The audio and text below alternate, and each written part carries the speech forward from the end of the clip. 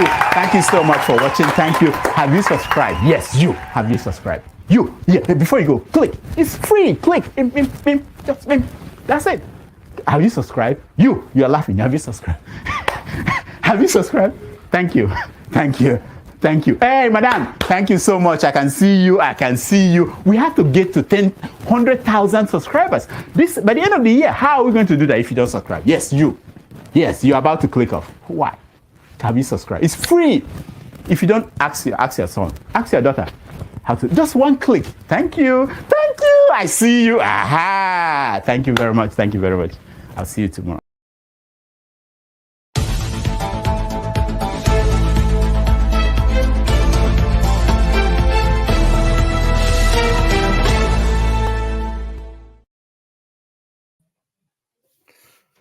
Yeah, good morning, good afternoon, good evening, depending on your geographical location. My name is Oyin Kolobio, aka Electricity. I am your host this evening, and thank you, viewers, and those that may join us in the on the platform.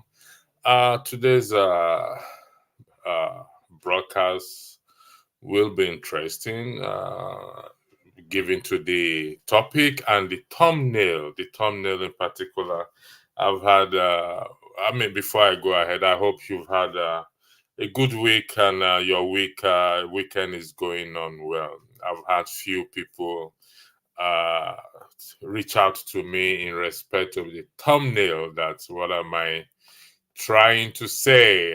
There is no description there, and I say yes, it's a deliberate thing for me not to put description on in that regard. So, and they say, why? I said, well, you listen to the broadcast, then you will see where I am going. Don't let me let the cat out of the bag yet. So that is why I left it like that. And I will be I'll be joined by Chim, one of our panelists. He's a professor in his own right. So, Chim, welcome to the to the platform. Full disclosure: I have no PhD, so I know what I'm the one that said it, so it's me that will come after, not you. Okay. Good allegation is allowed. I believe you must have seen the. Maybe you want to greet viewers and that is out there first, before we jumped into it. Yes, my name is Chimezie Uguru, aka Chim, and greetings to all those who will be joining us in the show, including those who will be on the comment section to cheer us up and add their own voices. So I hope we can all collectively make it a very interesting conversation today. I believe everybody has something intellectually sound to contribute to the topic of today. So let's take it on and then see how far we can make justice of it. Yeah, thanks, Chim. I believe you must have seen the thumbnail, which says "Black Supremacy." What crosses your mind when you saw the thumbnail first? The thumbnail. What crosses your mind? Black supremacy. Of course, we know that there's a popular version of it, which is the white supremacy, and of course, English language supremacy simply implying that someone or a group of people believe that they are of a better quality or better, better everything. It could be educationally, intellectually, culturally, they're just better than some other groups. So if we transpose that definition to say black supremacy, it will also mean the same thing.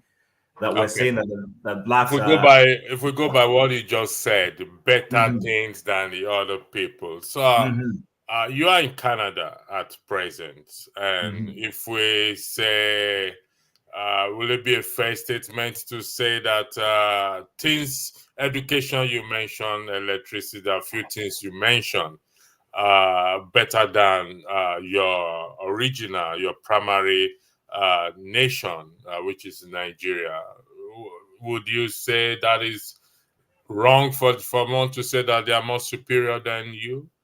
Yes. So okay. So when we don't, so right now that would not be a racial thing. You will be looking Yeah. at it from a location index, in the sense that you were saying that society, this social and society is superior when it comes to development, comes to some indices of living standard, education, electricity, good roads, potable, drinkable water, whatever else you want to add into that list. Yes, to that extent, it would be agreeable if you look at it vis-a-vis what you have in wherever it is you were coming from before.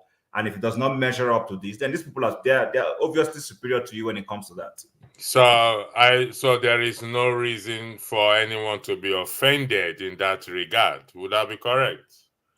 So here's my perspective. Typically, now before you put your perspective, let me just lay the foundation. Okay, We go ahead. recognize the slave trade era.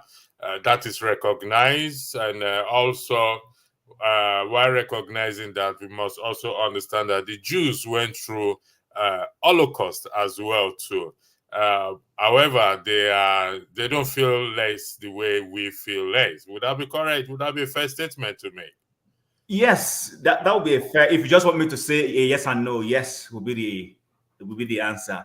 But if I was to explain slightly further, I would say yes, they don't feel inferior because they also now lead in a couple of those things themselves. So what many years ago they probably were not superior in, they have matched up and gone ahead.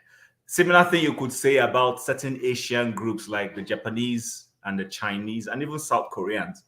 When it comes to technology, they have become superior almost to the West. If we must be honest, you see what the Chinese are doing. You see what the Japanese did with automobile industry. The several automobile industry, their cars were more efficient, more glamorous, more in tune with change and whatever things you want to attribute to that. So when any group wakes up and does something outstanding, then it becomes superior to the rest of the other group when it comes to that particular matter. If you look at the topic again, the topic is process of emancipation. That is, it's in some countries, but the part I read is in the US, where a minor applied to be considered to be an adult. So that's the process. There are other things they have to file, paper sign, interview, whatever. So, given to your explanation, what is holding us back?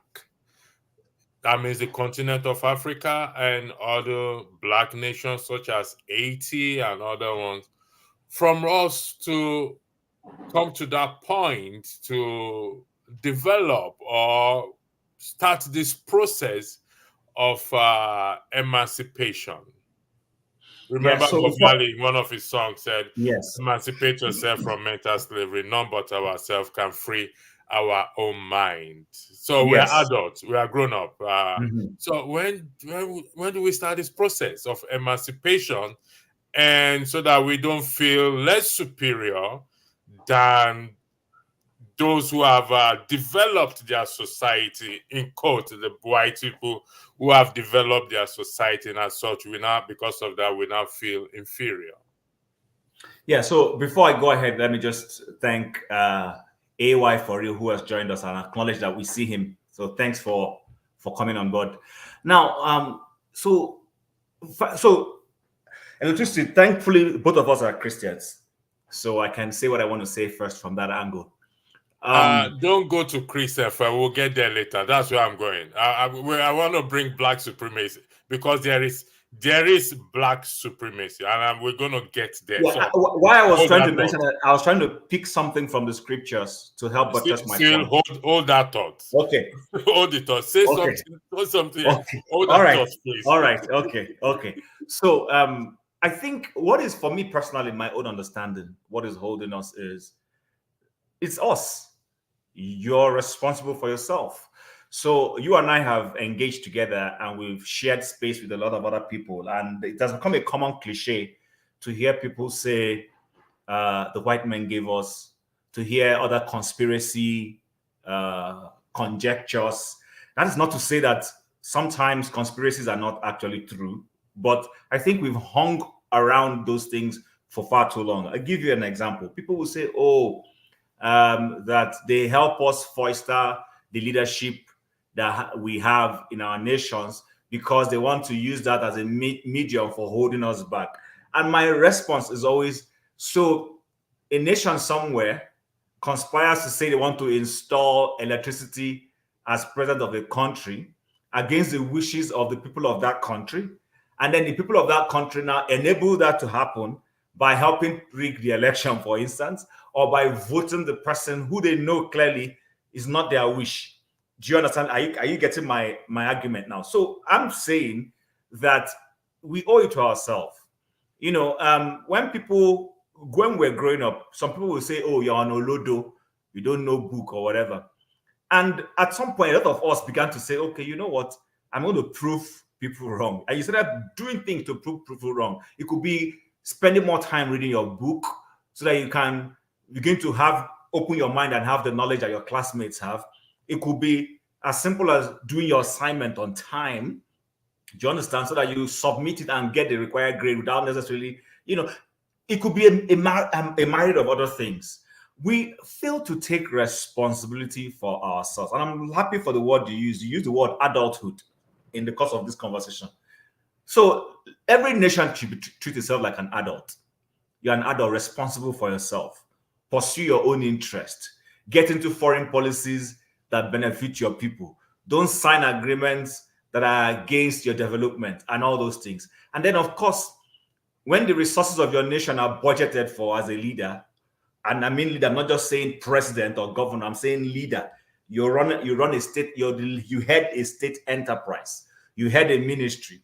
They've budgeted money for you to put the country can only afford six portable boreholes or whatever, I mean, infrastructure.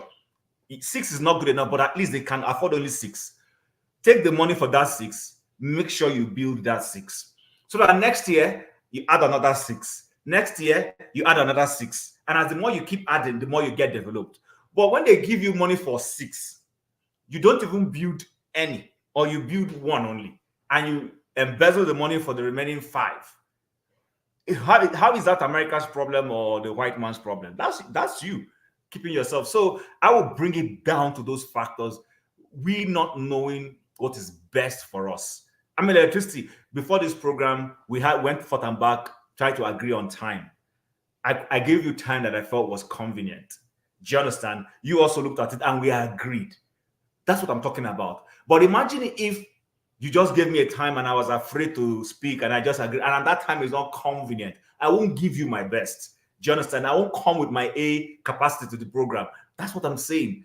We need to take responsibility for ourselves, do things that are in our best interest, and then begin to build on each block day by day. Sometimes it's not the quantity, but the consistency that leads you to that development. So I think that's where we're lacking as a people, but especially the black race in particular. And then if you want to narrow it down to Nigeria, it's the bane of our problem. We don't love ourselves enough. Thank you. This statement is credited to Peter Obi. We have lots of security issues today because we are currently unable to create jobs which other countries have created effortlessly. And these are the people we say they are more superior than us. And so, I mean, because I begin to think, and if they are superior from us, there's a basis for it. One, there's no perfect system, but they make their system work. Yeah. And that is why most of us moved over to their system. So why would they not feel superior for us? Yeah, but there is supremacy in the context of Africa, blacks, Nigerians in general. And I will bring out what our supremacy is like. because I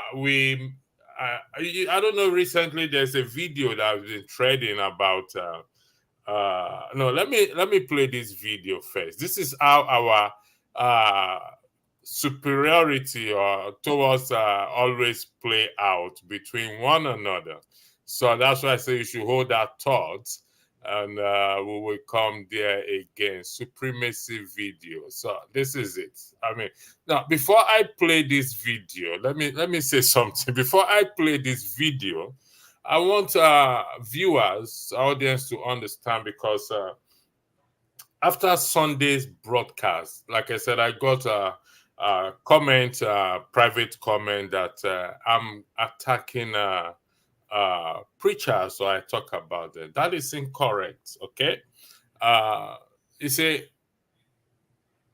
this issue of we can't point out heresies or distortion of the word of God, when we point it out, and certain people now say, oh, why are you attacking the man? Have said his mind or said it's no.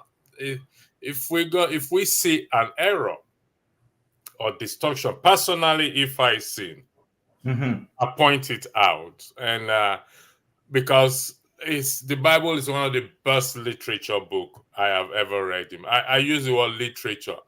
In my study of it, you'll be surprised that it actually talks about sustainable environment. It talks about extinction. How we avoid this and protect the environment. And I was saying, and I came to that conclusion that those who come against it or who say something about it, some go as far to say Christianity is a white man religion. You know what, Jim? Honestly, that is a religion I will embrace any day, because it gives me electricity. Of course. Of course. It gives me electricity. Same here. It gives me a degree of freedom. Yeah, like I said, we acknowledge racism without a shadow of doubt, but to a large extent, it gives me it gives me a lot of things. So I'm going to embrace such religion, because it's also in that literature book called Bible that you should care for one another. So they put their people first. So their people don't feel that. So I'm going to play the video now. Then we will now wait. You will now bring your thoughts. Here is the video. You must have seen this video. I'll be surprised if you've not seen it, but I'll forgive you if you've not seen it.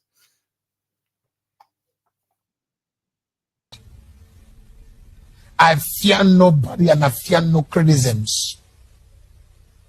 If you call me your spiritual father, this month's salary is your first fruit of the year. It is for me, not for church.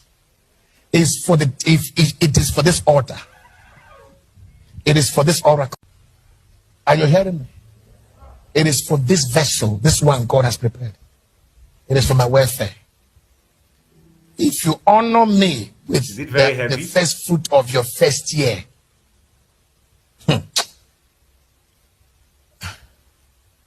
by the middle of this year, if you don't testify, come back, I'll give back to you. I put that there.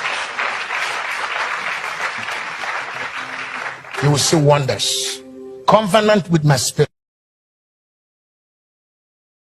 Now, this is how we practice our supremacy. And it's across board, in politics, in everywhere. So there is black supremacy. Unfortunately, yeah, you're muted. Sorry, the video didn't play. I didn't see any video. Oh, you didn't see the video? That's no, it didn't play. That's why I was trying to talk to you about. Is it playing now? I fear nobody and I fear no criticisms. My end or your end. It's not playing. If you call me your spiritual father, I can see it. I can see the video clearly. This month's salary is your first fruit of the year. It is for me, not for church. Let me confirm. It's for it is for this altar. Hold on. Comfort, you're on the chat section. Can you confirm if you've seen any video playing, please? Okay, okay, I know what to do now. I'm just going to use. I'll use my phone to see. I'll play it again, and I use my phone to check if the video is playing. So let me go to YouTube and see if. Yeah, somebody said the video is playing, so it has to be your hand, Chim. You are not That's seeing. interesting. Yeah, It was just manuscript the thing just was just confirmed that the was just video is going. playing. The thing was just going like this. So Is this something? Is this something you can send to me on okay. WhatsApp? Let me Okay, see if I can. I will send it to you. Just give me 1 second. I will send it to you now, and then I'll play it again. It's just 1 minute video, so you'll be able to see it while I'm playing it again. I've sent it to you now, so you should have Okay. it. And Yeah. it's just 1 minute video. So thanks for those of you in the on the comment section for confirming that to me. So I'm gonna play it again. Are you hearing me? It is for this vessel, this one God has prepared. It is for my welfare.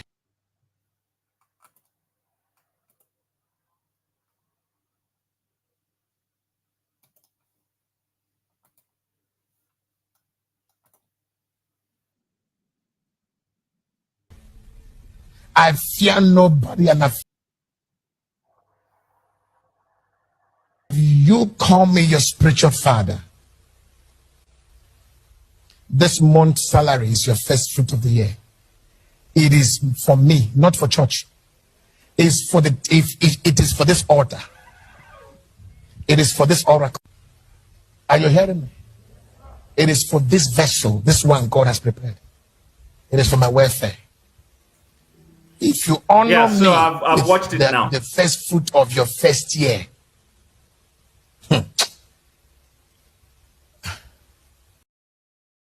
So this is how we practice our own supremacy. And that's why I said the thumbnail is a little bit, people do not understand it, that there is indeed black supremacy. Unfortunately, we practice this supremacy on ourselves. We don't practice it by developing, by building ourselves and our society. Now, let me yield the floor to you before I say anything, Jim. Go ahead. The floor is yours. Okay, so let's just say, I guess how you should have put it. It's okay. You put it that way, so it created suspense for people. That's fine. But perhaps you should have said black on black supremacy. You understand? Black on black supremacy. The reason why I put it that way is there is nothing wrong in achieving supremacy in a right way. Okay, there's nothing wrong in achieving supremacy in a right way. Okay, that means by doing the right thing for the people that you serve. So that is why I created that suspense there. I didn't put initially there was description. I had to take it out to play on people's mind as what is he getting at. So the floor is yours, Jim. Thank you. Okay, so I wanted to read something, but I'll keep that later. I'm sure somehow in the course of this conversation we will come to that. It's something I read recently in the book of Jeremiah that showed leadership. And then back to your point, when people, like you rightly said, that when you call out bad behavior in the sphere of the church and the leadership of the church, so-called ministers of the gospel, people take offense, people start reading all sorts of meanings, and then we hear that the very popular cliche, I'm sure you'll know, which is touch not my anointed, and all those kinds of things start creeping up. But what that tells me is a lot of people are not very well informed. I've always said that abuse, where purpose is not known, abuse becomes inevitable. There is a purpose for everything. But if the purpose is not known, so there is a need. I'd like to take, for instance, when the government takes your tax, there is a purpose for collecting tax from you. So, but we're in a place where the purpose for tax collection is not known, abuse of that process becomes the norm. And that is the thing. Let me be a devil's advocate here in Go respect ahead, to please. when a purpose of tax is not known.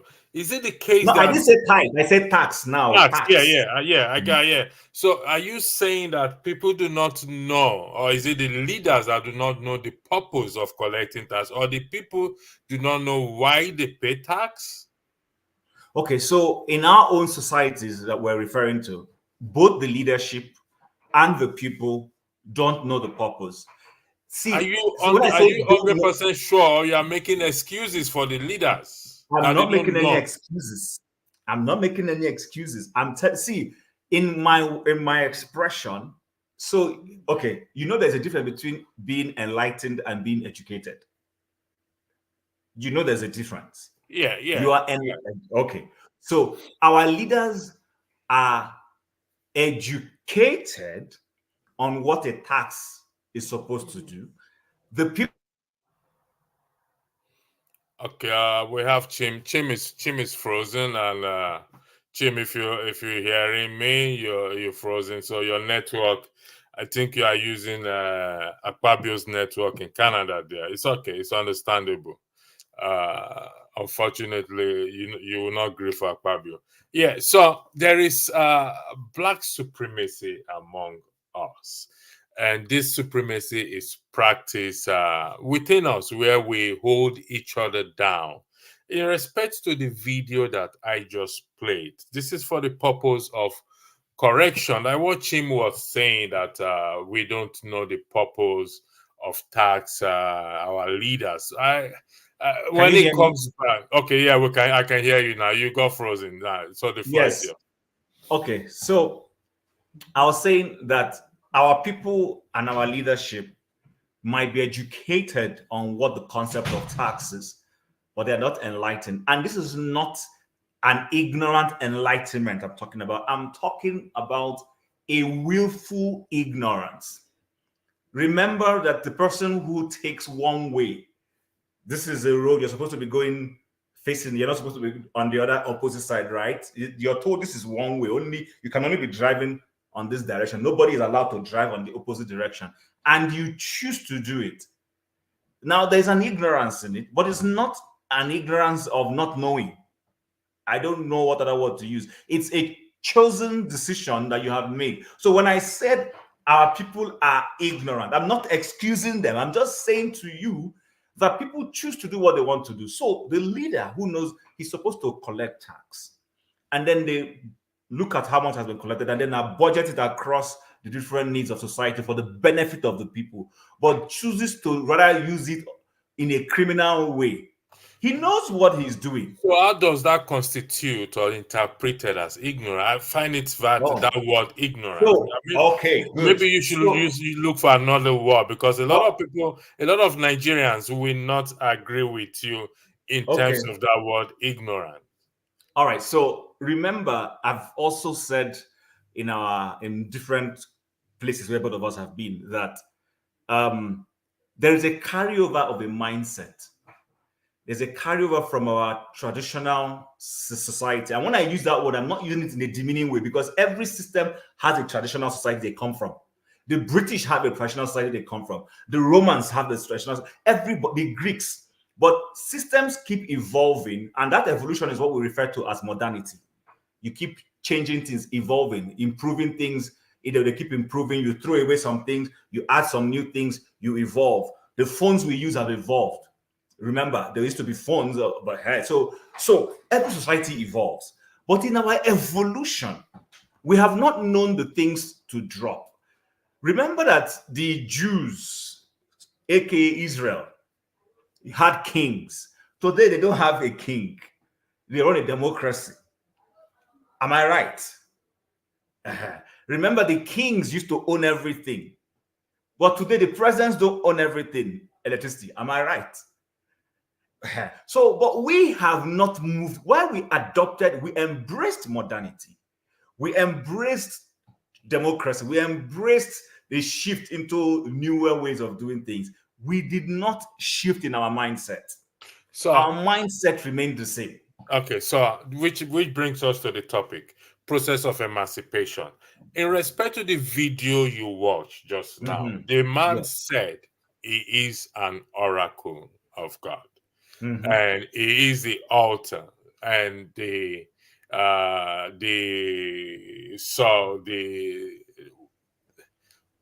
what is an oracle and who is an oracle? Because going by your argument now, from where I am sitting, it appears to me you're making excuses for the leaders and the followers. I No. said it appears. Okay. Okay. Yeah, it appears to me that excuses being made for them because this in the political sector you just highlighted now. These ones are highly educated. Well, besides the current president, where there is controversy in respect to his certificate, but they're highly educated. They've traveled worldwide, just like you and I. They've met world leaders, and they've been to countries that things function. Also, your analogy of driving on a one-way traffic, one-way road, and I have driven by error on a one-way road before. But immediately I saw people flashing me and I had to turn back. So there is this moment of turning back and going back the direction. So it could be an error at first or ignorant at first, but it cannot be a continuous ignorant. That is why I said that the word ignorance I find it difficult. It does not sit well with me. Just if I may quickly butt in here, so that we Right. don't go too far away. So, and I agree with you 100%. You are wholesale correct. I have driven one way in Calgary, not intentionally. Not intentionally. When I first arrived here and I got my driver's license, I was going, in fact, it was the day I was going for my first job interview. I hadn't driven to that area. The roads are very massive here in North America. I mean, I see they are much more bigger than what I see in Europe. Massive roads. And there's a way at the traffic light, I was supposed to make a left turn.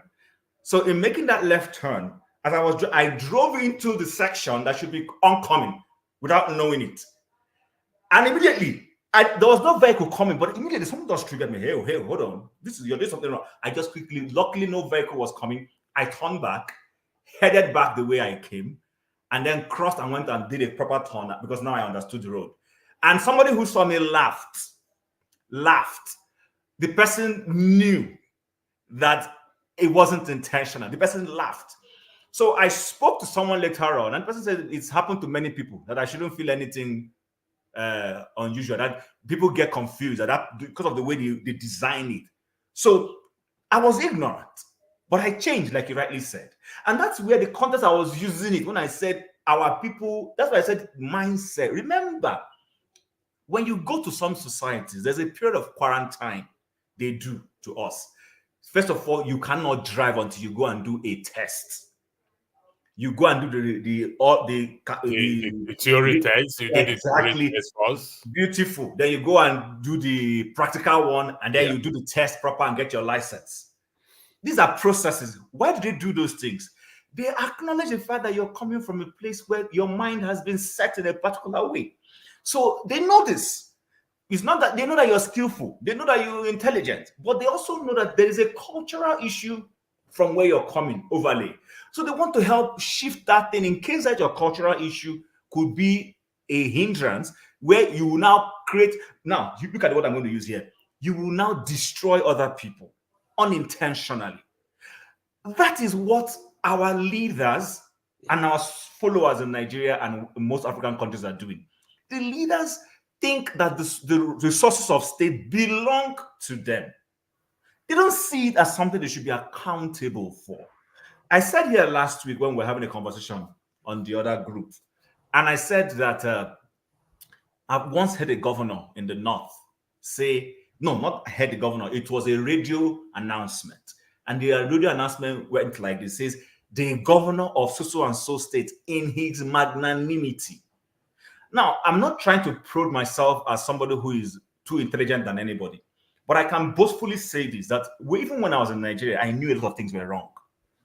I knew a lot of things were, and a few of us who felt that way, we were like outliers.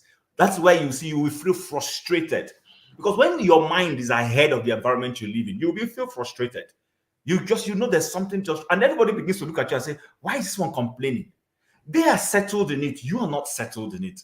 And it becomes a problem. So then the followers on their own side enable those things. They don't ask questions because they too believe that the leader owns it all. The leader can do and undo. The leader cannot be questioned. And because they have that mindset, they struggle asking questions. And when those of them who ask questions, the rest of society says, what did they do this one? Why did they do over Sabi? Why is your own too much? So, so based on that video, the claim he made, is it because let me say this again, all scriptures I think are First Timothy, if I'm correct, but it's in Timothy, First Timothy 2:15, if I'm correct, that all scriptures are inspired by God. They are good for correction, for doctrine. Based on the claim he made, is it consistent with that literature book called Bible?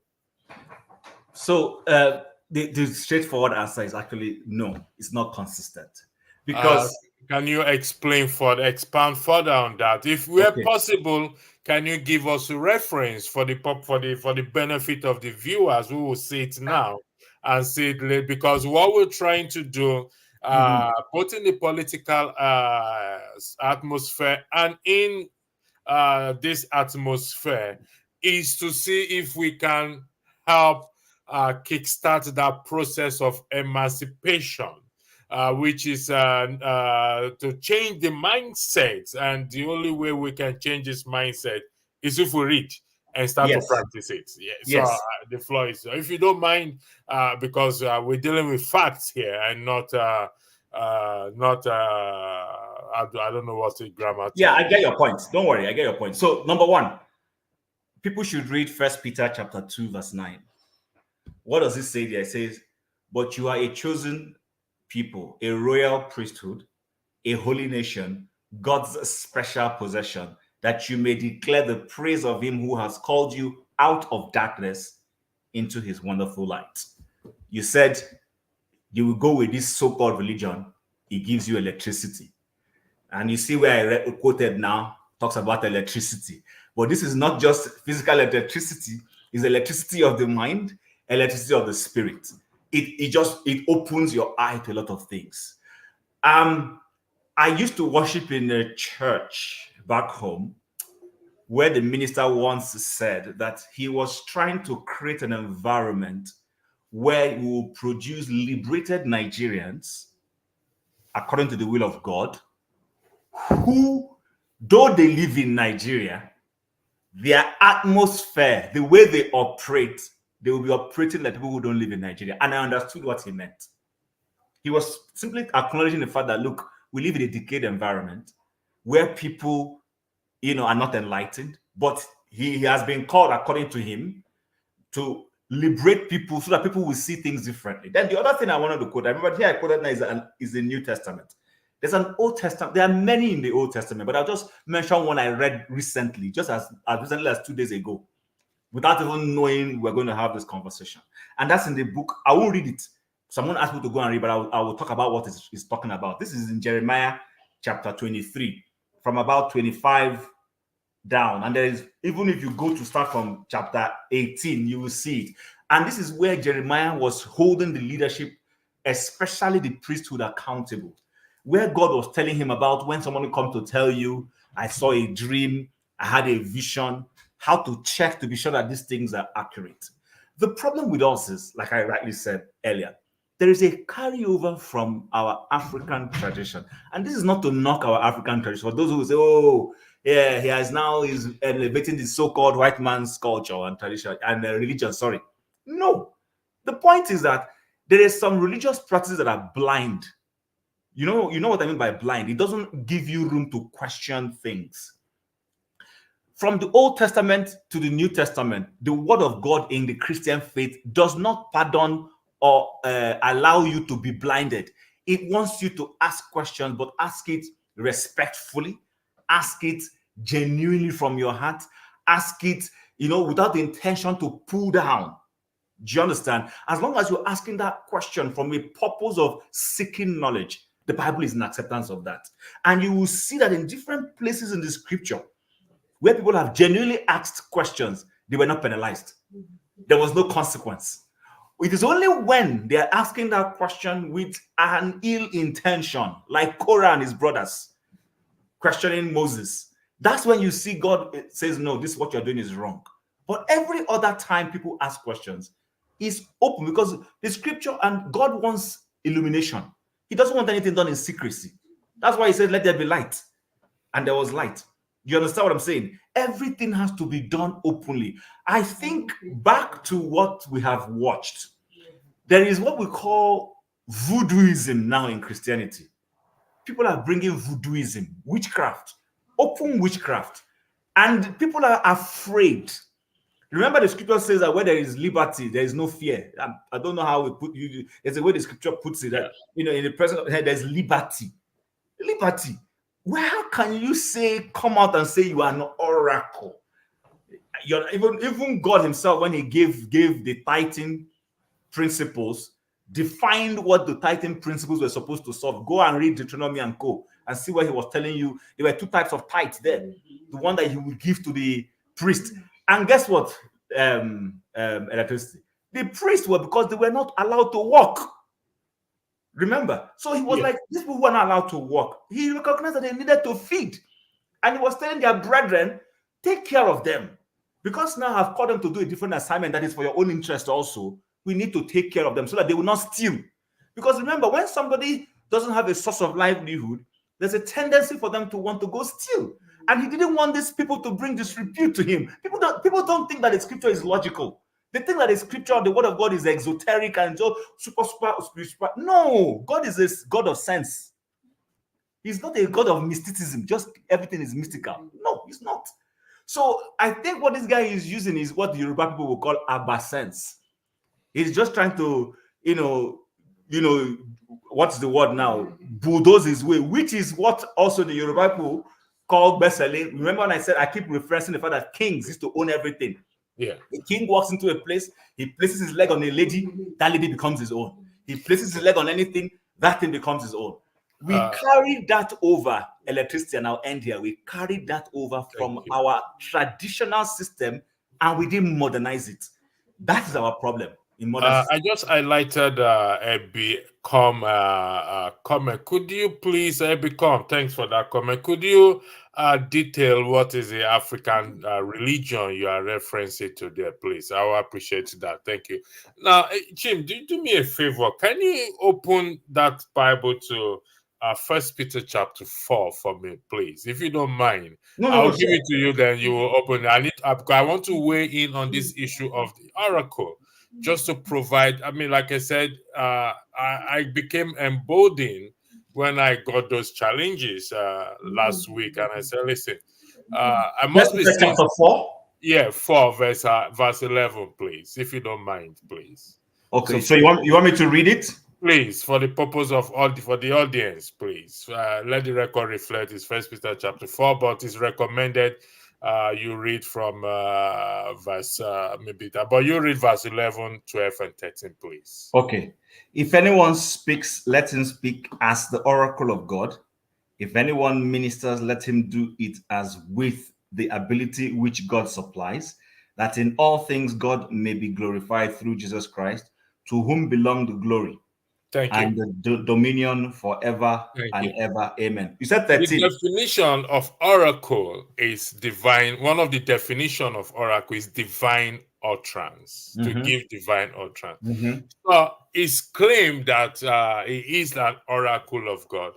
It's consistent with the literature book or script, the Bible.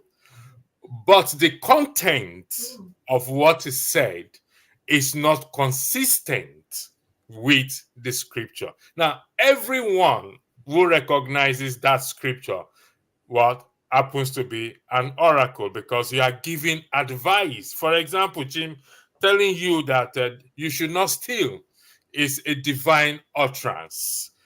People say, like I said in that last week broadcast, let me see if I can highlight this thing up again. Just give me 1 second. I'm going to highlight. Yeah, here it is. We must apply the same principle and grammatical rules to the Bible and exercise common sense and reason with it as other books. Now, thou shalt not steal, do not steal. Why did you steal? It's contained in a lot of books, not just so that is a divine utterance I just made now. So anyone can be an oracle of God. You don't have to be a pastor. You don't have to be a prophet. And I will give you scripture. If you go to 2 Samuel 16 for me, Chief, please, and read verse 23 for us, please. This is for the purpose of this is the process of emancipation. Just the same way I talk about the Nigerian Constitution, that we need to read it as well too. For 16 what? 1623, please, if you don't mind. It's okay, no problem. 1623. All right. Samuel 1623. Interestingly, I have it marked, boldly marked in my own Bible. So now the advice of Ahithophel, which he gave in those days, was as if one had inquired at the oracle of God. Now stop there. Yes. No, go ahead. Finish it. Or as the oracle of God. So was all the advice of Ahithophel, both with David and with Absalom. Now, Ahithophel is not a priest. He's not a pastor. He's not a prophet. Ahithophel is an advisor, just the way Tinubu and government appoint advisors to give them advice. David was a king, so he was in charge of the administration governance. So it takes advice from what? From Ahithophel. And there it is recorded that when Ahithophel, the advice Ahithophel gives is like one who have gone to consult from the oracle of what? Of God. And when he takes this position of first fruit, which has been used to I'm trying to be careful, to defraud people, that is where it becomes an issue to me when I saw this video and I said, no, this is not proper. This is I think your background. No, I'm okay. Yeah, there's noise. Sorry, I've muted you. So this is the process of emancipation, and this is the Black supremacy. This is how we practice our own supremacy on each other.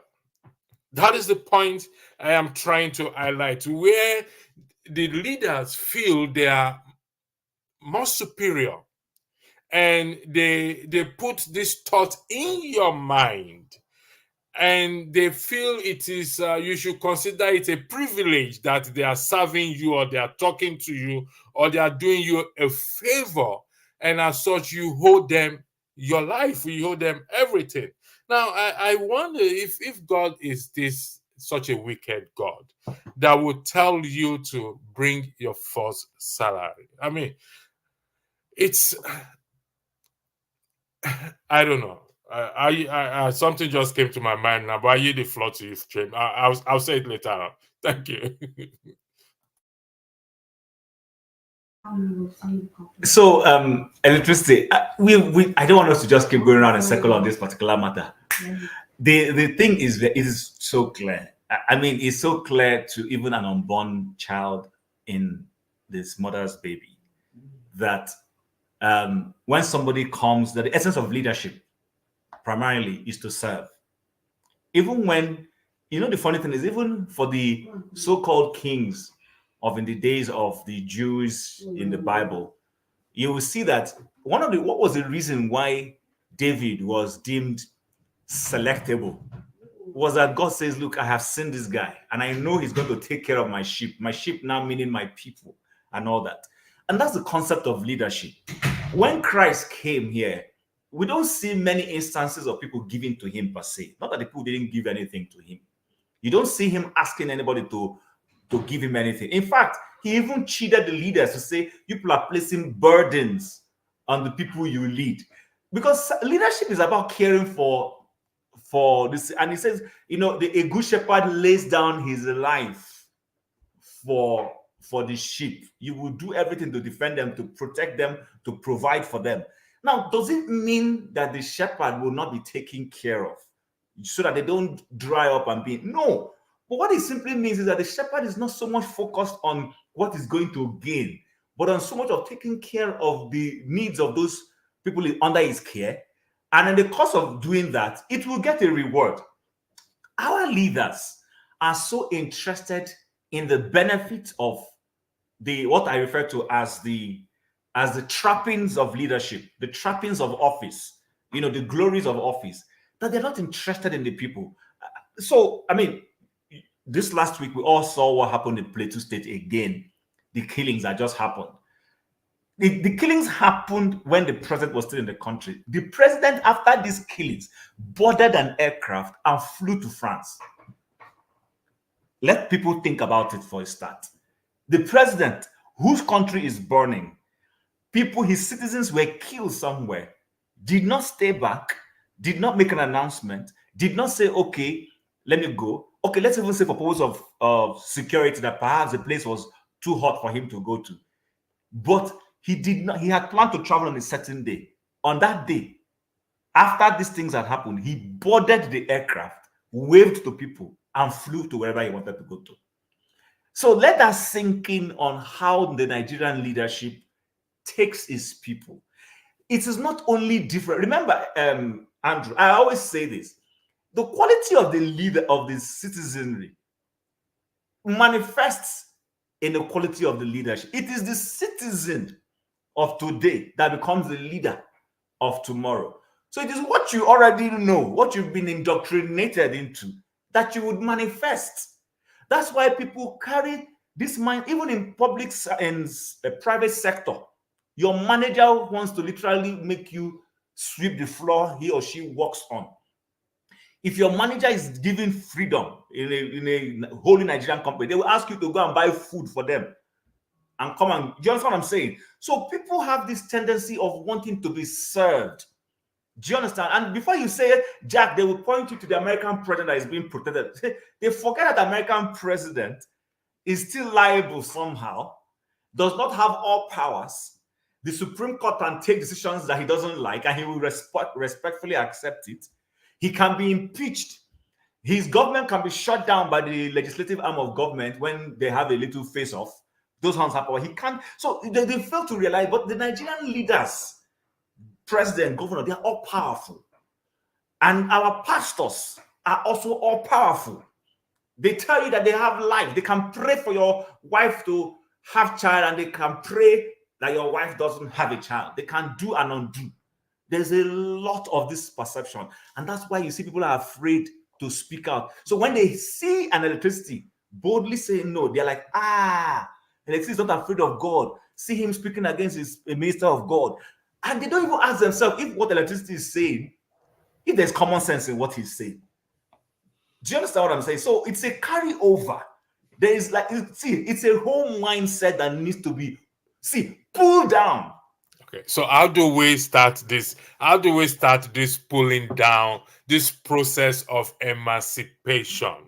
I mean, because it's a process that has to be started, or that has started, and we will get pushback, challenge, and everything.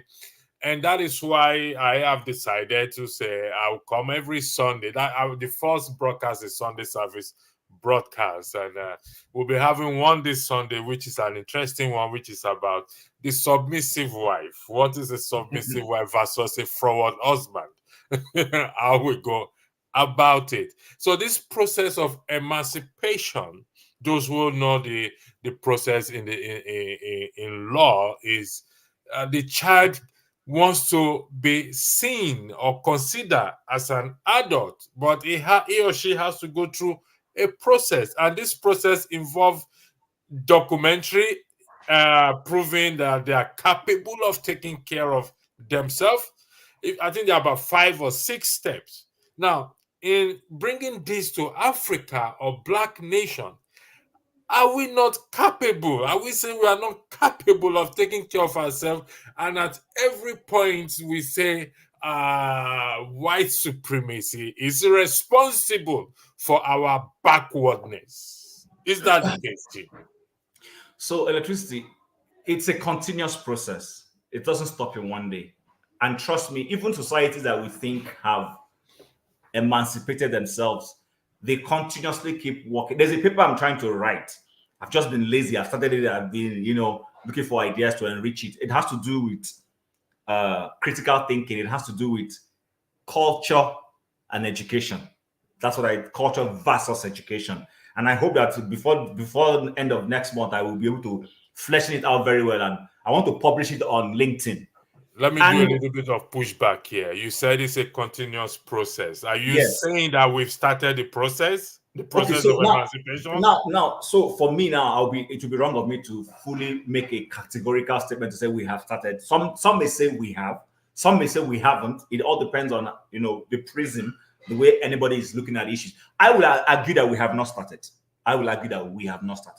But what I'm trying to say is that it is not as if when we start now, automatically we will accomplish 100%. No, it's a gradual process. One of the big stories on emancipation and enlightenment that I have constantly used is the Singaporean story. The Singaporean story where the Singaporean leader accepted. So number one is that in trying to accomplish this emancipation, we must first of all admit that we have a problem. When people don't admit they have a problem, then they can't even solve the problem. But when you admit, and it's not as if everybody's going to admit, so the leaders, those who want to make that change, are going to say, this is the problem we have. Even if the other group of us don't ask, we have a problem and we have a mindset issue we need to pull down. And they begin to work on it.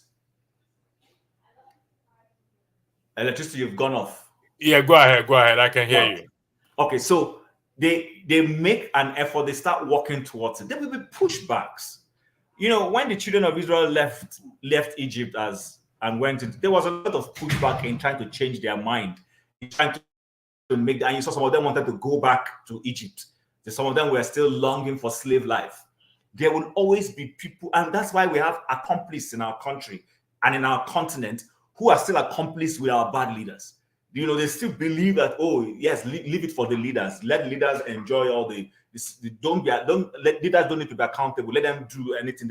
Why another group of people are saying, let's have changes, let's have accountability, and there's this constant talk forth and back.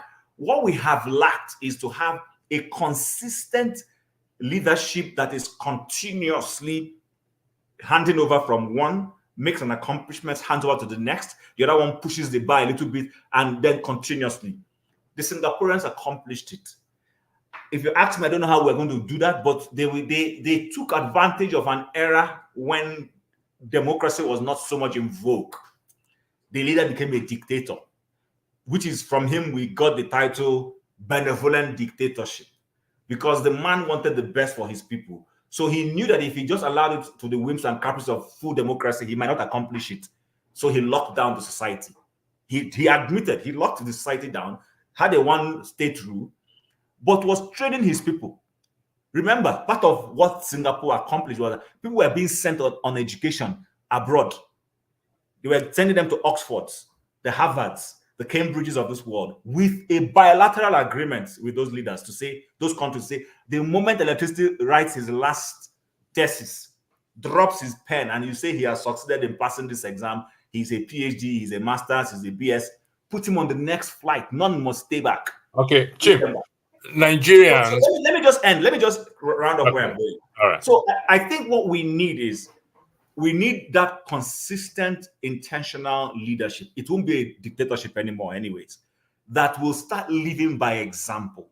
His government will be by example. A friend of mine once said that the day we find a president who will come to that office, and he told me this is as far back as 2000 or thereabout. He said, the day Nigeria has a president that will come to office and will say the powers invested in the president of this country is too much. Let's pull it down a little bit. He says, the day we have that kind of person, Nigeria started to make progress. I haven't forgotten it when he told me this. The person who told me this lives in Maryland, US today. He doesn't live in Nigeria, but we were working together. Okay. So I think that what we haven't accomplished is to have that leader that is living by example. All the leaders we've had in a long time are not living by example. They are saying, do as I say, but they are not doing as they themselves have said. Thank you. First, let me acknowledge again those on the comment section. Chim, thanks for joining. Ivory, I've read your comment, which is a good comment, but the last part will make me not to highlight it for diplomacy's sake, please. If you please, I will not highlight it because of the last paragraph or the last two or three lines, please. Like I said, it's a good comment. I appreciate you joining, but we must still respect certain things here. I have to apply diplomacy in. So, Chim, Nigerians are well read all over the world. I say something. Perhaps you want to ask Easy D to explain a bit more. This is last post. I'm trying to understand if he can break it down for us. I highlighted earlier. Easy D, if you don't mind, could you expatiate or shed more light on this, your comment, please? Ivory, thanks for your comments, but there's something there that doesn't sit well with me, and you know what that is, and so we have to respect one another regardless of it. But thanks for joining. Chin, Nigerians are well read, traveled to read, to study, and also let's recognize that some of them have made names for themselves, good names for themselves. So this your argument of Singapore sending, or Singaporean, or the leader sending.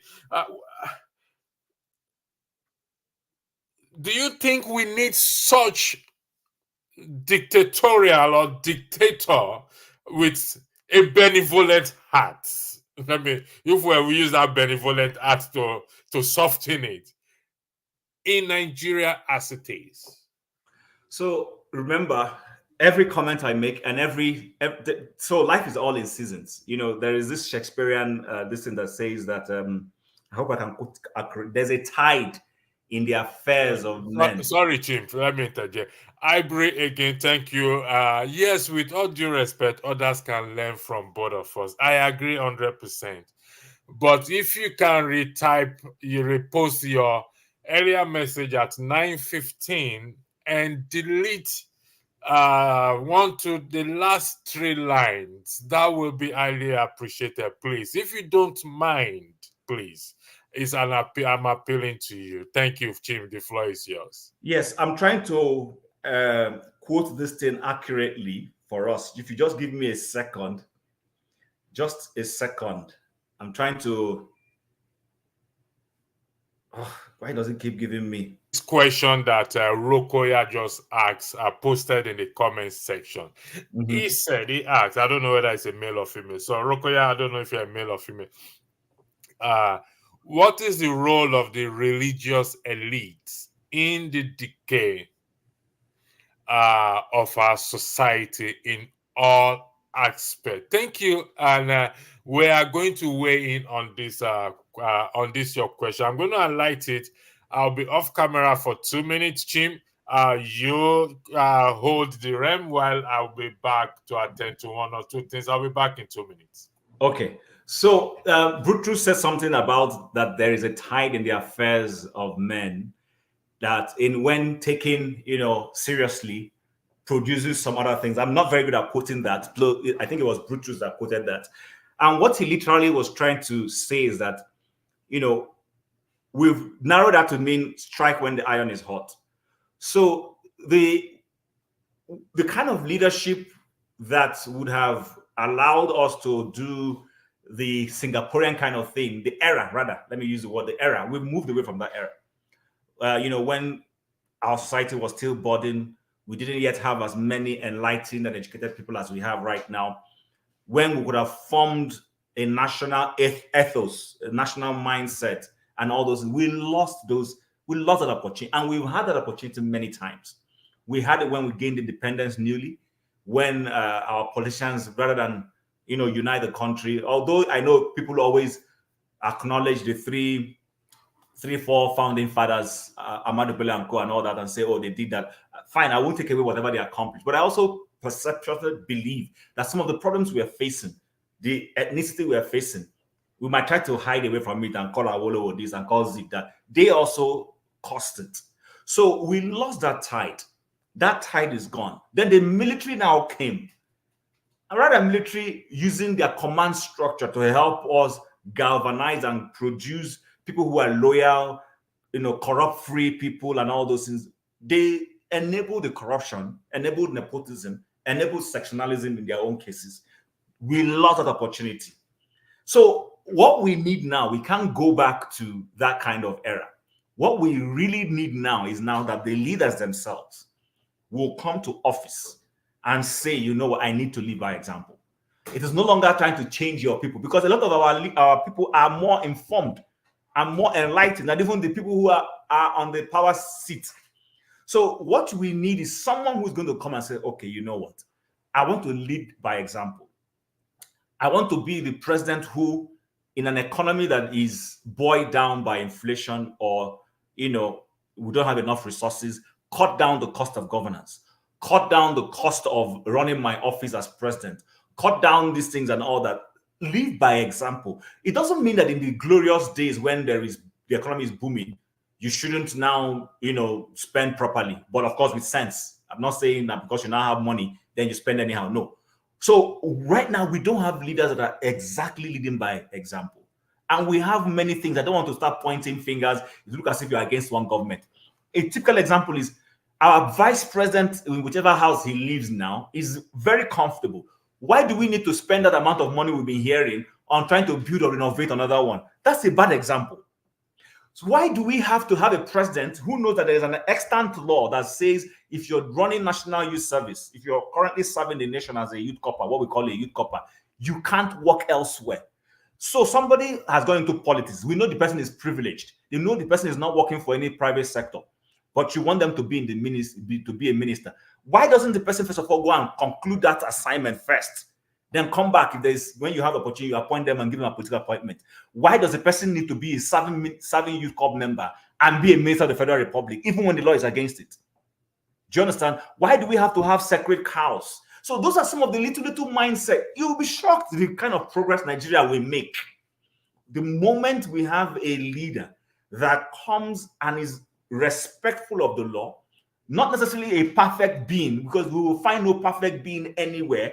And I'm not advocating for a perfect being. No angel is coming to Nigeria to lead. What we want is someone that says, this is what the law says, respects the law. Somebody who's going to rationally say, oh, our nation can afford this, even though this is in my interest as president, but this is a burden on the state resources. Can we shelve this for now? Someone who will come and say, oh, even though the constitution says I should have 36 ministers or 37, but my budget cannot carry 36. I can only have 19. Let me have 19 now and look for an effective way. Once we start having people who think like this, remember, Paul in the scripture says, even though I'm at liberty to do anything, I will not allow that liberty to now be something that will make me, then I must do anything at all costs. Jesus can turn stone into bread, but he didn't turn stone into bread. Electricity, are you hearing me? He could turn stone into bread. I'm with you. He could turn stone into bread, but he didn't. He didn't because it was a selfish request. It wasn't a request that was proper. Do you get what I'm saying? He could rain down fire to consume the people who want blocking him from going through Samaria, but he didn't do it. So we need someone who has restraint, somebody who's able to reflect and think. That is where we haven't had good leaders. And I end here and then we move on. I once read somewhere that when the Americans started their system, the first president being a military man, being George Washington. And then this whole thing now that we hear that you see the president will go to the Congress to go and give what they have, then it wasn't called State of the Union, but it was like he went there to give something like close to what we call State of the Union address. And he went there, he was insulted. He was pissed off and angry that his assistants were asking him, should we deal with the guys? And he told them no. And even though my ego has been bruised coming here, but it's a good thing to check for future. So he looked beyond himself. Remember, generals don't take shit from anybody. Pardon my use of word. Generals don't take disrespect. But he admitted it. I read it somewhere. He said George Washington said, they've insulted me, yes, but it's fine, no problem. This is what we need them to do for future coming president. Imagine if he, at that time, precedents, had said, go and deal with the particular person who, that would have become the norm. It would enable every other succeeding leader to repeat the same thing. That's what is going on in Nigeria. Everybody comes and repeats what the other person has done. Yeah. Rokoya, thank you for clarifying your gender. You said you're a female. I will come back to your question because I need to highlight easy something. This question that Rokoya asks, it's very important, and we probably will dwell on it for the next hour. It's very important. Just to buttress your point before I highlight Easy D, I remember when David committed the adultery, and one of Saul's servants started stoning him. And David's servant asked David, should he strike this man? And David said, no, don't strike him. You never can tell. That is part of the judgment of God on him by stoning him. Rokoya, I'll come to your question, but I need to say that Easy says supremacy, in his opinion, pertains to those that control the education system, financial system, law, entertainment, elite, Rockefeller. That's who controls the white supremacy. No, now, the world system. I think the WS is the world system. That's what the world, those who control the world system. You see, this is where what we're trying to say, this process of emancipation. That is, if I'm correct, Easy D, that is what we think, that they are the one controlling our system. As such, we are helpless. We can't do nothing. But I just played a video that shows that indeed we have that ability to control ourselves, because we control we have that ability to rise above that mentality, because we control each other. Now, I don't know if I'm going to play the video again. So I'm going to play the video again, that we have that ability to rise above this mentality. I'm not disputing that external factors don't control things. But what I'm trying to say is that when you recognize external factor control and you really meant well for your people, you can say no. You can say no, particularly in the case of Nigeria, with the amount of natural resources that we have, with the level of educated human beings or people that we have, with our braggadocious lifestyle that we are not pushover. It is very. I work in a place before. I won't mention the place. Among all African countries that work there, Nigerians are the most feared people there. Nigerians are the most respected, outspoken, feared people there.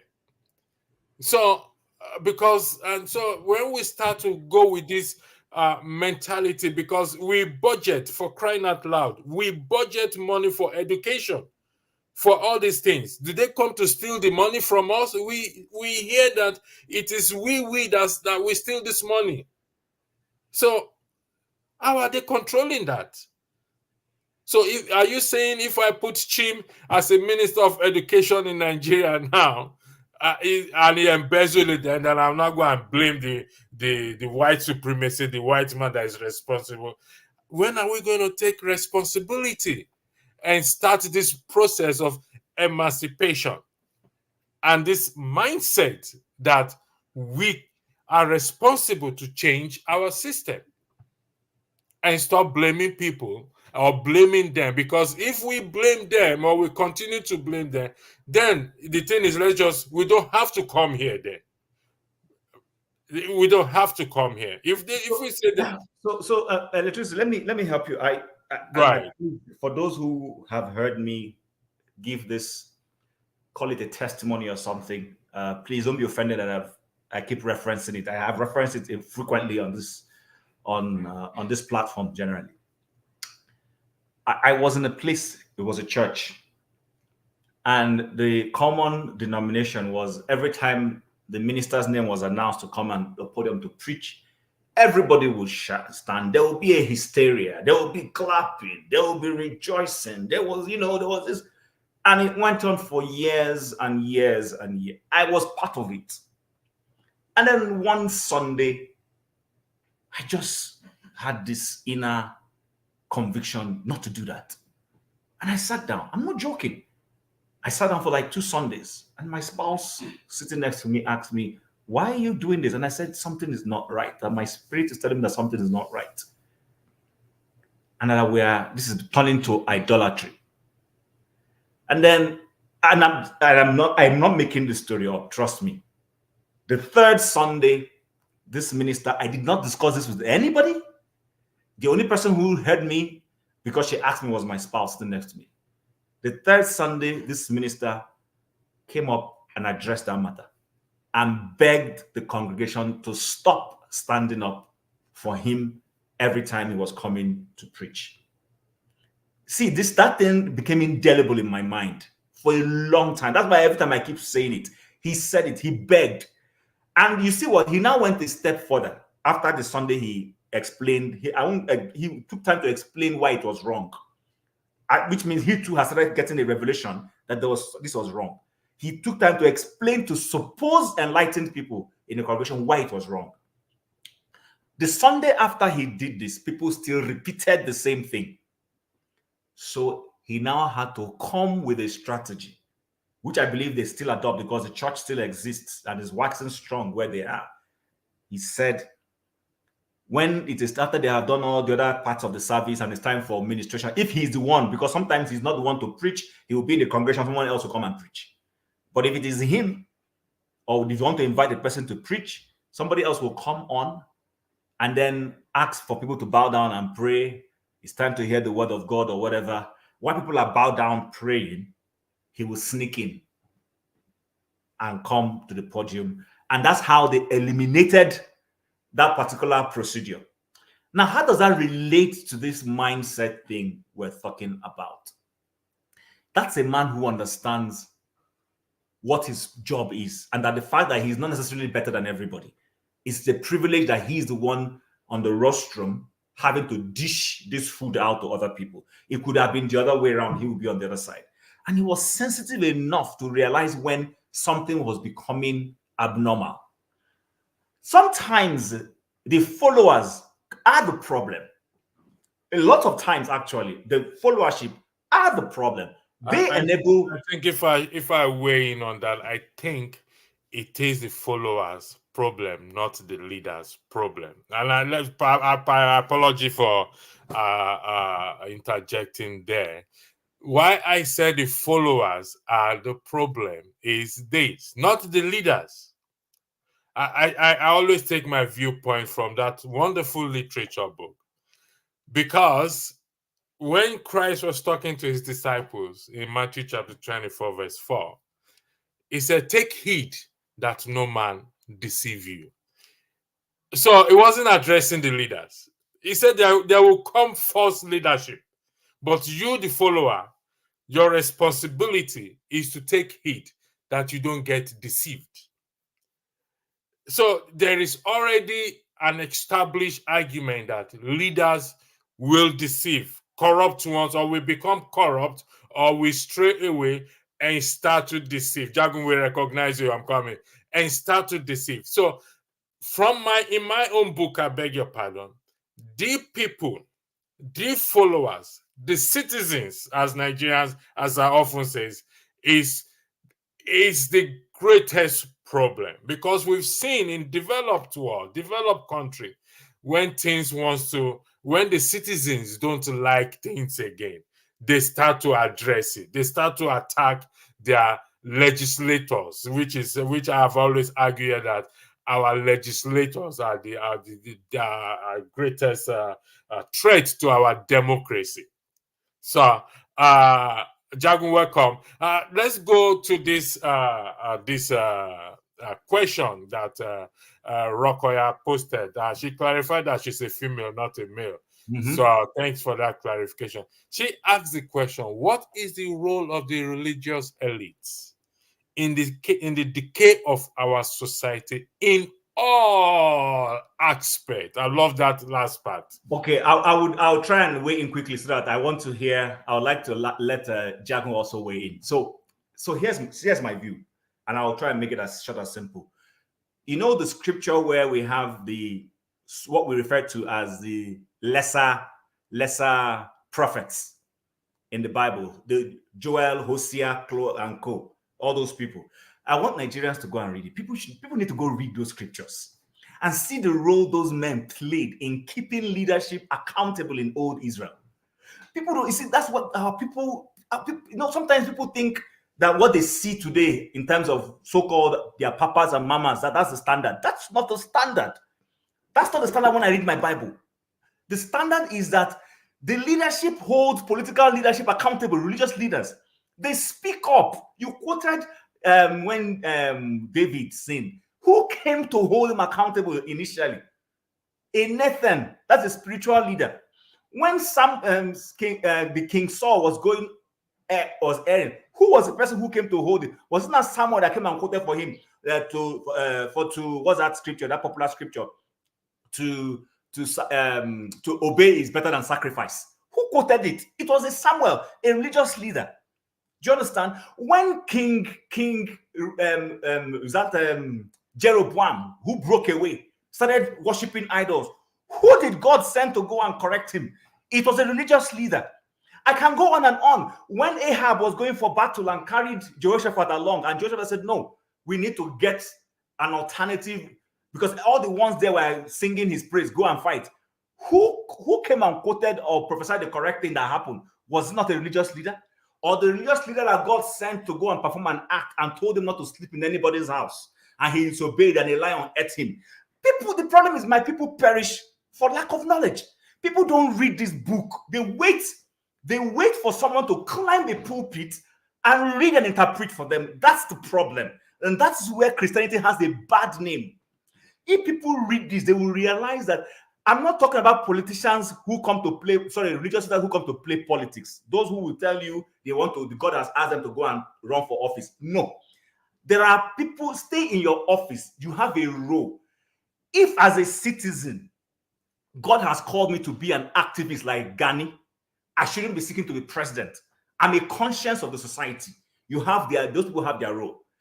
In society, the society is designed according to roles. There are people who will emerge as leaders. There are people who will hold them accountable as civil society. There are people who will also hold them accountable from the religious angle. God has ordained, giving them courage, especially when they do not go and soil themselves. Why we are not having this kind of people Rokoya is talking about is because a lot of these people are in bed with these politicians. They go there to collect contracts. They are importing things for their churches and they give them concessions. So when you have taken concession, when you have done all those things, you can't speak up because you lose your voice. And when you want to speak boldly, they will remind you of the favors they've given you. Even when you have not stolen, they will send a report out leak something to the press that will make it look like you did anything wrong. And so when you start taking gifts, remember, and I'll end here so that Jago can come in. When Naaman, the leper, needed help, he came to Israel to seek help. He was a political leader. He went to a political leader who couldn't help him. And then the spiritual leader heard it and said, come to me. And asked him, go deep 7 times. You all know the story. After he dipped, what did he do? He gave a gift. He offered him a gift. And what did the man say? No, he refused, turn down the gift. Eventually, to cut the long story short, when his servant went behind to take it, did you hear what he told the servant? It's not so much about the sickness that he told the man, is this the time to be collecting gifts? Take note, is this the time? Which means he didn't reject the gift because he didn't want the gift. It was just not the time. In other words, he needed to prove to this guy that, listen, this is not everything you have to pay for. There is salvation that is free for you. And that was because the guy was a proud man who felt his wealth and his command could earn him everything. And this man was trying to prove to him that no, it's not everything you can pay for. There are certain things you cannot pay for. If Jago connects me to one guy who helps my career, can I pay for that? It's not. What he has done is he's leveraged his connection and giving it to me free. So the point I'm trying to make is this: when people stop mixing things, when people stand on moral grounds, if you don't have a moral high point, trust me, forget, I'm not talking about pride. I'm saying genuine moral high point to speak, you lose your voice. And a lot of the people that Rukia is talking about us having, they've lost their voice because they've meddled. They've taken, we saw, I don't want to mention anybody, we saw what happened in the Edu story and how it has started going. Because what people are saying is that woman would have paid tithe somewhere. You know, I mean, why do you give your ground to everybody to come and you lay your hand on anybody? You can't. Even the scripture says, don't be in a hurry to lay your hand on anybody. We don't see all these things. So I think we don't lack for these people, but a lot of them have meddled. And when you meddle, you lose whatever capacity you have to be able to call government to order. Thank you for that. Welcome, Jaguan and Ovie. We are weighing in on the question that is highlighted on the screen there. What is the role of the religious elite in the decay of our society in all aspects? Rukaya, I believe she's referencing to Nigeria, but even if she's not, we are Nigerians, so we will be looking at Nigeria. So, Jagun, the floor is yours. You are muted. You have to unmute yourself, please. Thank you, gentlemen. Wonderful presentation you guys are doing here. I've come in a bit late, so I'm grappling actually with the subject matter. What Chim has just iterated is deep. It's deep, and I don't know if I've got the breathing apparatus to deal with some of these levels. All right. Okay. Do we come back to you when we finish this topic so that Ovie can?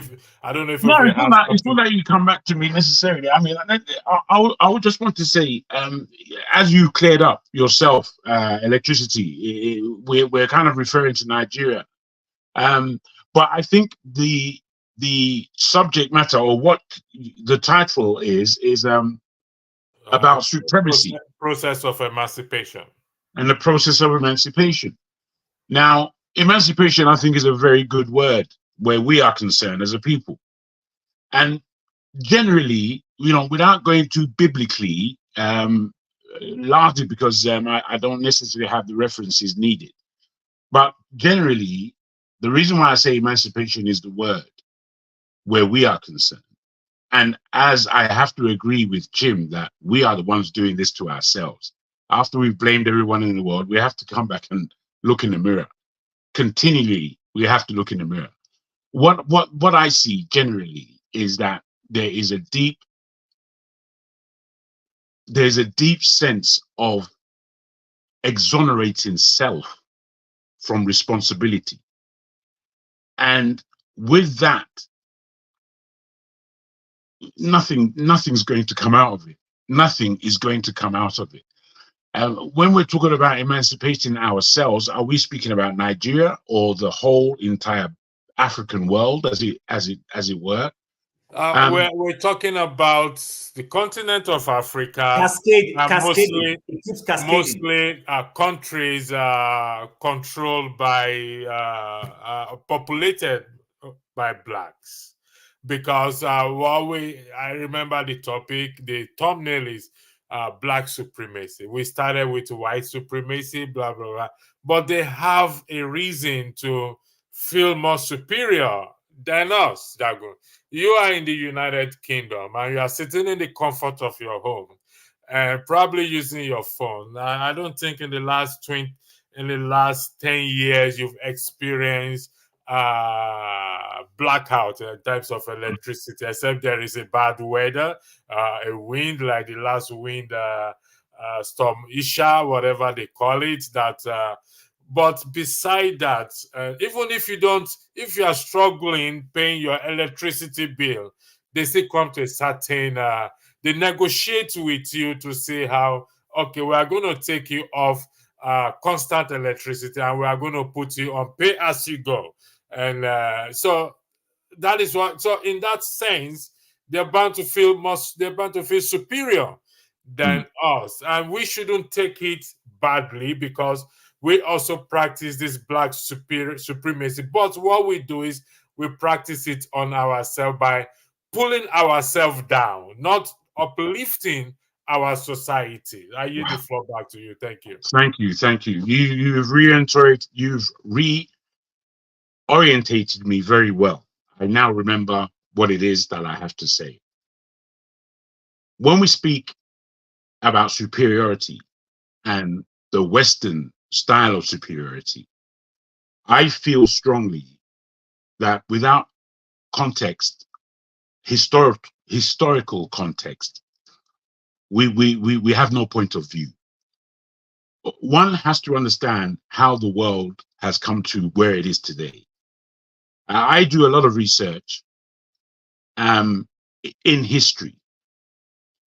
And when we look at the first European civilizations, we're talking about the Minoans and such like, the early people in Greece and Rome. This is before the Romans per se and before the Greeks per se. These individuals were of African stock. Then we go forward and learn about what the Greeks have said about their own history and their own civilization.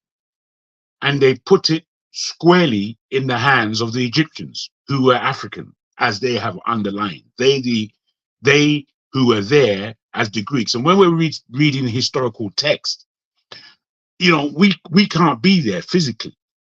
We can only really take the reports of those who were there and what they wrote, and not with what is now subjected upon us in terms of how the West today reads their history in this awfully funny way. With that, then you have to obviously go where Chim and yourself have kind of gone into the spiritual aspects of life and what that gives us and what that tells us. And it tells us that basically we are not the owners of our own lives. And within that sentence alone, there needs to be a great deal of humility. It is unfortunate that we come to the time when man's pride is so high, he may as well be smoking it. The pride of man is beyond. And within that pride, there are so many ways that you can be taken down, because you already put yourself so high. To make you trip up is quite an easy thing to achieve. So when we now bring it around to emancipation and our own people and our own continent, I feel strongly that we have, again, as leaders or as caretakers or as those who have a duty to call those in power to their responsibility. We're not doing it sufficiently well. We're just playing the game of the piper.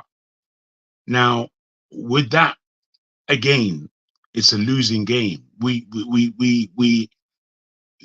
have to bring ourselves as individuals to a point of unity. Now, when we unify, this is something I've learned spiritually of late.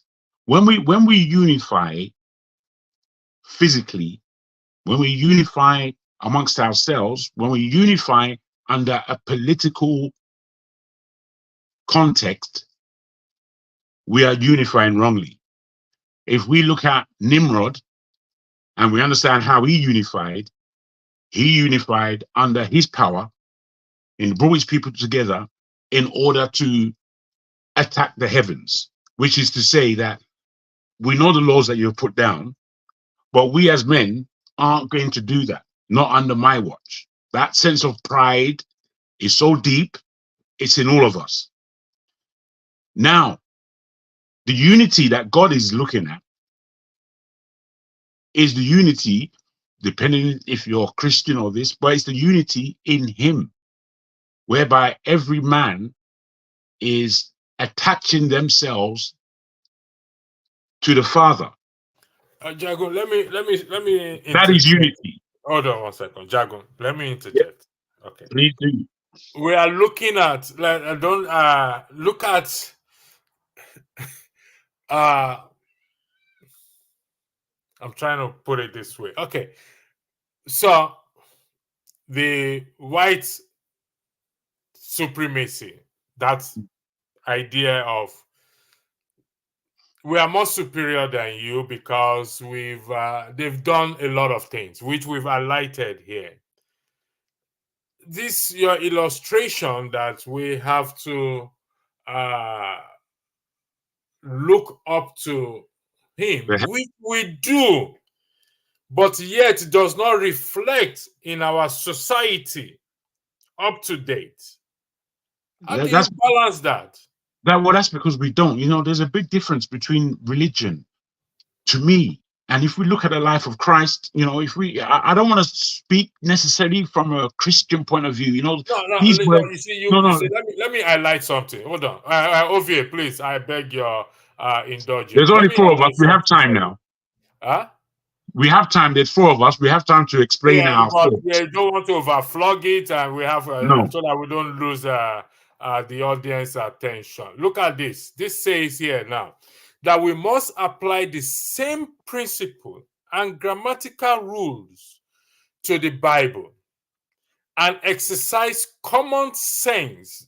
You take that word common sense and reason with it as what? As other books. Earlier I said, in my reading of the Bible speaks about what do you call this environment? This sustainable environment. It encouraged sustainable environment. The literature book called the Bible encourages sustainable environment. Also encourages for us extinction, how we protect these animals from getting extinct. It's there. Mm-hmm. So it's one of the best literature book that I have read so far that encourages such. So, but if we dismiss it or we over spiritualize it, which we do in Africa, but in Nigeria, most especially, I stand to be corrected. And that is why we are where we are today.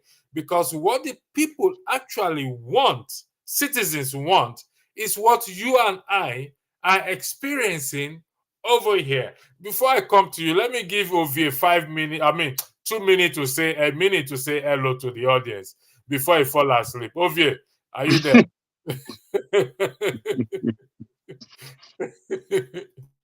Yeah, Shego, yeah, as if if I live in my car now, I'm always on the road. Yes, I live in my car. I'm always on the road. Abi? Just okay. We're into this question briefly, if you can. Then we will come. Where is the question again? I keep losing. This is a very good question, and I think Ovie, you've been always talking about the elites. Okay, here is this lady is referencing the religious elites in this. What is the role of the religious elite in the decay of our society? And you will agree with her that our society is something else today.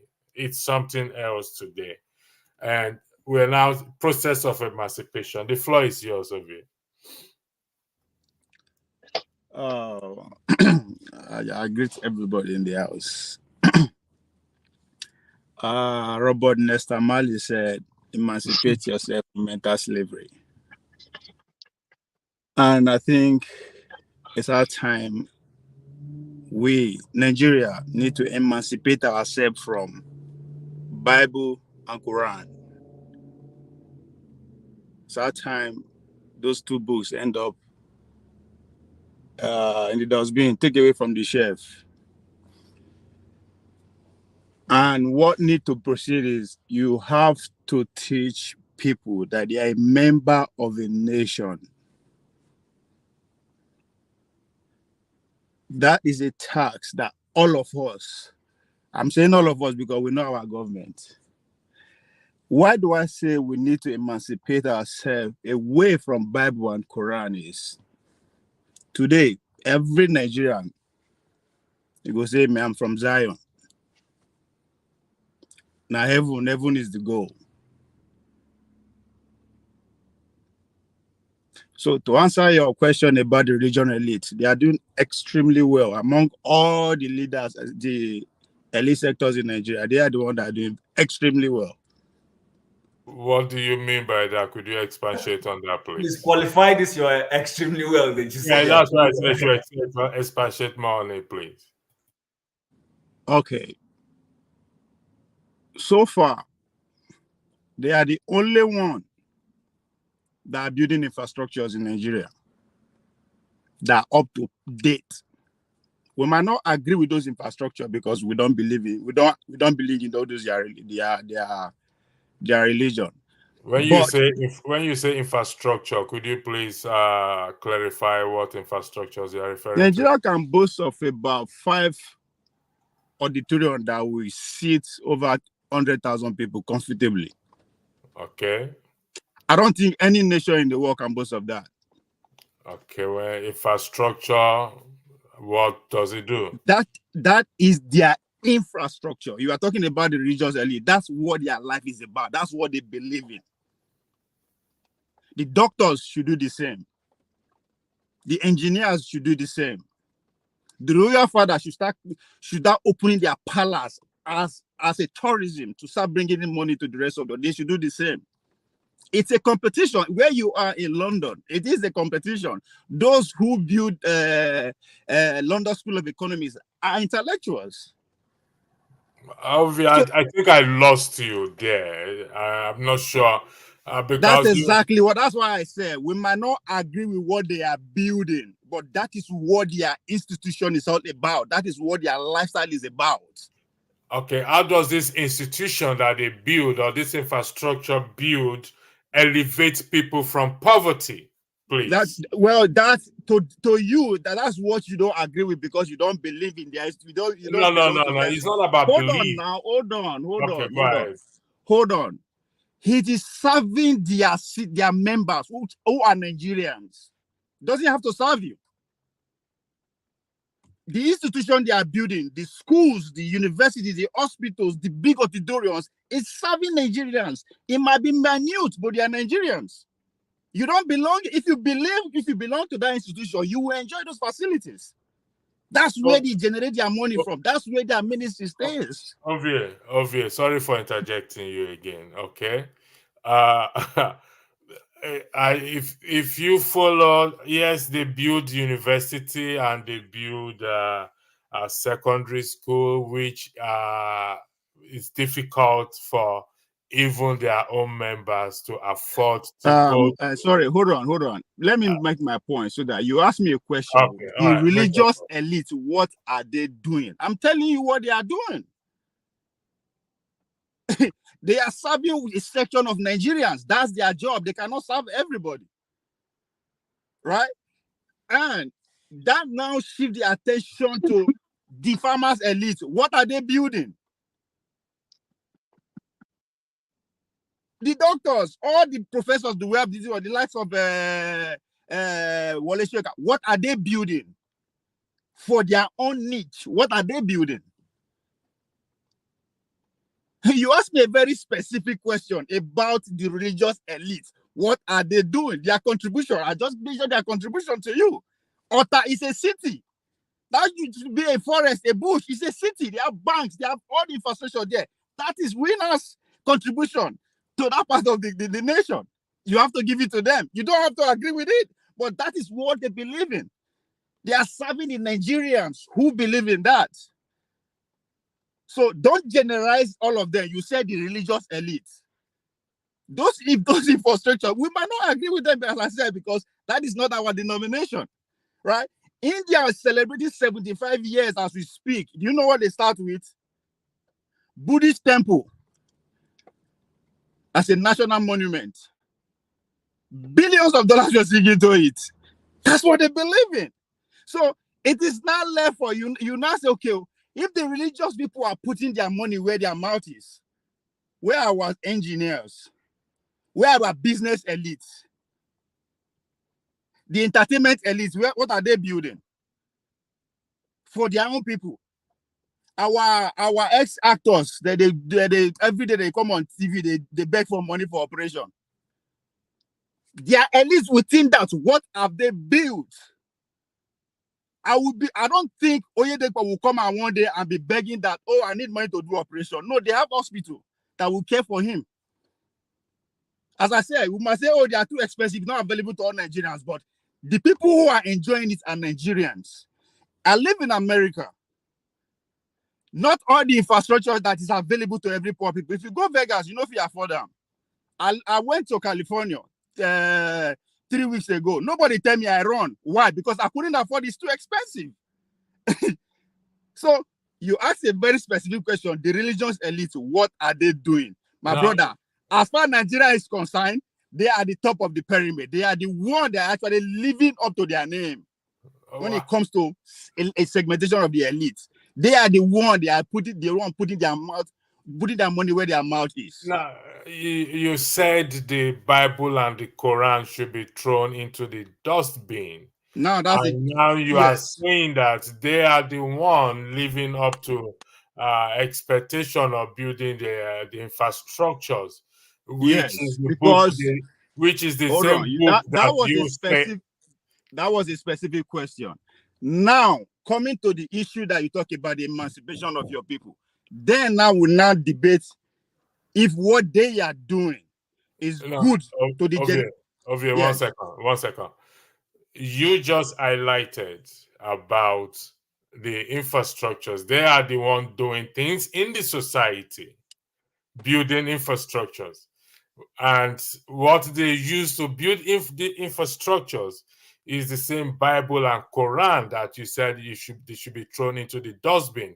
That appears contradictory, if you don't mind. So please, just listen, not to argue. Just listen to me, okay? I know what I said. It's a question I asked. Good. You ask. Just make I talk now. There are two questions before me. One is very specific to the religious elite. Then the other one is the emancipation of Nigerians, which is now general.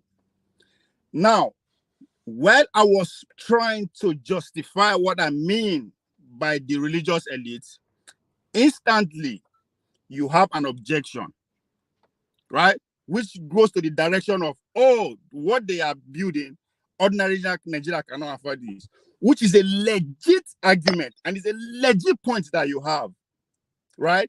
And that is where we now bring it to the national debate.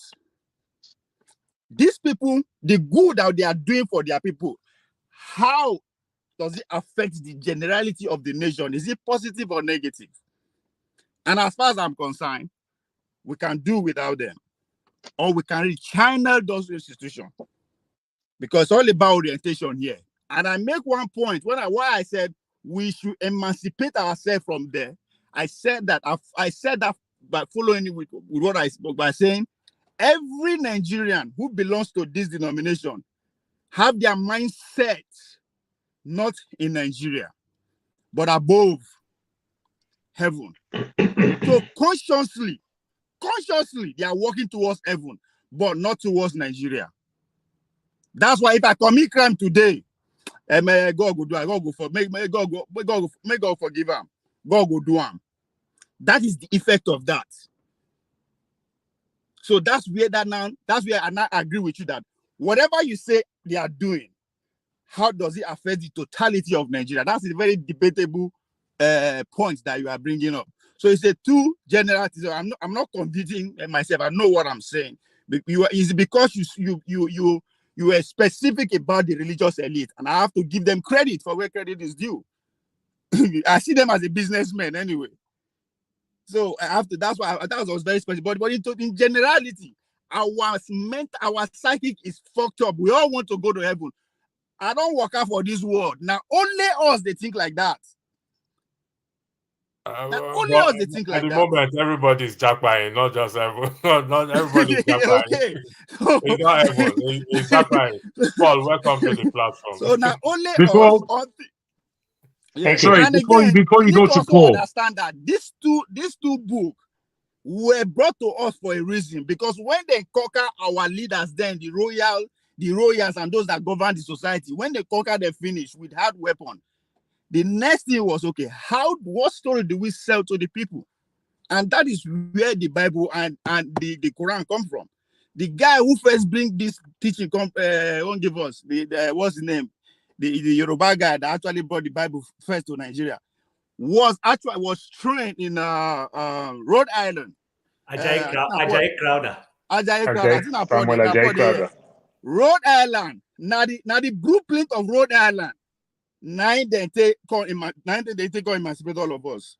And where they send they go, because they said it will take some of us that they train for them to be able to carry that work. Where the school they train them they Sierra Leone. So that's what they say the plan. What we are the attitude we are displaying now, nobody say we know, no, it's well orchestrated. So until we begin to, because if the people where they actually counter me with this or that argument is that, oh, we they suffer before. No, maybe we not they suffer, but just what they call Benin Kingdom. It was a well-civilized kingdom. There was no Bible or Quran. Can I say something quickly, and then before Paul weighs in? Go ahead. Before you say something, if I may, electricity, I don't quite understand. You took the mic away from me when I hadn't finished my own submission. I'm sorry, Jaguar. That's terrible. And then you could put. I agree with you. I agree, because when he first said, I said, "Come, make I greet." I greet as I don't say. I greeted and I kept quiet. I apologize. It's not the best, because my thought process has been messed with. All right, it's not fair. Are you okay? Are you back now? I can yield the floor to you and keep quiet. Okay. No, okay. You see, when you spoke, to be honest, when both of you were speaking, what I enjoyed was your almost not monologue necessarily, your conversation. And you were able to expatiate on what you were saying. So with the three of us, and then when Ovia came in, I thought you would allow me to expatiate a bit. And when I got into it, you took it away from me. I apologize for that. My sincere apology. Ovia went on because there are a lot of questions I want to put to him. Inspired, but Ovia, Paul, welcome. Chim Jago. Chim said he wants to say something. Jagun, do you want him to say something, or you want to go? I have to yield for Chimo. Maybe he will give me something to chew on. Jago, AY for it says you should not grieve for anybody. You have Anyway, so what I was trying to bring out is this. Okay, so I've heard what Ovie said, and sometimes the prism or the way we look at things is usually colored by where we're coming from. So some might say that religion or Christianity or whichever context you want to bring it down to has not served us very well. There may be some people who will say that. I want to give you this life. I want to be vulnerable. Let me just use that word. So I go to a church here, and this Christmas, there's a fellowship angle of that church I go to where we go do Bible study. Predominantly white people. I'm probably the only, not probably, I'm one of the black people in the church. We're not many. But this Christmas, I was in my house. On this particular Sunday, I didn't go to church. And then my phone rang, and it was one of the people who said, "Hey, hi, we didn't see you in church today, blah, blah, blah." I said, "Oh, we have a hamper for you from the church." And they brought the hamper to my house. Are we listening? Mm-hmm. So the point I want to make is this, because I always hear people talk about how Christianity has robbed our people. There might be a sense in it. There might be a sense when you look at a couple of things that a few notable ministers do back home. And then you might want to say that. But given what I just explained to you, and I live in a prosperous society. I live in a society where my church doesn't need to do anything for me. If I have a need, I go to the government and they solve it. But my church decided to say, this brother, we need to give him a hamper because of one or two things we know about him in this season. And not that I complain to anybody, but somebody just said, give this guy a hamper. He needs a hamper. And they brought me a wealthy hamper, not little things, rich hamper. The point I want to make is this. Is it fair to, because of how people, it's like taking democracy too. So there's Christianity or religion on one end, there's democracy and politics. And you've seen how democracy and politics have served other societies, giving them good roads, giving their children education, giving them all sorts of things. But when the same democracy has been applied in our society, it's enriching our already comfortable elites. So my question, if you understand what I'm saying, is it fair to blame those institutions or structures as against the people? Remember, where we started with was the people involved in religion, involved in Christianity. And then Rukia now mentioned the role of the elites. Is it the religion or is it the interpretation and what those leaders are doing with it? That's what I wanted to bring out. And I yield to Jago. Thank you very much, Jim. I think that's an excellent place to offer me the floor, because not wanting to change my thought process, but what Ovie was saying, whilst I understood it, it was complicated, and this subject is complicated. It was complicated largely because where he was coming from historically, it's all wrong. It's just wrong. Ajayi Crowther was not the person who brought Christianity to Nigeria, and therefore Christianity as a religion is not from the white man. Unfortunately, that's how we understand it in West Africa, but still, it's just not historically correct. It's something that gives us a paradigm, a way of thinking that is just false. And when you look at Nigeria, it's just built on falsehoods. The amount of falsehoods that people engage with is far, far too much. And fortunately, I really see myself as rather fortunate, just in terms of my own upbringing and my world viewpoint, because sometimes I'm perplexed with the fact that people don't know. It's not that they don't understand; they don't know, so they're just talk, and this thing is irritating at times. And when you get to this level, you find out that people can't give you what you need or want because they're just talking, and they're talking from an aspect that is so far flung. It means nothing. It's just waves in the air. I think accuracy and deep understanding, and understanding that we are just human beings. We bleed, we cry, we die, we shit, we eat. We're just human beings. And once we understand that we're just human beings, then we have to understand how forgiveness works in all these things. Now, that's just to say that the complex society that we live in can indeed be fixed. But we have to have a real, as Black people, as Africans, as Nigerians particularly, we have to have a real understanding that nobody is above us. Sometimes Black people, we speak bravely, but a lot of Black people, I'll tell you for nothing, they're frightened of white people, generally just frightened. What I mean by frightened is not, oh, there's a white man. No, I mean frightened in the term of the level of esteem and respect that we give the Western European societies, whereas there are better and stronger societies around the world. You see, when it comes to success, we all as human beings think of money, and that's our biggest problem. The deepest success a man can have is how he relates to another man. And until we get that square in our head, we haven't got a clue. I'll just leave it there for the floor to begin. Hello.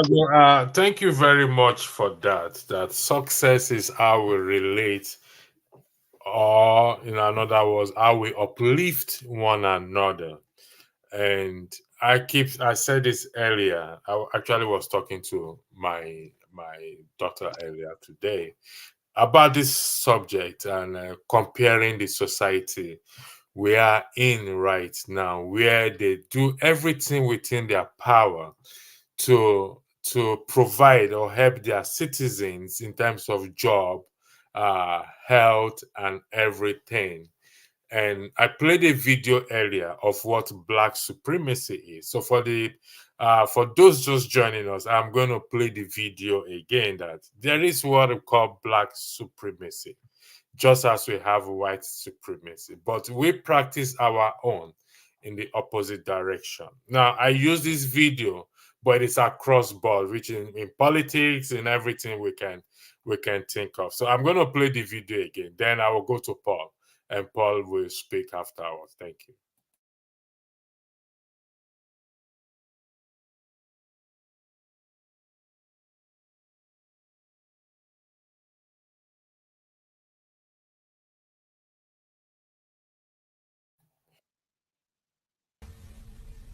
I fear no.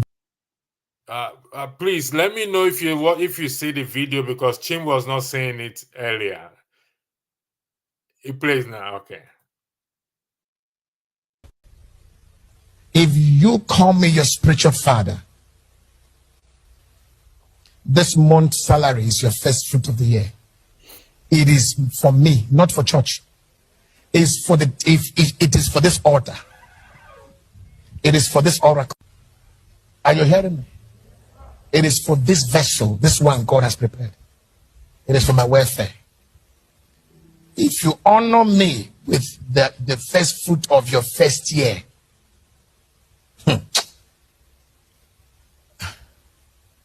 at the middle of this year, if you don't testify, come back, I'll give back to you.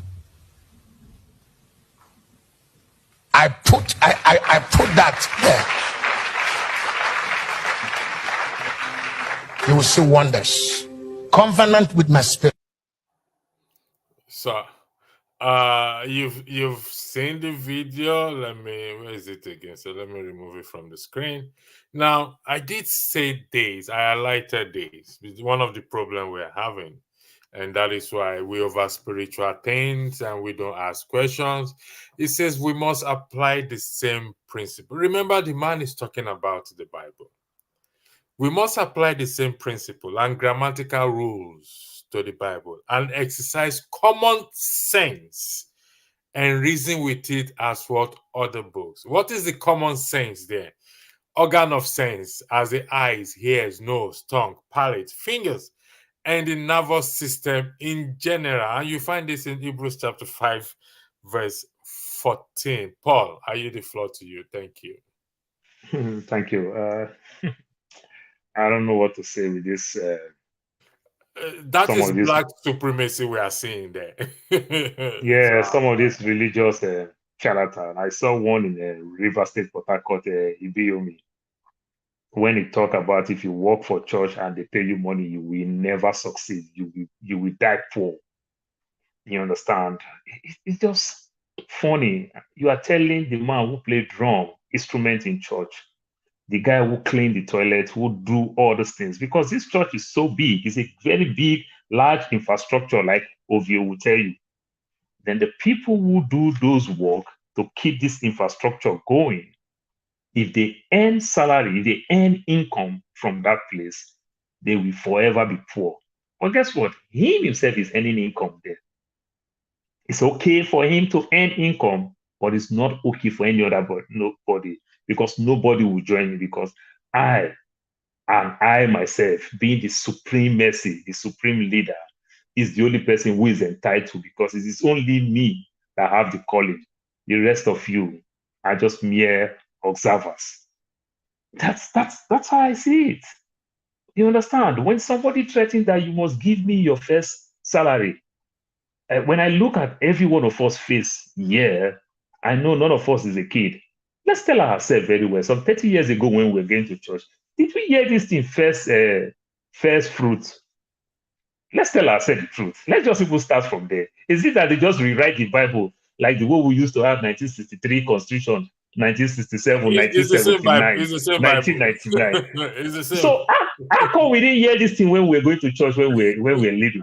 That is why I kind of wonder why people criticize it or say the Bible overnight. This thing, just, electricity. Let me say this funny thing. When we were growing up, it's the same English. Remember growing up many years ago, not like people like Jagu. We used to call something latrine.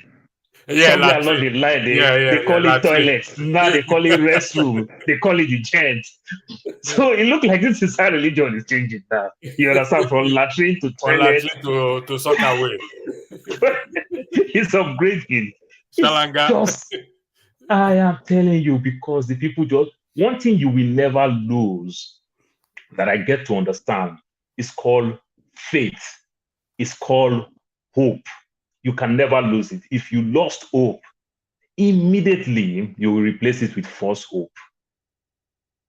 You understand? You don't just lose completely. You understand? Probably maybe in some climb, maybe like in the West here, when people lost hope, they end it.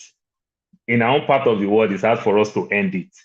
Then we'll jump. That's why when you see people lost job overnight, they become church boy. From church boy, before you know, some will get calling. Before you know, some will just languish there.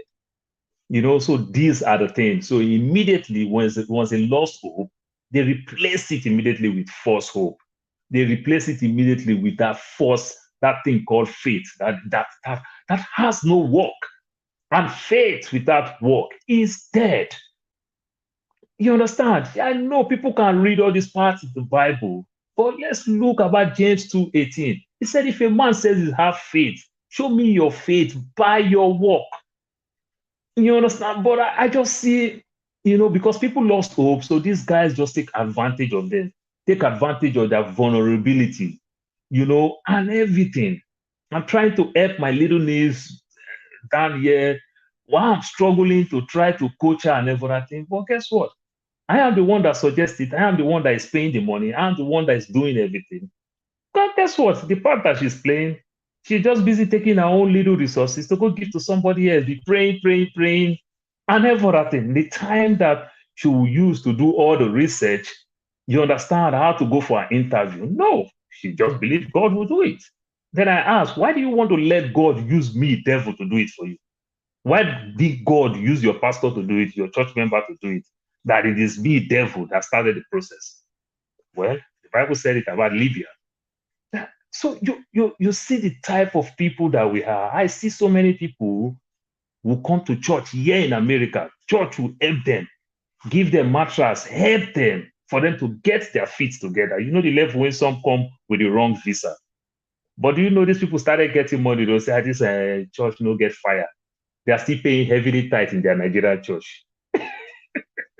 And they will tell you that it is that church that prayed for me that make me find myself in America. The question that I'm asking, then I'll ask them, how many members do you have in that church? If nearly all your church members are begging you money right now, you are in America. Right now, you are in the UK. Why didn't the church people also pray for more members to come? You understand? Your hard work, you don't even value it. What you achieve, you don't even value it. You suffer, you go to school. Guess what? You graduate from secondary school. You went to university. Guess what? You graduate from university. You are working. You understand? You've put in all the hard work. You are working. You achieve all these things. Then you just stand up. You say, one pastor pray for you. You went for interview. You get the job. Can you go apply for a job as a banker with no qualification? Then let that pastor just put hand on your head like a better edu. You understand? Where all the parts that you've put in for you to get to this level, they don't mean anything to you until somebody just put their hand on your forehead, until somebody just put some anointed oil, like they call it, on your head. That is when you can achieve. What about all those times that you went to school? Did your common sense tell you that going to school is also considered like you learn work? Like the man who went to learn tailoring, carpenter, and welder, and you graduate from primary, secondary school to university? Is that not hard work? Did you put your own work? But you just stand up, you give all your glory to somebody who put his hand on your head. You understand? That is the definition of your today's topic, supremacy. It's like me, that young boy who is raising fowl, like we'll call it those days. You understand? I only buy one fowl, then my fowl start laying eggs, start hatching. Every one of them is my own. That is another definition of supremacy. So the pastors just take every one of us. You understand? So no matter how many wives I have, no matter how many kids I have, no matter anything that I accomplish, I will go give it back to him. It's so barbaric. You understand? Common sense is just not so common. Yeah, I can't get it. Then let me just touch a little bit about what Ovie said about this infrastructure. Ovie, I will cut some slack for you when you talk about this infrastructure. Why I want to cut some slack, because we all too we do the same thing. Somebody will say, "Oh, I was raised in Lagos for 30 something years before I travel out. We suffer. Me and my father, me and my parents, we live in 2 rooms or 1 room with 5 children for 2 room or 1 room, and we suffered from that same room. We went to school, we do everything. Your parents will still be in Lagos, and you make money, you go build one mansion in your village. Then guess what? Then when you travel back from America or from the UK, still you will not go to that village, because now you're still scared that they will kill you. What I call glorified cemetery. You will not even start from that place that your parents live in Lagos to say, let me turn the goalpost round. You understand? We just do things wrongly. You will not even go back to your state and say, okay, let me even go build in the city. So that if my parents, okay, they don't want to stay in Lagos, Rivers, Abuja as a case, let me even go to my state and build in the city, so that 1 minute if they have engagement, they can take 45 minutes, 1 hour, 30 minutes, and go to the village, do whatever they want to do and come back. No. This is the same thing with all these churches that we are building. How much revenue are they making from there? How is this infrastructure paying the community? How is this infrastructure being a great benefit to that community, to the state? How is this infrastructure? You understand? Neither the infrastructure keep taking from us, it keep taking from us, it keep taking from us. How is the benefit? There's always a projection. MTN is coming in Nigeria. They are about to employ 2,500 staff. You understand? And the 25,000 indirect and staff. You understand? These are the things. You understand? Other people that do business with it, it pays people. People do small umbrella, dealer to sub dealer and dealers and the like. People make money. It create job. How does these things create job to people?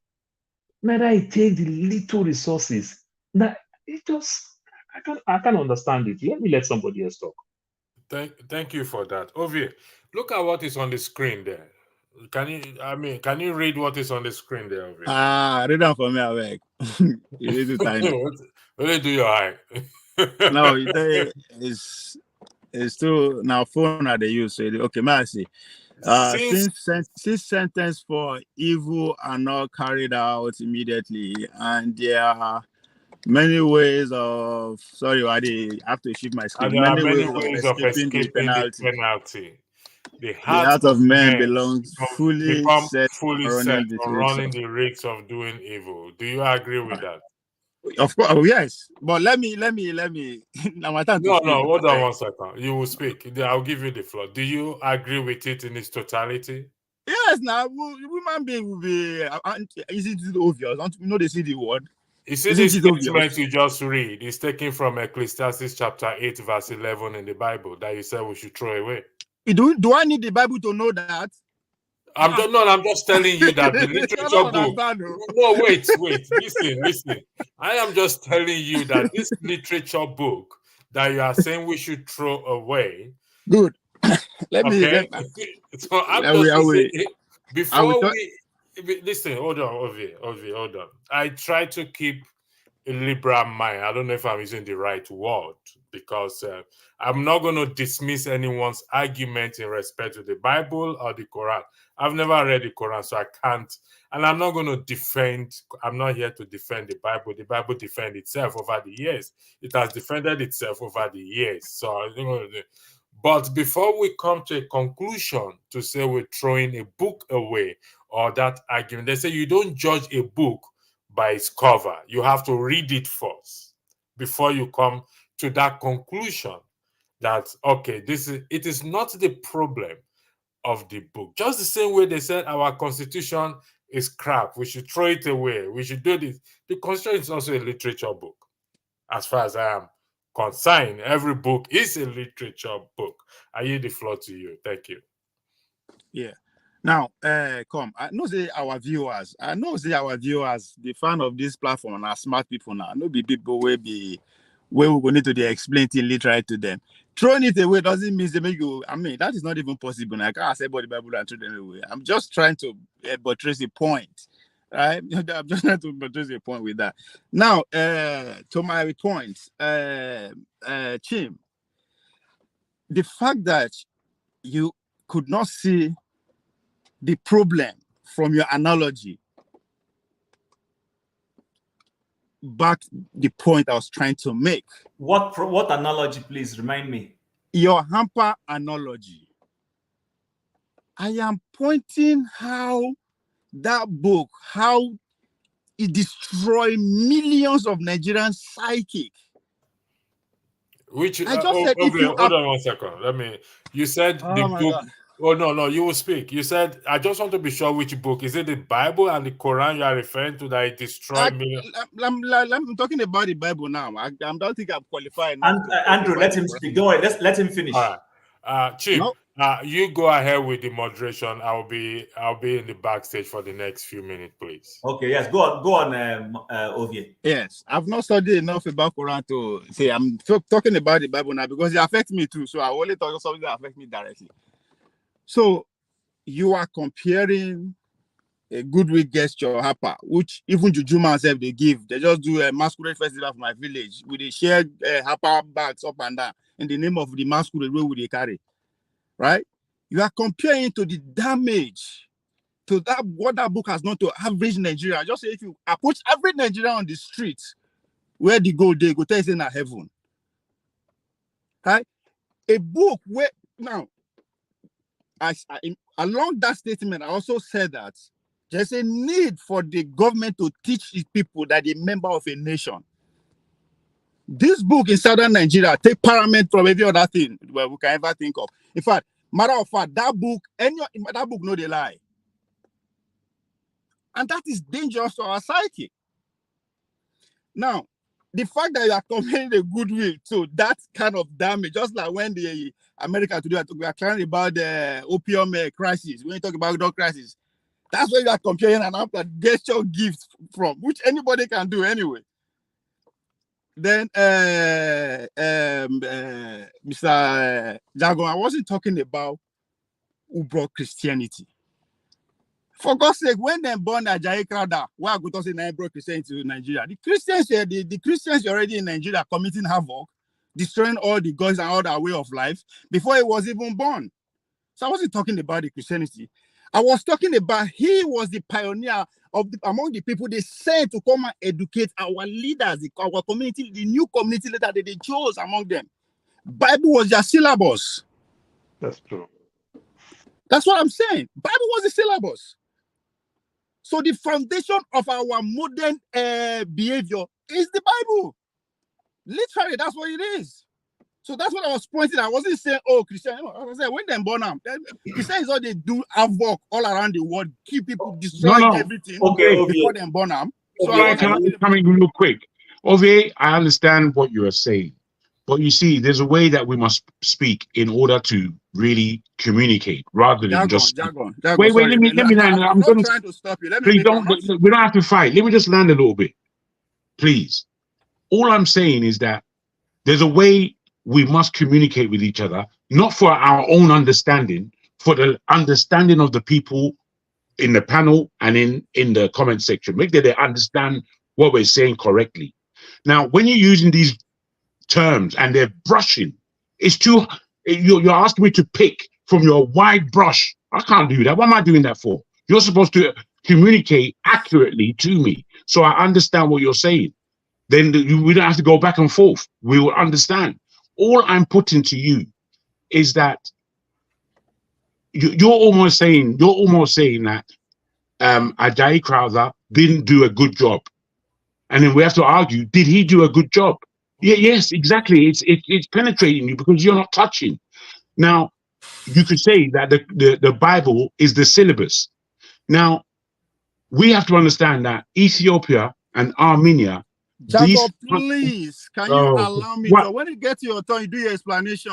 I'm not coming here. But okay, sorry, hold on. It's unfair, but I don't know why you're not able to listen. If you're able to speak. Hold on a second. That's what you're doing. Guys, hold on so that we don't do this. Oh my God. Ovie, Jago did not interject. I was actually coming. I thought were done. Oh I was going to speak. my Remember, God. can you hold? See, no, we can't do this. Yeah, we can't. Can I point something out? Can I point something out? Can I point something out? Can I point something out? Ovie, you will speak. Ovie, you will speak. But in speaking, you must listen. Number one, you had the floor. The thinking was you were done with your own presentation. And then because you had referenced me and referenced Jago, we would have been given a chance for a rebuttal or a response. I was going to, then Jago stepped in. So I said, okay, let him respond to the angle on which you took him on, which is what he did. And in trying to speak, he wanted you to listen. So if we're not going to come and listen, then we might as well not be having this broadcast. Yeah, we might as well have a monologue. That's why I explained that if you're speaking, I don't want to do that. You spoke, then he's responding to explain himself. I'm even waiting to speak. No, Ovie, brother, Ovie, tell me why you're frustrated. Why are you frustrated? We're all brothers here. We don't have to get so frustrated with each other. It's unfair. We're trying to have a deep conversation. And in such, listening and speaking, we can do it. We can do this. Don't become frustrated, bro. It's only a conversation. I'll lead for. Before I speak, Ovie, do you have something to say? Because I want to respond to something you said. I wasn't even halfway to my point. That's what that's I'm not saying. true. You were done. You concluded. Allow him. Go ahead. Go ahead. Why do we always do this? No, we're allowing you, bros. Don't go back. No, I need to make some point here. Why do we always do this? I don't know about anybody. I know they come here to oppose anybody. I come here to make a point, right? If I mention your name, that is because you misquote me. You're not listening again. No, not. Hold on, please. You speak whether you are pointing a view, your whatever. When you speak, if you've referenced someone, it is common sense the person will want to clarify himself. That's the point we're making. So go ahead. Please, can I just go ahead and say what you want to say? Go ahead. When una they reference me, I no talk now. I kept quiet because I know I will have my time to respond. But that's not the whole point. That's not even the thing. Any times where I use speak, I am, as I say, I don't come here to oppose anybody. I don't get anybody for my. Come here with my point. When I look at the topic, I know my point. You can disagree with it. That is fine. Ovie, go ahead, please. No, because we always don't be frustrated, bro. Come make it. Go ahead. You're wasting time. Make it calm. See, when they talk, I know say make una stop, make una point. No, we didn't say. I didn't say that. Now. Oh, why are you fighting everyone, man? Go ahead now. I am talking. You keep saying go ahead. Am I not speaking? Because you're still making reference to what is not part of the conversation. Go ahead. I'm clarifying myself why I speak the way I speak. I'm clarifying myself why I speak the way I speak. That's not necessary. Go on and make your point. It is necessary because you guys are not seeing my point. You don't have to agree with me. Just I don't have to see your point. But I'm listening. You guys are seeing me as if I'm difficult. I'm not difficult. When I'm speaking, you keep up. Because when you are speaking, I keep quiet. You don't. This is not why I didn't come here for this today. I didn't come here for this today. Honestly, that's the point. So forget my name. Forget me. Just attack my point. If you don't disagree, agree my point. Just do my point. Forget me. If I don't say nah, my father bring Christians, you come from Nigeria. I have the right to say that. And you have to say, okay, but you have to go beyond that. Andrew, don't hand over this to me next time. If you do, I will click off and go. Honestly, I don't want to do this. That's not why I came here today. So I'm being honest. I like to be very factual. I'm not trying to play games. I have Paul, sorry, Chim. I apologize because I need to attend some. Please, AY, welcome to the show. Chim, again, I apologize for putting you in this position. I handed over to you, and in the future, I will say hand over to you if you are there. So you're not going to run away. No, I won't accept. And I'm being honest because remember, you see, the funny thing is, I'm not trying to say this out of belittling anybody. When we started this program, maybe you want to go back and highlight that comment that someone made. Please go back and highlight it. Okay. I'm serious because what has happened now is exactly why the person made that comment at the beginning. You know the comment I'm talking about. Is it the comment of Rokaya? Did you hear where somebody said people are having a decent conversation for once? It's on that comment. Yes. The reason why, okay, let me No, don't excuse. I'm just saying what just transpired now is why that person made that comment. In other words, the person comes here and goes and was like, okay, there's a breath of fresh air. People are having a conversation. When Ovie was speaking, we all let him speak. You handed over to me, and then he was speaking, and I thought he was done, and I invited Jagu to Ovie has left. Let's continue the conversation. Ovie, I hope you will join back again. He should please join back. But he should learn. He should learn it's a conversation. I don't want to come and argue.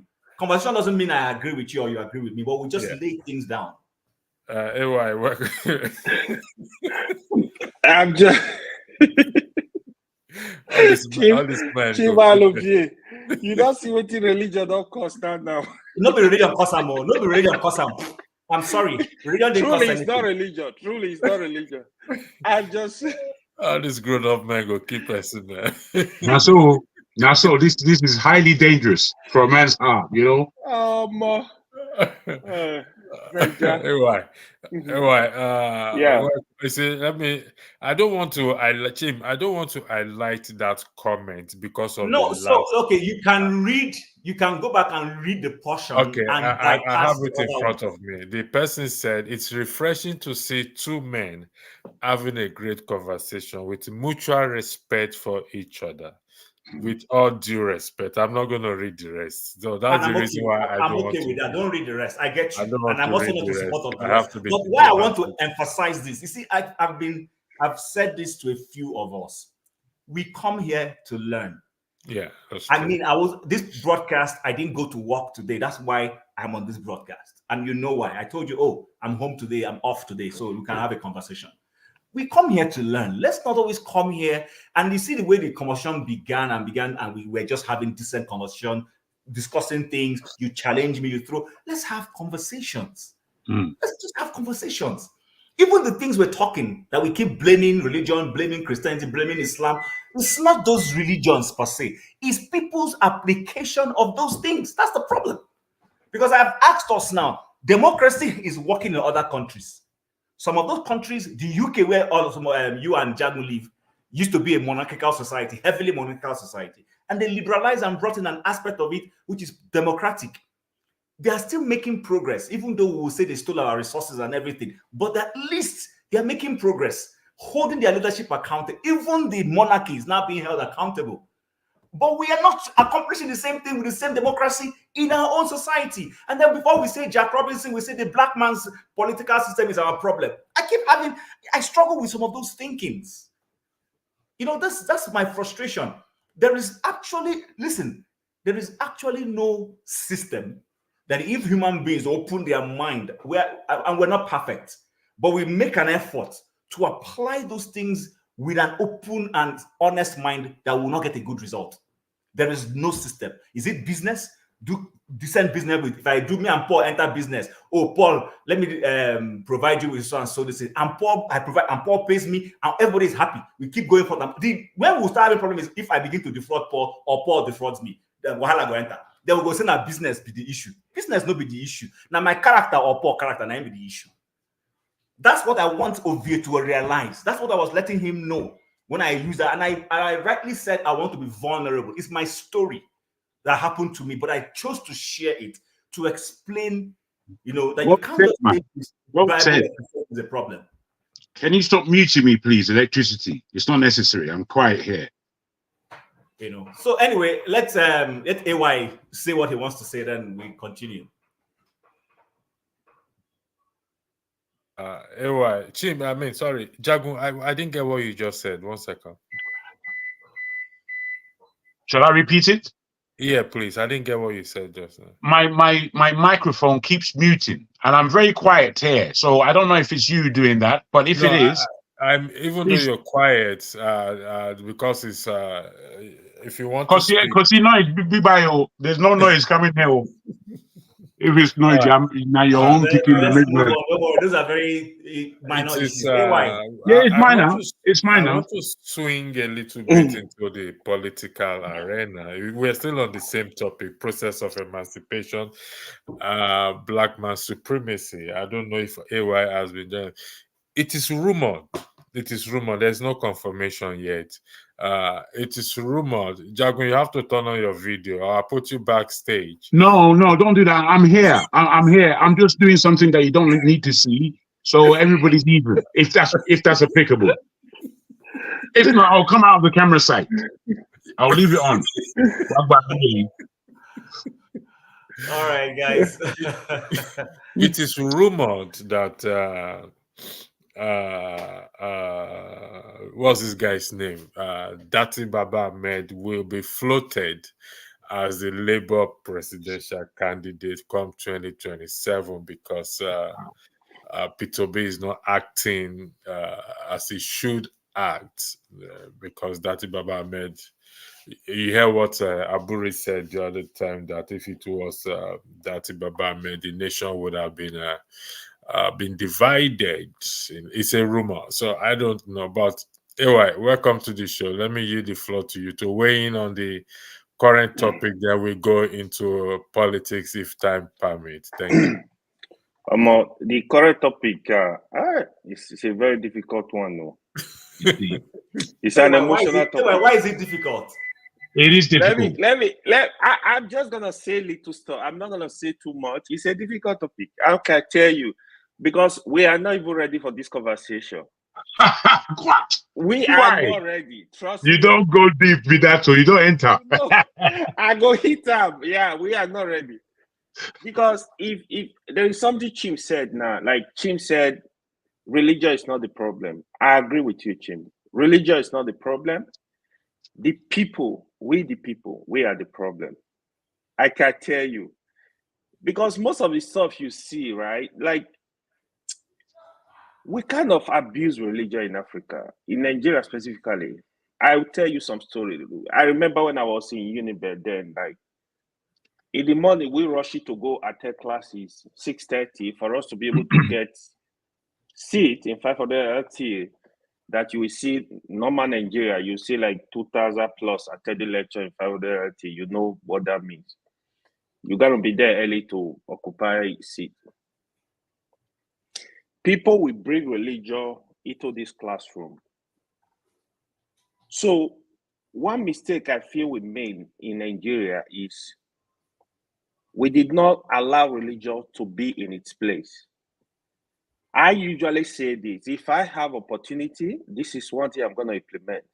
I'm not saying don't worship, don't be a Christian, don't be a Muslim, don't be whatever you're worshiping. But just the way we have it in America, you work with people, you don't even know if they are Muslims, they are Christians, they are whatever. But some of them are very solid in their faith.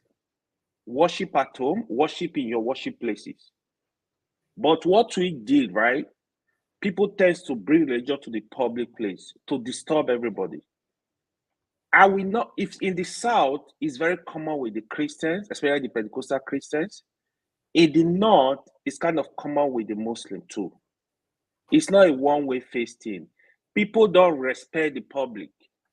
You need to understand that you are not the only, Nigeria is a, what do they call it? A secular state, they say, right? Secular state. Even in workplaces, these things happen, right? I think that's why people are able to take advantage of the situation, like some of the leaders, to manipulate others. Because really, most of the stuff we do is not the religion, is the people. We are the problem. There is something that is, we allow anybody that uses that to its advantage. We allowed it, we allowed it. You know, like religiously, look at what most of them are doing. How they work with the dreaded politicians that do what they like. They read Galatians, they come to your church, your mosque. You are worshiping them. You are hailing them. Oh, Mr. Governor. So we cannot give them that opportunity, right? And we allow them to use it to divide us, just the way they try to also divide us. It is all politics. I was asking a friend yesterday, I'm like, we had Christian president, we had Christian governors, we have Muslim governors, we have Muslim president. What did you benefit as a Christian? What did you benefit as a Muslim? We are all suffering. Go to Castina and see what is happening. Buhari ruled for 8 years and see the insecurity in Castina till today, even when Buhari was in power. People are hungry. The moment, the day we understand these issues and allow religion to be in place, I think we will move ahead. That's why people, again, that's why you see most religious leaders, they taking advantage of this situation because they know people are kind of gullible when it comes to religion. People kind of like, they remove their thinking cap when it comes to religion and they just follow. Oh, my leader said, my pastor said, my mom said, my this one said. You got to do the work yourself. You got to ask questions. You got to think. That's why we are educated. So that's why if you want to go to the deep down this thing, dig it very deep, you will see, to be honest, the people are the problem.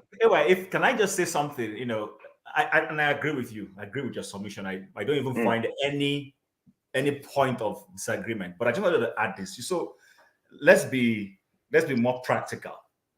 Today on Facebook, I saw a video, and I think someone has sent me that thing, but I'm not sure. I don't want to go searching my phone. Of somebody, the minister of immigration or something in UAE, one of their ministers, was interviewed, and he said this is a practicing Muslim. He said any government in the Middle East or any society that refuses to tackle extremist Islamism or whatever he mentioned, that is a ticking time bomb. This is a practicing Muslim being honest with you. It is. And then I've been privileged to have gone to that society. I've been privileged to have visited another society next to them, Qatar. I've been privileged to have visited 2 or 3 of them. And I see the level of development these guys accomplish. In fact, the time I went to Dubai, and then for those of us who went in the early days when Dubai was budding, they would sell you this tourist thing where we go inside those sand dunes, go play cargo, they do like this. I don't forget to record that place. I went on it, you know, if you're not strong, you go think say the car wants some assault. And when we finished, we went to bonfire. A lady came and did belly dancing for us and everything. You know, when I say somebody is doing belly dancing, you know what belly dancing is. Yeah. You know the person is not 100% covered. This is in a society that is 100% Islamic. And I came back with my colleague and I said, this sand dune where we go do, not be waiting Maiduguri get and Yobe, but we're not developing it. These are people who are Islamic. They don't drink alcohol very openly, but they have specific areas they've designated that if you want to drink that your alcohol, you go that side, go drink them, and not disrespect the rest of society. Nobody was being maimed. Nobody was being killed. Nobody was being, nobody accused anybody of anything. But this is an Islamic society. So back to the point we're making. When you hear these things and you see what people are saying, does that not tell you is the application of what somebody knows that is the problem and not exactly that particular thing called religion in itself? Because it's a choice. It's a decision you make. Do you understand? I also saw a video today. I'm not sure what Western nation that is, but a Muslim walked into a church. They were having their service. The Muslim went to the front, laid his mat, and was praying. It was like a kind of defiance was trying to pull them. Hold on. And nobody, the people there just worshipped, ignored him. He did what he wanted to do and he walked out. If that is a Nigerian society, not before it won't bust out be that. But these people said, you know what, even though this guy is in our face, we will ignore him. When you do a foolishness, you go waka come out here. Nobody, I don't even see anybody apart from the guy where they record them. Nobody respond. Even the pastor don't even respond to them. They don't even talk to them. So people should wake up and stop blaming an institution for their problem and blame themselves. Look, like Jabu said, look in the mirror and look at yourself. Do you understand? Look at yourself. You don't have to respond to everything. You don't have to fight. You say God is supreme and you are fighting for him. Whether it is a Christian fighting for him or the Muslim fighting for him, you are fighting for a supreme being that is all-knowing. You are fighting for him. He didn't ask you to fight for him. He only asked you to show love. He asked you to talk about him. And if people choose not to, then you move on with your life. So people need to, because we go blame religion, we go blame government, we go blame democracy, but we not go blame ourselves. I just want to put that out. Yeah. You are a point. Just like what Bobo Ray said. Extremism in anything, Muslim, Christianity, Islam, even some of that things we do. The moment you get the extreme, that's a problem. It is a problem. Anybody can get extreme in anything. So and again, like you said, it could be lack of understanding. The person don't really understand what is going on, and if I may expand on that, right? Like this, some of our geos in Nigeria, like the video electricity played. You see, this kind of statement, I actually see them as modern day slavery. How they try to use people like, don't forget, these people are poor people, majority of them. They can collect the last cover they have with them, and they allow you go broke in the name of religion. So, I mean, it's a lot of issues. That's why I said we are not even ready to have this discussion. It's quite deep. It's quite deep. Can I thank you guys. I agree with AY on two levels. One, this is an extremely difficult subject. It really is. And two, I'm not sure that we're ready for it. However, having said that, I like the level of this discussion. If treated with some honor and respect and reality as far as we can take it. Where we were with the difficulties that this particular broadcast entails, it entails that we have to tackle difficult subjects, difficult terrains, because life isn't getting any easier. And the understanding of what we're going through on a day-to-day basis is entrenched in pure, unadulterative, forgive me, angst. For humankind to understand how to behave to humankind, we have too many examples. We speak about Nigeria, but it's worldwide. We shouldn't really bring ourselves out of it, even though we are our own peculiar race. Every race in the world has their own peculiarities. And what I'm trying to say, I think, although I agree with him that we're not ready and this is difficult, the subject matter that electricity brings on board is to be taken very seriously. The whole idea of supremacy immediately for where we are as human beings is completely wrong. Nobody's superior to anyone.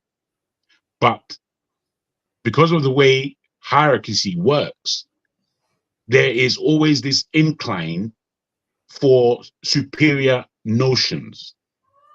Now,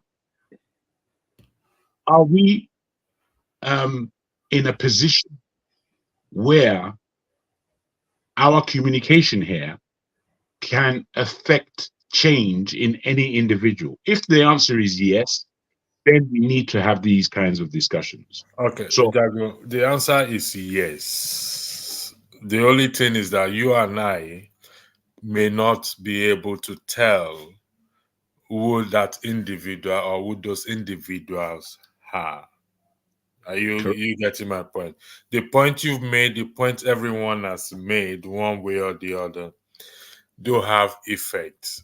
It's just that we will not be able to tell. I have had people in my private conversation from this platform who I talk to privately, and even in the other shows, and it depends on how we pass the message across. It's just that the only sad part is this, that our audience are Nigerians in Nigeria. And because of the issue of electricity and data, they can't afford to stay the way you and I are spending hours on here, because I know Nigerians naturally or generally we want to be part of such conversation. Nigerians back at home on the ground, we want to be part of that conversation. Thank you for allowing me to speak. I yield the floor back to you, Jago. Thank you. I would like our conversation to go back to where we were when Ovie was speaking, or even before Ovie was speaking, because at that point, I really relished what people had to say. So, if you can, yes, I'm trying to. Wait, electricity. If I can, electricity. I was lost. I would like you to bring us back with a question that again concentrates our minds as to the subject matter, if you can. Okay, let me see if I can. I think I was lost myself because I wanted to. You allowed yourself to get lost, electricity. Please laugh. I don't know. Either of you.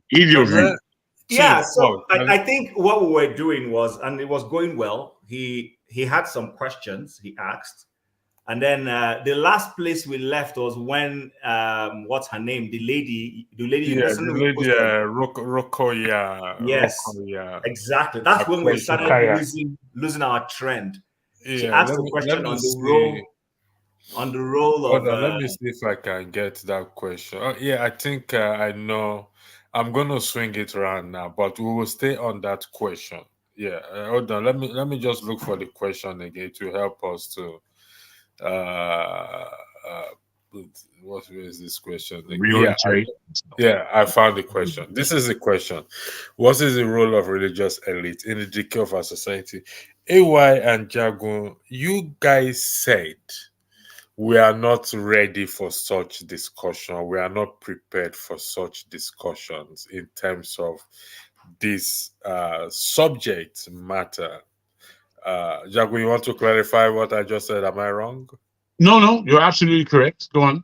Okay, so I just wanted to speak straight after you. Why are you guys saying we are not ready for such discussion? And when will we ever be ready for such discussion? I hope this will bring us back. Yeah, and then maybe Paul can help. Because I'm not sure if he spoke to this exactly. To that particular thing, no. Yes. I would like to say this. What I agree with, where AY's submission as to we're not ready. We're not ready largely because we don't want to be grown up enough as a people. And I don't want to bring out Ovie. He's a special guy. No way. I respect that guy a lot. He may feel, I don't know what he may feel, but it could be that the utterances that I have for him, he would object to. But I want us to be grown up, man. I want us to be men about the discussions that we're having. And a lot of the times, I think we deal in a way that we're spreading rhetoric rather than going into deep thought. And it's not easy to go into deep thought. That's why I agree with AY that this is a difficult subject. You have to release yourself from ego to have this kind of discussion. Now, are the elite basically, be they religious or not, are they the ruin of our nation? And it may be easy for us to say, yes, they are. Yes, there is a supremacist viewpoint that the elite have, as I say, because of the hierarchical state of human existence, not just Nigerian existence, human existence. As egalitarian as we wish to be, largely, we all behave in a way that is oppressive. Now, it's this oppression that is holding everybody back. They would use, people generally, is the they I'm speaking about, would use any tool in order to oppress or to be in control or to gain advantage. So the religious individual, be he Islamic or Christian or wherever else, this individual, because of his knowledge, he would put himself in a position to oppress or to beguile. Now, when doing this, something like tithes, for example, if we understand what tithes really is, then we would know that the way that we're playing the whole game is completely false. Tithes was always about produce, not money. Produce, in order to be stored for that time of need. That is why tithes began. No, so you'll bring your wheat if you are a farmer, you'll bring your goat, you'll bring whatever it was that you were producing, not cash. You'll bring whatever it was that you were producing to the table, as it were, to be shared at those times of need.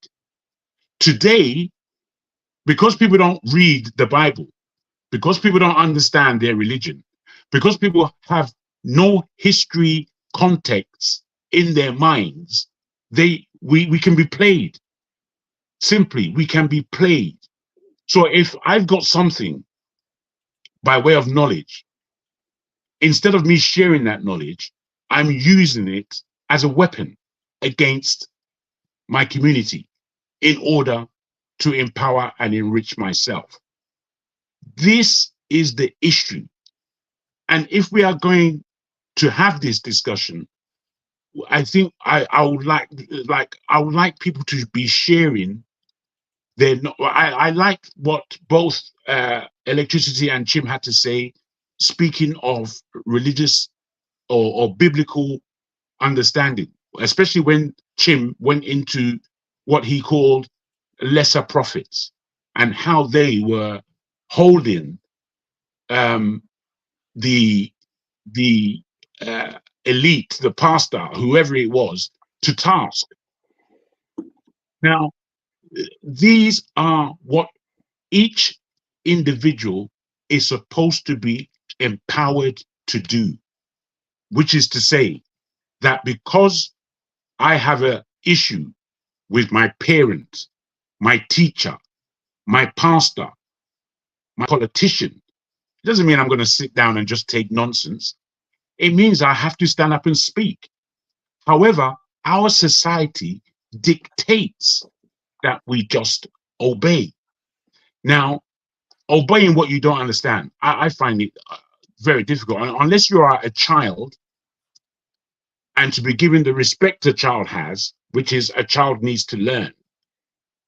This dictate that we have within our community, especially in Nigeria, we have to tackle it. We have to be brave enough to tackle it. So whilst we may not be ready, the time is already late. It's already late because there are so many things happening in this world that we take for granted. We're just watching it, seeing it happen, and thinking it will blow over. And generally, it does blow over. However, where we are today, everything that's happening around the world, we need to pay serious attention to because it's going to affect us. It may not affect us today, it may not affect us tomorrow, but promise yourself it's going to affect each individual. I'll leave Thank mine you, there. Jago. I'm going to say this, but don't jump at me until you hear me finish. You just contradicted yourself. Wait now. I said don't jump at me. Let me finish. No, I'm just saying, are you speaking to me about what I just said? Yes. Yes. You just contradicted yourself saying that we are not ready for this discussion. It's a good way of, it's a good step contradiction. Don't get me wrong. It's not a bad. You just contradicted yourself or shoot yourself in the leg when you say we are not ready for this discussion. But however, from your argument or presentation, we are actually ready based on the things you said. No, you misunderstand me, sir. when I say that it's difficult and we're not ready, I meant based on the level of immaturity that generally that we have about having these deep discussions. No, I'm That, still that saying. that's it. I'm That's still it. That's saying my. you reference to tithes in the old where they use produce to pay tithes. Would that be correct? I did reference, but that's not my contradiction, is it? No, what I'm saying is that it's something that needs to be talked about. You have knowledge of it. That's what I'm about. That's the point. And I believe Chim and Paul and AY we can bring AY to speed in respect, bring AY up to speed in respect to that. That's what I'm saying. So we are actually ready for this. If you say we are not ready for this discussion, we are not matured for this discussion. Unfortunately, it's a moot point that you given me here, based on the fact that you haven't really understood the whole of what I've said.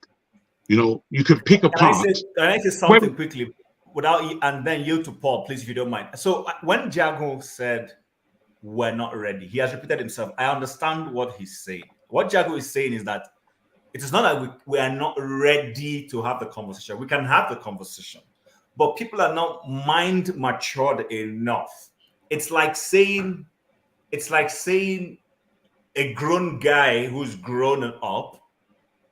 He's grown, matured enough, has all it takes to be married. He has a good job. He can produce children right now. But from Paul's expression, he seems to disagree with you. No, but the person is not ready in terms of guys. Do I have you guys? Person is not ready in terms of the way to deal with living with a woman. Do you understand the fact that there might be conflict, the fact that he might need to yield, the fact that he might need to submit himself? That person is not ready, but he is ready. He's grown. He's 50. He has a good job. He can pay for living standard with a wife or even for children. But when it comes to the maturity of the mind, he's not ready. That's what the analogy I want to use to explain my understanding. I think you're right. I'll take that on board. Jago, hold on one second.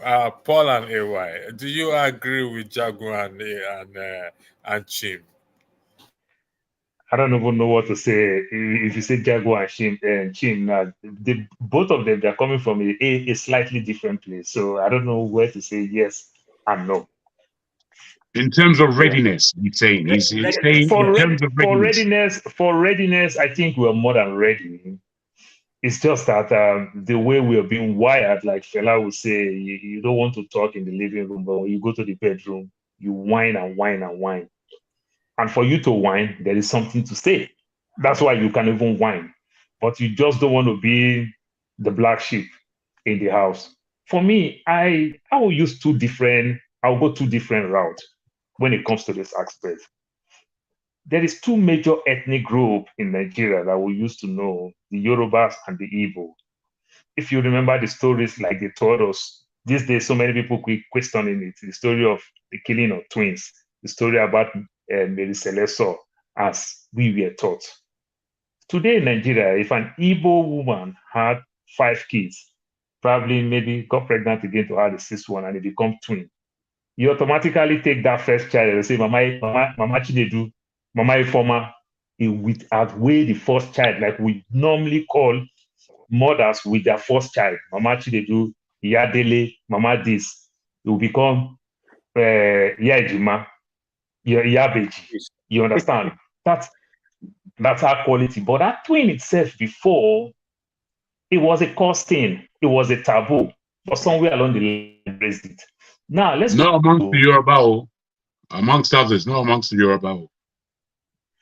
I'm just no. Even Igbos no kill twins, so no. I'm just saying the story of how twin now become very sweet thing that it will even take the place of the first child, even when it's coming from the first child. When you have twins, even there's the last child or second to last, or whichever way. You understand? It outweigh everything. The people are so happy for you. They call it Yabeji. Yeah, Jima. You know, that's where I'm going. So now another way around, look out Saudi Arabia. The things they condemn tremendously. They are breaking their rules. Look at alcohol today. Today now they are allowing diploma to even take alcohol. You understand? Today now they can allow women to drive. So what do I mean by that? That is that question that Rukuya asks. The elite, remember when the elite did not approve it, they punish the people who want to ask for it like they're being rebellious. You understand? But when the elite come out to say, okay, the people followed immediately. Now, let me go to my third place now. Look, the current prime minister, or is it the president in the Netherlands, what he said about the Muslim. I don't want to touch everything that he said about the Muslim, but I will touch one part. He said he's going to talk to his people in the schools, the principals, and every other thing, that is, you use Muhammad as a cartoon in some of these books, their textbooks, and every other thing. And if anybody don't want it, go. Let's tell ourselves the truth. The way Jehovah's Witnesses put their own Bible, the way they present the Bible to us, is slightly different from the way Catholic present the same Bible to us. It's slightly different the way the so-called Pentecostal today, the way we see the same Bible, is slightly different. You understand? So when the Dutch, these are the same cartoon that somebody will use, say in Nigeria today, hundreds of people will die. Say you call Mohammed, you do this thing, 100, but the Dutch president say, we're going to do it here. And if you are not okay, go somewhere else that you feel you are okay with it. You understand? This is how somebody cannot stay somewhere else and insist how we will practice this religion from his own country, from his own Qatar, from his own Bahrain, from his own Jordan, from his own Saudi Arabia, Yemen, Afghanistan. Or somebody cannot tell us how we practice our so-called religion from Rome, from America, and from England. The Presbyterian, the so-called Catholic, you understand, the Methodists, the Baptists, and the likes. This is one place that will start making mention of all those things. And we see these things when AY make mention about how religion operates to some extent in the West. Because they made us understand we don't talk politics in workplace. You don't talk religion in workplace. We respect that space. We understand what it entails when we talk religion in workplace. You are going to HRO. We know the consequence. You understand? I understand the consequence if I like a girl in my place, and if the girl don't like me, I may be in trouble. You understand? And if the girl also like me again, and the day I got tired again, I may also be in trouble. Then I will understand. I will know my boundary very well. I strongly believe that maybe if we want to touch it from that place, but trying to insist that the way they practice this religion in Yemen, that is how they practice it in Nigeria, it will not work. But we can argue, but we can also meet somewhere else. You understand? But that is where we put strong institutions into place. The Saudi Arabia will criticize so many things. Still have the so-called American Quarter, where people can do all the barbaric things that they kick against. But they still create a space for them. Like workplace today, we have smoke zones. You understand? In the airport, there are places where people can go play with their pets, go do all type of things. You know, you can't just take your dog and run everywhere in the airport. You have places that make provision for space for you to do all those things, smoke zones and every other thing. Maybe by the time we start touching all those things, let us put rules that you don't need to have one small mosque in your workplace. You don't need to have one fellowship place as a Christian in your workplace. But these two religions will disagree. For the man who practices traditional belief, we don't need to do anything. Let us take it home, because anyway, these things that we're talking about, at the end of the day, they are personal to us. So if they are personal to us, let's keep it personal. Then if we want to go to our temple, our synagogue, where we put heads together, then we can go there. But our primary purpose in our workplace, in our public space, let us respect one another, because everybody don't carry the faith that you carry. If we don't touch it, if we keep it quiet, I don't think we'll go anywhere. All right. Yeah. Thank you for that. AY. Let me just add to what Paul just said. Before you had, I'm going to throw a spanner into the wheel, then you will talk so that it will play at the back of our mind based on what Paul just said about. Just watch my leg before you throw the spanner, please. Based on what Paul just his argument. So, based on this, I think liberal argument you made, if I'm correct, if I'm using the right word, we lost Jagun, but it will come back anyway.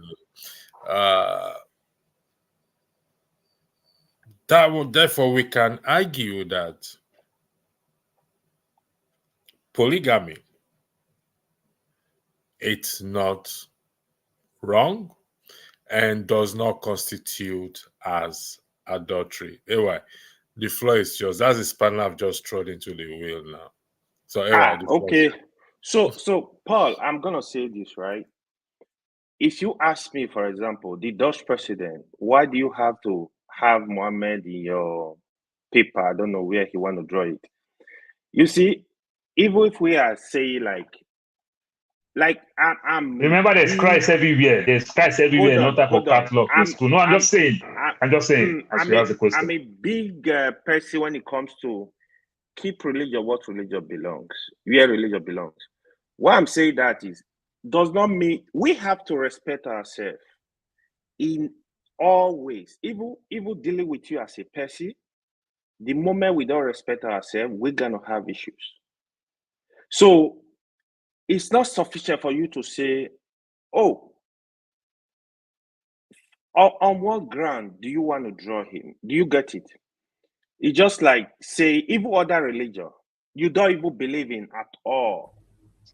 You gotta allow them to function. You gotta allow them to exist. But if you just take America, for example, Canada, look at what they're doing. The society is quite very peaceful. I remember when I was doing my master's in Canada, like we had in my university, we have multi-purpose faith room. That was the first place. What happened there is Muslim will pray there, Christians will pray, different denomination. The basic thing is people just book. Oh, I have to use this place. If Muslim want to pray, they remove, and you don't hear noise. It's just people just do their thing and leave. Do you get it? Christians want to pray, they will bring their chairs, they will put it there. You know, in fact, most of the schools in Canada, that's the way they are designed. They have multi-purpose faith rooms. You see, we can live together in that way. Even, for example, it's just the way Nigeria is just, our whole case is just different. Like the civil service you were talking about, the even workplace. If you are really a good company, what is wrong in having multi-purpose faith room? Let people go there. It doesn't matter. But the only thing is, you pray there, you come to work, face your work, face your team. So it should not really be, we can make it very peaceful and deal with ourselves as human, not because that is what is actually causing a lot of issues. And you see, why, Mr. Electricity, why I said it's a very difficult topic, right? Me as a Muslim, if there are things I will speak against Christianity, you think I hate Christianity. There are things a Christian will say against Muslim, you would think he hates Muslim. If we are really ready for discussion, there are a lot of questions we need to ask. We need to really think deep. We need to sorry for interjecting you. Listen, this is Have Your Say program, okay? And I would disagree with if we say we are not ready to talk about, we are not matured or ready or prepared or this and that, then we have to close shop and just call it a night. That is just the truth. Because listen, no. Chimi, hold on. We are all educated. I think I'm the least educated among you guys here. No way. No, You're laughing. You're laughing. Simba, you can't get me then. Nah, doctor, not my electricity. So, doctor. So if we are now saying, if our argument is that we are not prepared, we are not ready, we are not in the whatever excuse or reason we are giving, we have to talk about it. We all, I mean, it's not that I know everything or Chim knows everything. Or we come with the bits and pieces we know, because remember, the topic is process of emancipation, the changing of people's mind. So if we don't talk about it, how are we going to change our minds on move forward? We've been sitting down here for over a year talking politics. Is that not enough for people to my say? brother, well said. Well said. Whilst I've said what you think is, speaking against what I said, why I say well said is because whilst AY underlines the difficulties and the emotional aspect of any faith and religion and communicating it across faiths, across religions, these things are extremely difficult. However, in my mind, I've thought deeply about Nigeria in particular and why it's necessary for the whole country. Wait, if I can, I took the mic from AY. AY was this. No, I'm just buttressing what you're saying. That's all. We're having a good conversation here. And we have Simba that just joined us. Simba will come in, no worries. All I'm saying is that I thought that the whole country needs to have this conversation. Yeah, and it's gonna be tough. No, because I see. This is our problem. You should let me land, bro. You should let me land. Jago, we are looking let me say something, please, before you go. Simba will speak. I took the mic from AY. Okay. Listen, if we keep making these excuses for ourselves, we keep making these excuses, then we're not going to talk. We're not going to do anything as well, too, because from result of talking, action comes up. So if we say we're not ready to talk this thing, so we talk about politics, all that is, then we are not going to talk about it. So when are we ever, okay, Jago and Chim, or just can you give us a time frame when you think we will be ready to have this discussion? Okay. Please let me speak, because I would like to hear. AY has the floor. No, AY, finish your this and that. Chim, I come to you. Then we go to Simba. Please, Chim. Here is the few things I'm gonna say, right? The religious leaders, they are quite powerful. But I kind of blame us. I kind of blame the people for not able to scrutinize what they are saying. Because sometimes it really, really baffles me. Because when you love somebody, right, you see the person as a mini God. It becomes very difficult for you to see what they do wrong. Because here, it's more like giving human being absolute power. They have full control over you. I'll give you an example. During COVID, there is this pastor I used to respect so much, Pastor Chris Oyakhilome. I was actually shocked.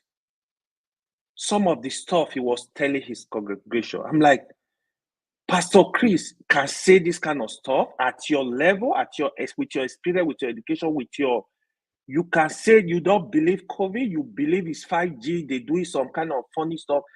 And I spoke with some member of his church. They believe these things.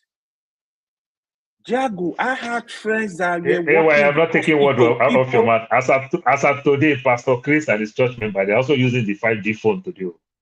Go ahead. Yeah. These people were dying like fowl. Let's say, for example, are you saying Pastor Chris don't have friends in Europe, in America, church member? His church member don't have people that work in all those hospitals? They were not to have people were dying like fowls. So it becomes very difficult. Just imagine you have 70% of the congregation believing in what he said. They believe him. So it becomes very difficult. This is what my pastor said. That is why we need to pay deeper attention. It's just like even in politics. You see what happened in politics. Religious leader, oh, you got to vote for this. This is going to win. This is this. They just confuse the whole country. They don't allow the system to flow.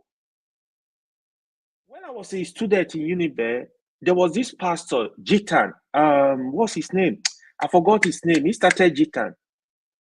I think Gospel to All Nation. He was very popular. Michael Wetz or something. Very brilliant guy. You know what he was doing? He got a lot of students involved in these programs. Some of them, they were dullard. They don't understand nothing. I had classmates that were there. They know sabi book. Like you know you are different. You got to study. If you know you are not at that level, you got to do more work. But they use their time for this program. They could not even proceed. They could not even get up to final year in my class. They had issue. Not that they are not brilliant, but you have to take your time to study. This kind of deceit it is a problem. It's not helping us. It's a big issue. If you go to the north, you hear, for example, telling a 20-year-old guy to go get married. He doesn't have a job. He doesn't have a degree. He's not doing business. They will tell you, Allah Yakao. Allah Yakao means God will provide. This is dangerous. If you see, it's not religion. It's their own ignorance to the people. Because religion will tell you, the prophet said, if you are not capable of taking care of a wife, be fasting while you're working hard to set. So when you see all this stuff, the confusion from the leaders, it is a big problem. It is a big problem that is just affecting the whole society. Good. Can you guys hear me? Okay. Roads are not good in Nigeria. When I used to travel from Lagos to Benin. Pastor would come. I cover this bus with the blood of Jesus. Our problem then, I used to tell my friend, I said, we need to mobilize to the ministry, to the government, and tell them, do our roads. Roads are bad. So it's stinky. You graduate from university, even if you made the first class in Nigeria today, I tell you, you go find job tired because there are no jobs. But one pastor will still tell you, or one afa will still tell you, oh, now your great-grandmother, oh, now don't they make you get job, oh. If you come to America, you are in the same situation. You don't need to look for any imam or any pastor. You apply for jobs, you are qualified, you get a job. So they use all these things to enslave our people. They brainwash them. It's more like everything must be transactional. It's not supposed to be so. It's not helping our society. It is a problem. So there are deep issues we need to really look at. Even that issue, let me emphasize on that issue I was telling you, like they say in politics, right? Absolute power corrupt absolutely. I forgot the name of the person that made that statement. So absolute power corrupt absolutely. In any form, when you give human being absolute power, be ready. They will take advantage. 99.9% of the time, they will take advantage. So that is what is happening in most of the settings. You give the person absolute power, he just screw the knot. Oh yeah, go here, do this, do this. The money you are supposed to give to the poor, they collect the money, even if you have the money. So it really go deeper. That is why I call it's modern day slavery. People need to question a lot of things. We have our whole ability to think. You got to think. Paul is telling me something. Oh, is he saying the truth? Oh, okay. Ask questions if you are not clear. Don't just take it and just run with it. It's very, very important. Anywhere you are, you got to question. Why are you educated? If somebody is telling you something, you can't go investigate it. You can't ask questions. You can't think. It's a problem. So that is why I said these are deeper issues. On the issue of polygamy, you were talking about electricity. Before we go there, let's hold on 1 second. Let's give Simba the floor. Simba, welcome. The floor is yours. Hello, hi everyone. Can you guys hear me? Yeah, you have to speak Excellent. loud a bit. Okay. You guys really touched this topic is I'm quite sensitive to this topic. AY actually hits. I heard most of the points AY said, and I think most of them are right. How do you encourage a slave to free himself? So let's say most of our people were mentally enslaved. So be it Islam, Christianity, even our greed. And we can talk about the problem. We all know what the problem is. We all see the problem in front of us. If you take a woman from the market today and you make her the president of the country, she will steal. And the problem is deeper than one thinks. So religion, I think religion was injected into Africa somewhat. And it's been used to divide and conquer us. It's always been used. Whenever there's a political uprising or something, it's always something that people use. We see our imams, we see our pastors, how they manipulate and they change the religion into prosperity. I don't know what you call the modern practice of religion. Religion is a very sensitive topic, and I don't think you can say your religion is right and the other one is wrong. The key factor is we have to put religion aside. You have to remove the religion from the state to get things forward. Religion is what you feel in your heart. It has to be a personal thing between you and God or your whatever entity you believe in. And I believe that religion doesn't have a say in the workplace, in your governments. It's something that should not be tolerated in any way. Should not be allowed in there. It's something between you and God or your entity, whatever, and has nothing to do in the conversation. So I believe it's just a waste of time. There's a reason why China moved religion aside to move the country forward. You can still practice your religion in China, but it's not what's up front. And I think something that radical might need to happen in Nigeria, because I don't think democracy, talking about religion, is going to change anything. I don't think so that's why I believe what Jagon said, we don't have the maturity for that. So why don't we just push that thing aside and focus on what's more important? So, Simba, we had the same argument. So, just for the purpose of argument, we push it aside. What do you want us to talk about? Accountability.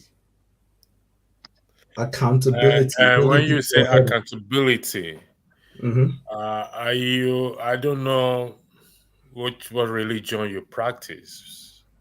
Yeah, we're putting it aside, but do you practice any? Yes, I do. Which one do you practice? I don't necessarily have to say it now. It's just for the purpose of I don't discussion. know. Please. No, allow him. He doesn't have to say it. No. I know it doesn't have to say, but I'm a Muslim, yes. You're Muslim. Does your religion uphold accountability? That's what it preaches. It doesn't matter, whatever. That's what it. Yes. Yes. Very strongly. But that you're referring to individuals. Whatever individuals do or how people interpret their religion has nothing to do with the discussion. No. Accountability it's about common sense. We all have common sense. I know what's right and what's wrong. Okay. So the religion has no say in the matter at all. My religion does not determine who I am now, conversing with you. You are muted. We're not hearing you, Simba. Simba, we're not Can you hear here. me? I'm not. Can you hear Can you me? speak? Yeah, yeah. Okay, we can hear you. Okay. I said my religion doesn't have any role on how I communicate with you. If someone in my religion says I should hate you, I have my common sense to look at you and know what you stand for.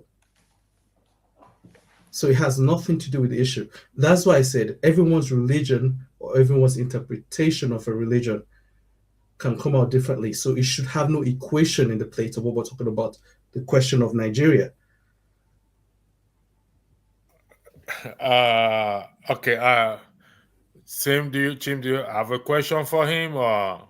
No, not a question, but I just want to. I have a couple of things that are piling up, and I need to throw them out quickly before it gets lost in my tiny brain. Okay, let's do it this way. Chim, get a pen and a paper and start to be noting things down. I have a pen and a paper by my side. Me I too. have a pen and paper, but I'm saying at the same time it could get lost in the way I wanted to present them. If you write it down immediately, you won't forget. Anyway, go ahead. Okay, so Simba, pleased to make your acquaintance. This is probably the first time we're meeting. Nice meeting you guys. Fundamentally, I don't disagree with anything anybody has said, but where I have a different view, and then first of all, before I go there, remember when I was trying to explain my understanding of what Jago was saying when he said we're not ready. It wasn't that I'm saying I agree that we're not ready. I was just trying to explain to you my understanding of what Jago meant when he was saying that we were not mature in terms of trying to discuss the issue. Now, that being said, I don't think that any issue should be swept under the table. I'm one of those people who I'm totally against, people getting mute. This whole concept of you don't have to respond or don't speak about something.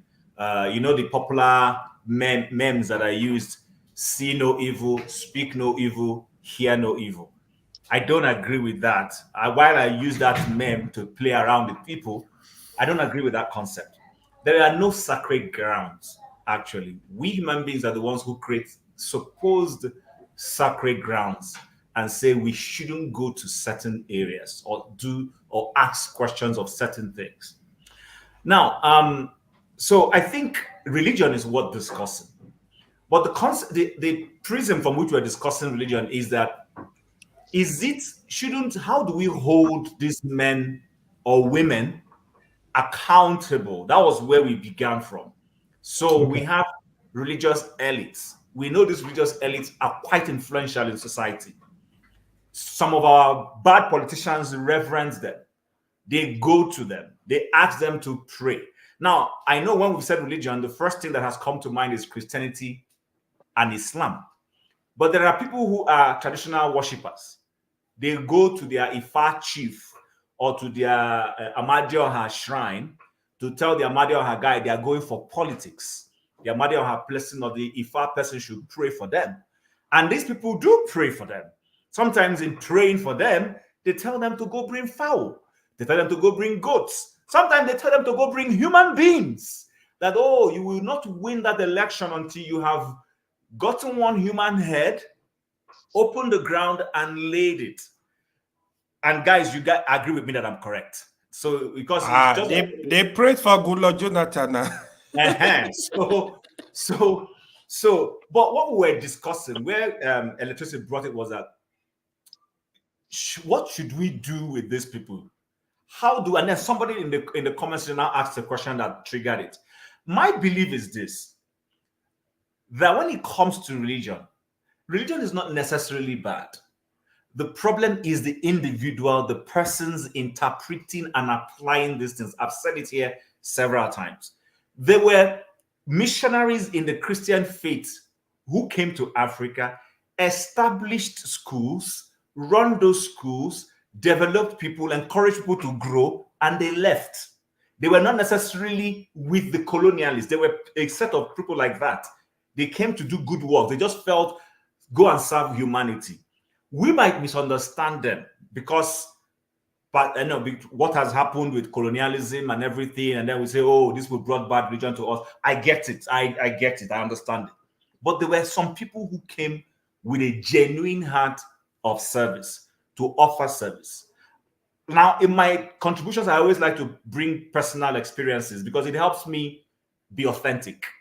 It helps me be authentic. So when we've talked about religion and how we're supposed to be one another's helper, and taking from what Simba said, that his religion does not in any way explain who he is or define who he is, I agree to an extent. But your religion will also help you to be a better person, especially if the compass of that religion has humanity and service at the heart of it. So when I was growing up as a young man, I had an Ishan friend, a medical doctor in the Nigerian military, who knew I was looking for a home. I had just, a young man, I was still living with my parents, but he knew I wanted to stay on my own. He knew I didn't have the resources. They promoted this guy and he moved into a barracks with a, beautiful, and then that barracks came with, that apartment came with an adjoining, what we call BQ. He had brothers-in-laws he could have given it to. He had brothers. He insisted he wouldn't give it to any of them. He gave it to me. He said, this young man is starting life. He needs somewhere to start his life. And he didn't charge me any money. I lived there, built in my savings and everything. In fact, I actually got married from there and just moved on. I got married. I never brought my wife there. It was while I was there that I got married and I moved on. But this guy is not an Igbo guy. He's Ishan. Doesn't come from the same ethnic group with me. Doesn't speak the same language. But he had humanity at his heart. Now, I want to take it that if this guy was Muslim and had that same kind of behavior and thought, he would have still done it even though I was a Christian. I don't know if you understand, you're following my friend of thought. It wasn't about that, oh, this guy is mine. He had brothers. I knew his brothers who would have stayed there. He refused to give it. He told them, come on, if you want to come to Lagos, you stay in my apartment. Leave this guy this place. Leave him. He needs to start his life. And he gave it to me. I stayed there for 2 years. And I grew from there. I progressed while living in that place. And he became my friend, even though I've lost touch with him for a while. Now, what am I trying to say? Sometimes when we make certain things a taboo, it's because we don't want to be mature enough to discuss issues. Let's be mature to discuss issues. Yes. If my Christian faith has anywhere that maybe there's a misunderstanding, I should be courageous enough to admit that, okay, you know what, there's something here that doesn't seem right. And then we explore why that thing doesn't seem right. And that's why for me personally, I have said that there is nothing wrong with my Christian belief. What is wrong is the persons, I continue to say, the individuals who profess it. Either is a pastor who is misinterpreting and wrongly using certain principles to either fleece people or to be prejudiced. That's the person that has a problem. Or the individual himself who is not questioning things he's being told. And you guys are not here early enough. I don't think I want to share that experience anymore. I've shared it a gazillion times here of how I belong to a church and a minister was sensitive to certain behaviors that the congregation were putting up. He knew that this thing was wrong and he addressed it. He wasn't afraid to address it. And he addressed it. And even when the congregation did not want to see reason and change, he looked for another loophole, another way to bypass that process and cut it off. And I was very respectful of that person. I said, this guy understands human psyche. People were turning him into a god and he didn't want to be a god. But he just couldn't stop the people from doing what they were doing. So what he needed, he had to look for a way to bypass that thing they were doing. And that's how he just literally poured ice on it and he died a natural death. That was being creative. So I think our problem is when we don't sit down and address issues. Now, was it AY or was it Paul who reminded us of certain changes going on in Saudi Arabia today? Do you understand? They've had good leaders, but they were also very conservative in certain principles. But we've now had somebody who is trying to unravel a few of those things. He's giving women liberty to do or to drive. There are some places where you can't walk. I have friends who have been to Jeddah, my former colleagues, and they will tell you if you go to certain places, in those places, as a young man, you can't even be walking behind a lady. Those police will come and ask you, why are you walking behind this woman, and conjure something. But the point I'm making, and I'm not trying to disrespect anyone, is development and education and culture. I told Andrew, I'm trying to write a paper on culture and education. And I've started, and I'm seeing a lot of things I can write. I've just been lazy about it. You see, culture is not necessarily bad. So, and everything has culture. In religion, there is culture in it. But what people fail to do is that people fail to question certain things once in a while and ask themselves when things need to change. There are certain things that sometimes often need to change. They don't change those things. Jim, I will end here, Andrew, if you permit me. I will end here. When Jago was talking about Titan, he said something about produce. I agree with him. However, let's put it in context. In the time when that fighting and they were told to bring those things to come, the economy was agrarian. People used to bring those tithes from their farms, remember. But today, people don't work in farms all the time. Not everybody is a farmer. So if you want to give to your religion, you want to give a tithe, you can give money. But you have to understand the concept of tithe, and I agree with him, so that you don't get fleeced. You don't think that it is something that you are paying, is a tax you're paying in the church, like you pay tax to government. No. That is the thing that a lot of ministers have abused. They make it look like it's a tax. God is not a tax master. He doesn't place anybody under a tax process that you have to pay a tax. They were given that tithe because they had the Levites who were not working. Let me end here, please. Who were not working, and they needed to be taken care of. And God says, bring those things so that you can take care of your brethren. But today, in case you want to give to a church or to a ministry, you don't have a farm, you can give money if you want to give. Do you understand? Because even in the days of the produce, if you couldn't bring your produce, maybe you live far away and the temple was far away, you were allowed to do what? Sell that produce and take the money and come and give.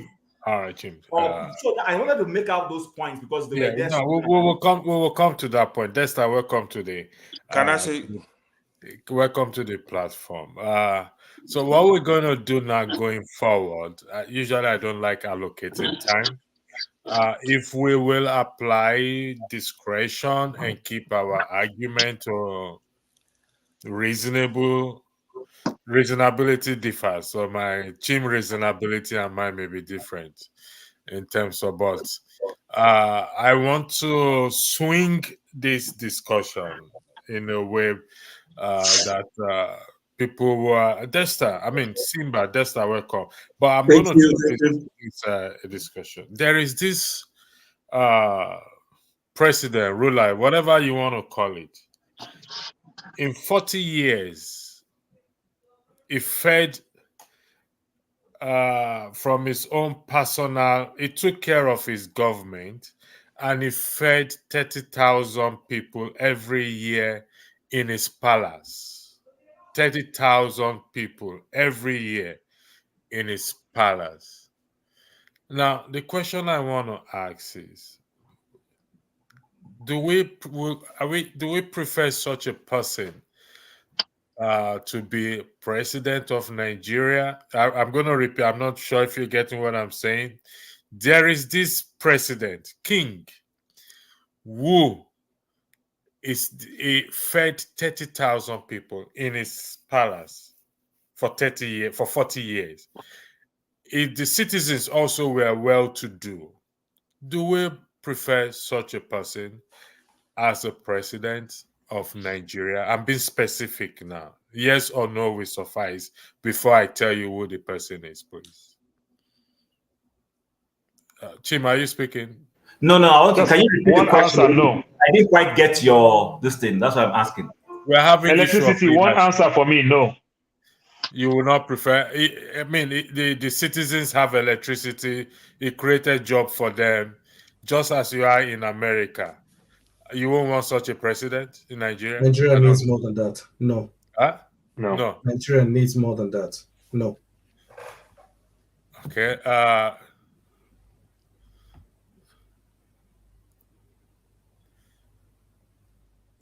Who is answering? I would also say no, but because it's one of those questions where whoever you're going to say, it's one of those questions that is almost like a cut and paste. You know, there's particularities to any country. And I will say no for that reason, really, because Nigeria is particular, and I've got my own thoughts about the kind of leadership that Nigeria needs. Okay. let's Nigeria is peculiar. That's what you said, Jago. Particular.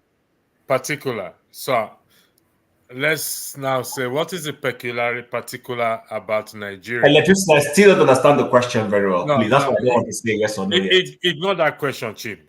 I want to go with what Jagun said.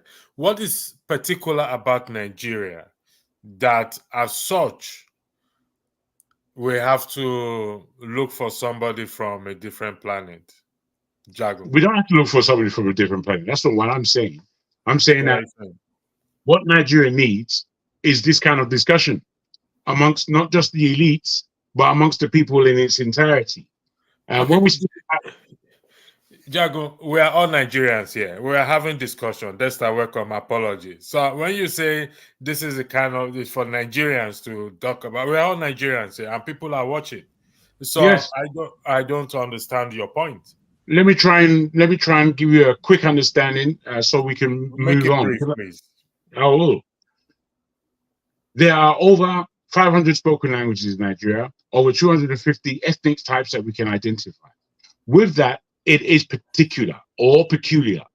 Within that, there are obviously varied ways of praising God, and everybody is heartfelt about this. And within that, there's a big mix of confusion, corruption, and deceit inside it. Amongst that, there is a deep sense of love for the cultures that we all belong to. With this, a deep discussion is needed to bring us out of our myopic viewpoints and to bring us into civility. Okay, Jago, I'm going to apportion a tribe to every one of you right now. Chim, you are an Igbo man.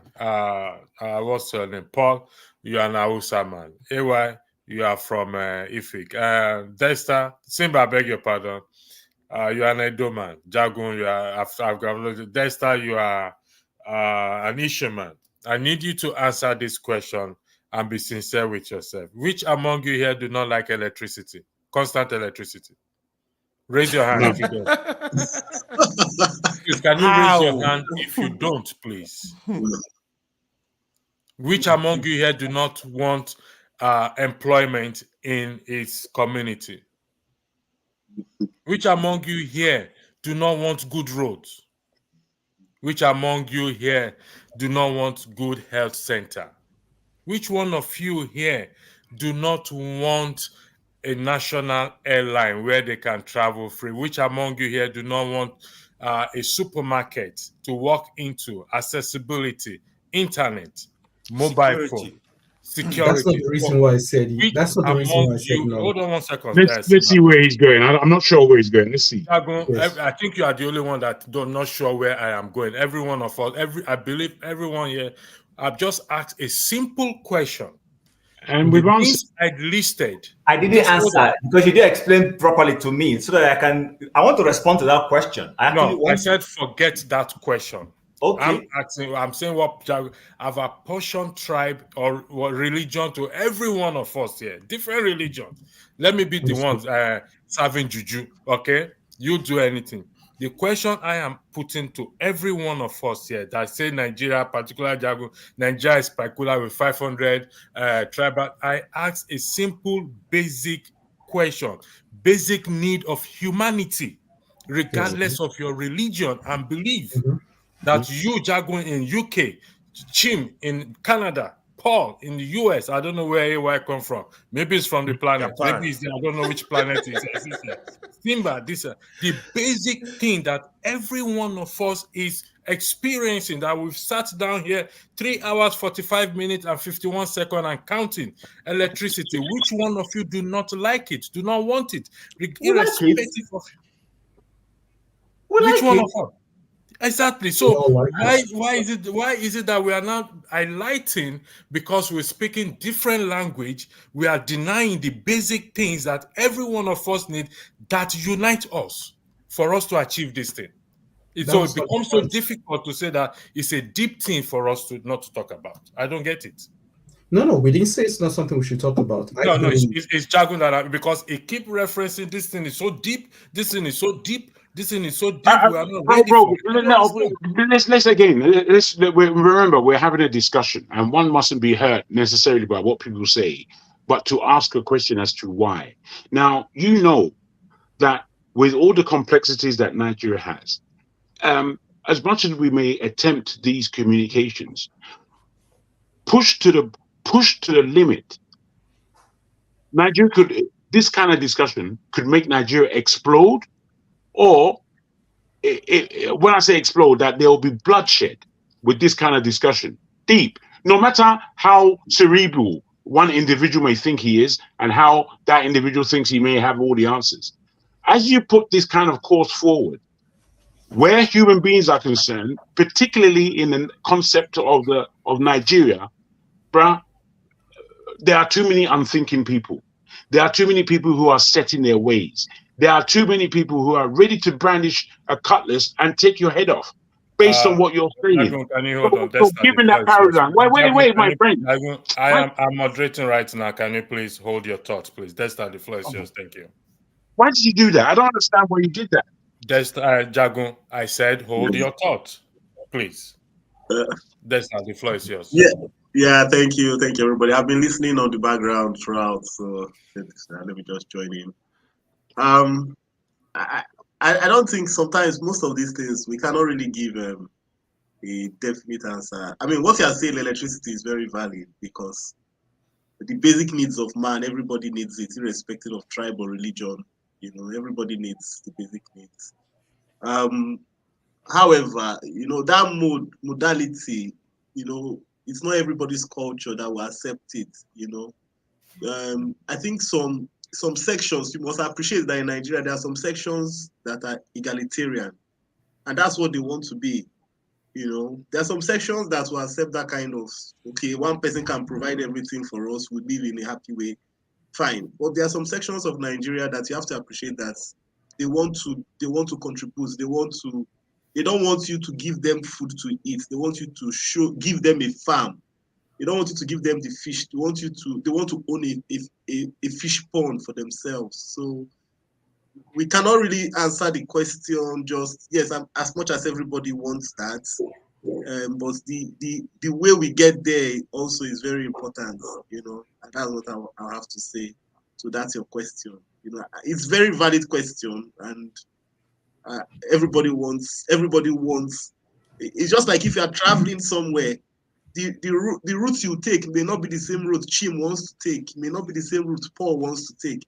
But at the end of the day, you get to the destination. All of you will get to that destination.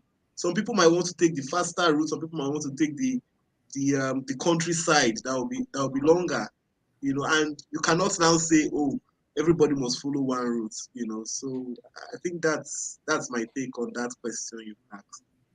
Thank you. Electricity. Can you guys hear me? Hold on, let Jagun say. Jagun, go ahead. Oh no, I came to more or less my close. I was just wondering if you understood and heard what I said.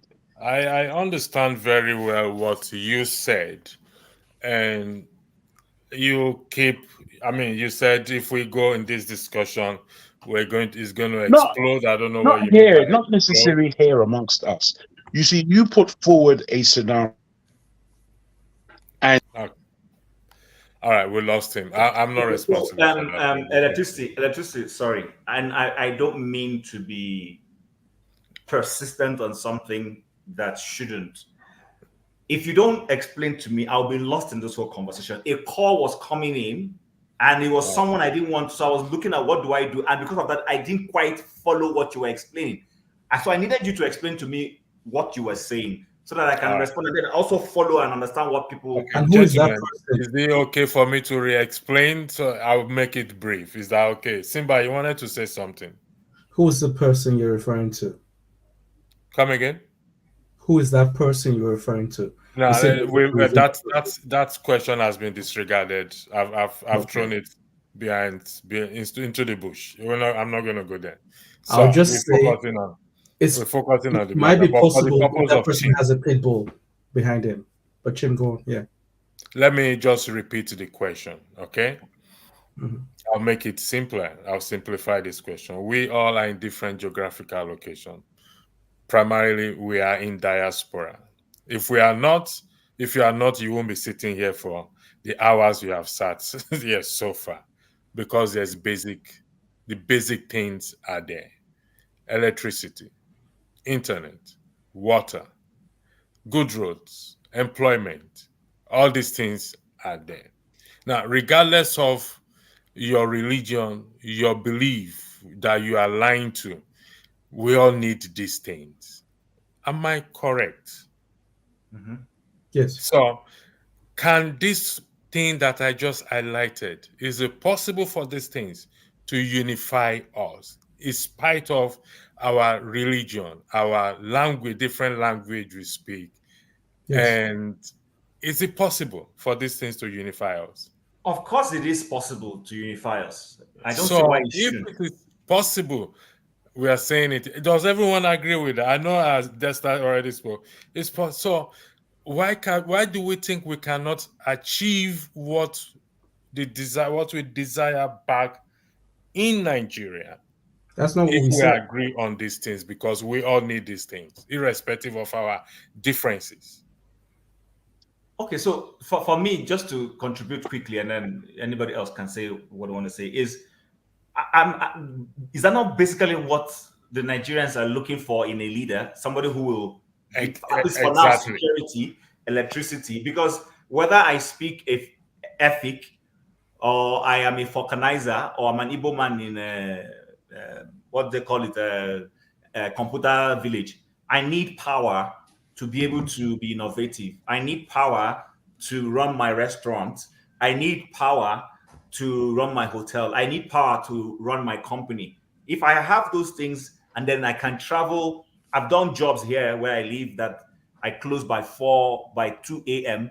and I have to go home. And I jolly ride my vehicle safely. Nobody stops me. I get to a traffic light, spend 15, how many seconds the traffic light takes. Nobody comes to take advantage of me when I'm at that traffic light and the traffic light turns green. And I go home, I park my car, I walk into my house. My family is sleeping. I go shower and I sleep. And I did this for several years. Nobody troubled me. Is that not what we're looking for? Don't I want to go to Lagos and Dexter will invite me to VI for a party and I live in Ajambadi and I freely drive from Ajambadi to honor Dexter's event in the middle of the night and go home?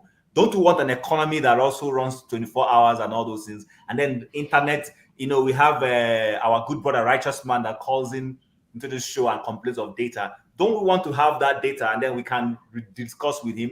Or I live in Canada. I want my parents to visit, and I can get Nigerian Airways to fly them at a cheaper rate than flying a more expensive airline. So I don't know why that shouldn't be. And I don't care if the guy who's going to provide it worships Shango. I don't care. Or that's, in fact, full disclosure, I voted for Buhari in 2015 because I thought he would have solved those problems. He didn't solve them. I'm Igbo. Majority of my ethnic members voted Jonathan. So why is that a problem? I don't understand why that should be a problem. Thank you. The next five, Paul, the floor is yours. We go by turn now, please. I think James completely spoke my mind. All right.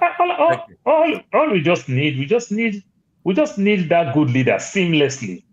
You understand? Just like the way you press your phone, you want to download, say Instagram, you have the Play Store or whatever to get Instagram, to get your TikTok and everything. Then you can play with your phone.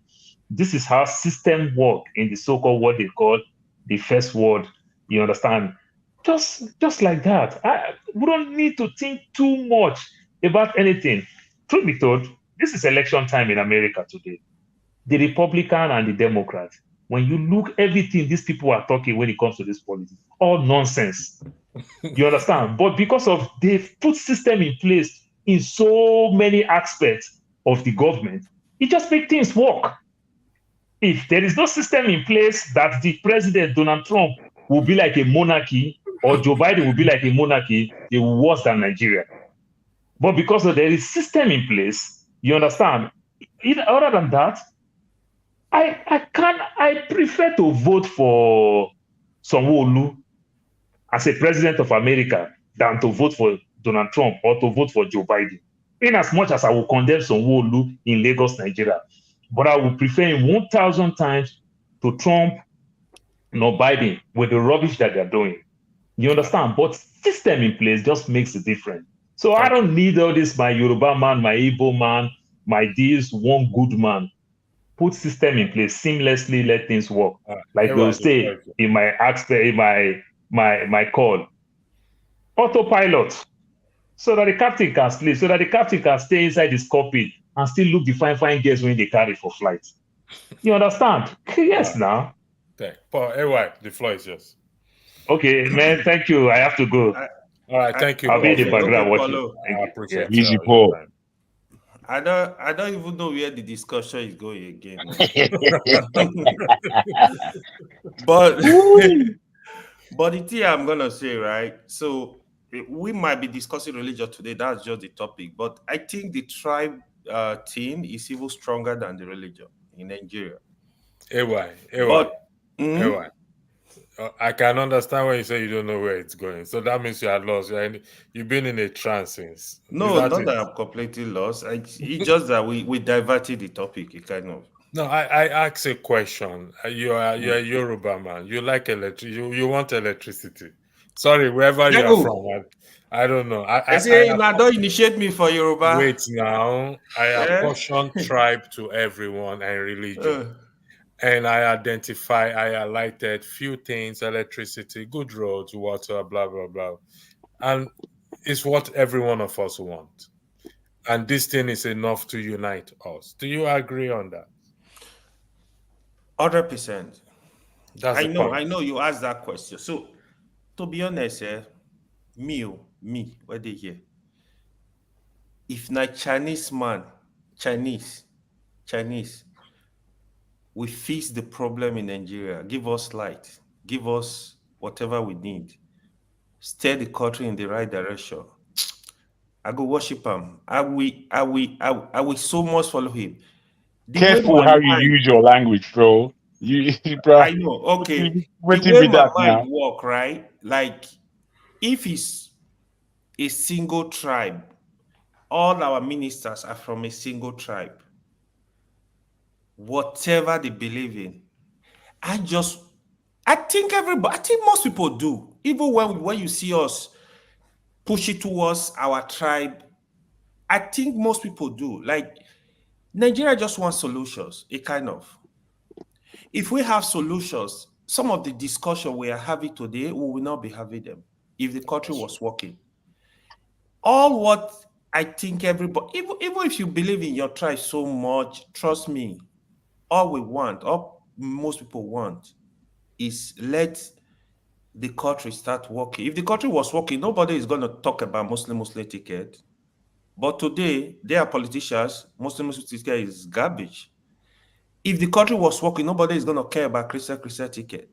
If they can do the job, nobody is going to even have the discussion. Why I think we having this discussion, they kind of like give us the room to have the discussion. Oh, we are this, we are that. Like, oh, I'm from here. That's why we're having the discussion. But for me, the summary of the whole thing, we just want the light. We want the jobs. We want the country generally to work, infrastructure, basic amenities. If this stuff start working, even the Tinubu, you see everybody, majority of people are just bash it today. If Tinubu can rewrite his name, trust me, in the next 2 years, if Tinubu can start fixing the country, building the real infrastructure people want, improvement in electricity, if the mind of the people will change, you will see people will start telling, oh, more, let's vote for this man for second tenure. This is the whole truth. Every part of the country is feeling the impact of this government.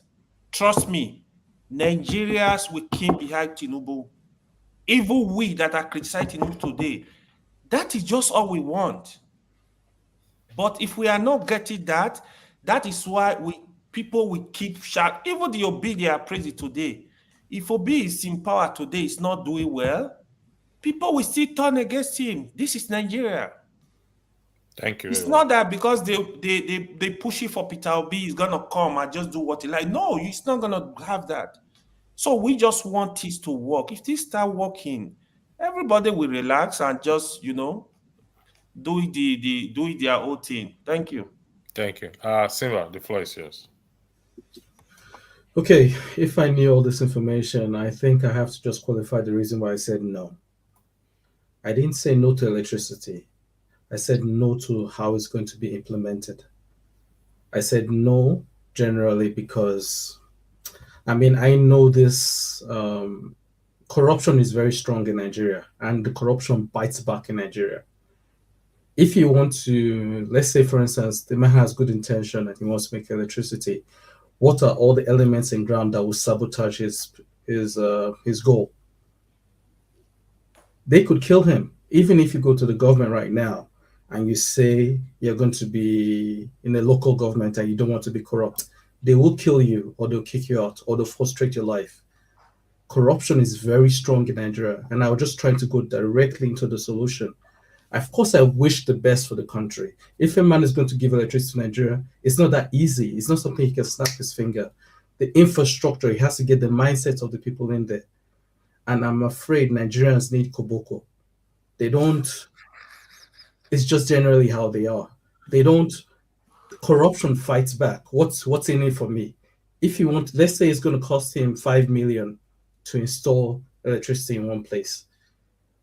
Probably by the time he finishes bribing the people, it will be going to 50 million. Simba, So sorry for interjecting you. Wrong. Simba, sorry for interjecting you. So you are the Minister of Power and whatever it is. So what do you call that position again? The Minister of Power and Mines, if I'm correct. Would you do the same thing you just highlighted now? The question is, how did I get into that position? Now, let's just argue. For the purpose of argument, you got into that position by merit. Would you do the same thing you just said now? That's the best scenario you're talking about. And of course, if I got into there with merit, then I can fight differently. But I would need to have like 5 pit bulls protecting me in my back. So, you have to be realistic. You are Minister of Power and Mines. You are Minister of Power and Mines. So you have the power to appoint people, and you have the power to do anything. Let me use the word anything. You have the power to appoint. So you can appoint those 5 pit bull to back you up. Would that be correct? Yes. That would be correct. If I have the power to take people to prison, so that means it is possible to achieve. It is possible to do, but you need to know the scenario where you are in. But you just said it's possible to do. So what's the scenario there again? The scenario is your 5 bulls around you. Yeah, you need pit bulls around you. You need to have the authority to take people to prison, regardless of who they know. Is that possible in Nigeria at the moment? I'm just asking a general question.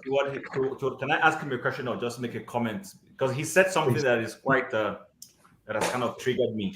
Ask him a question, please.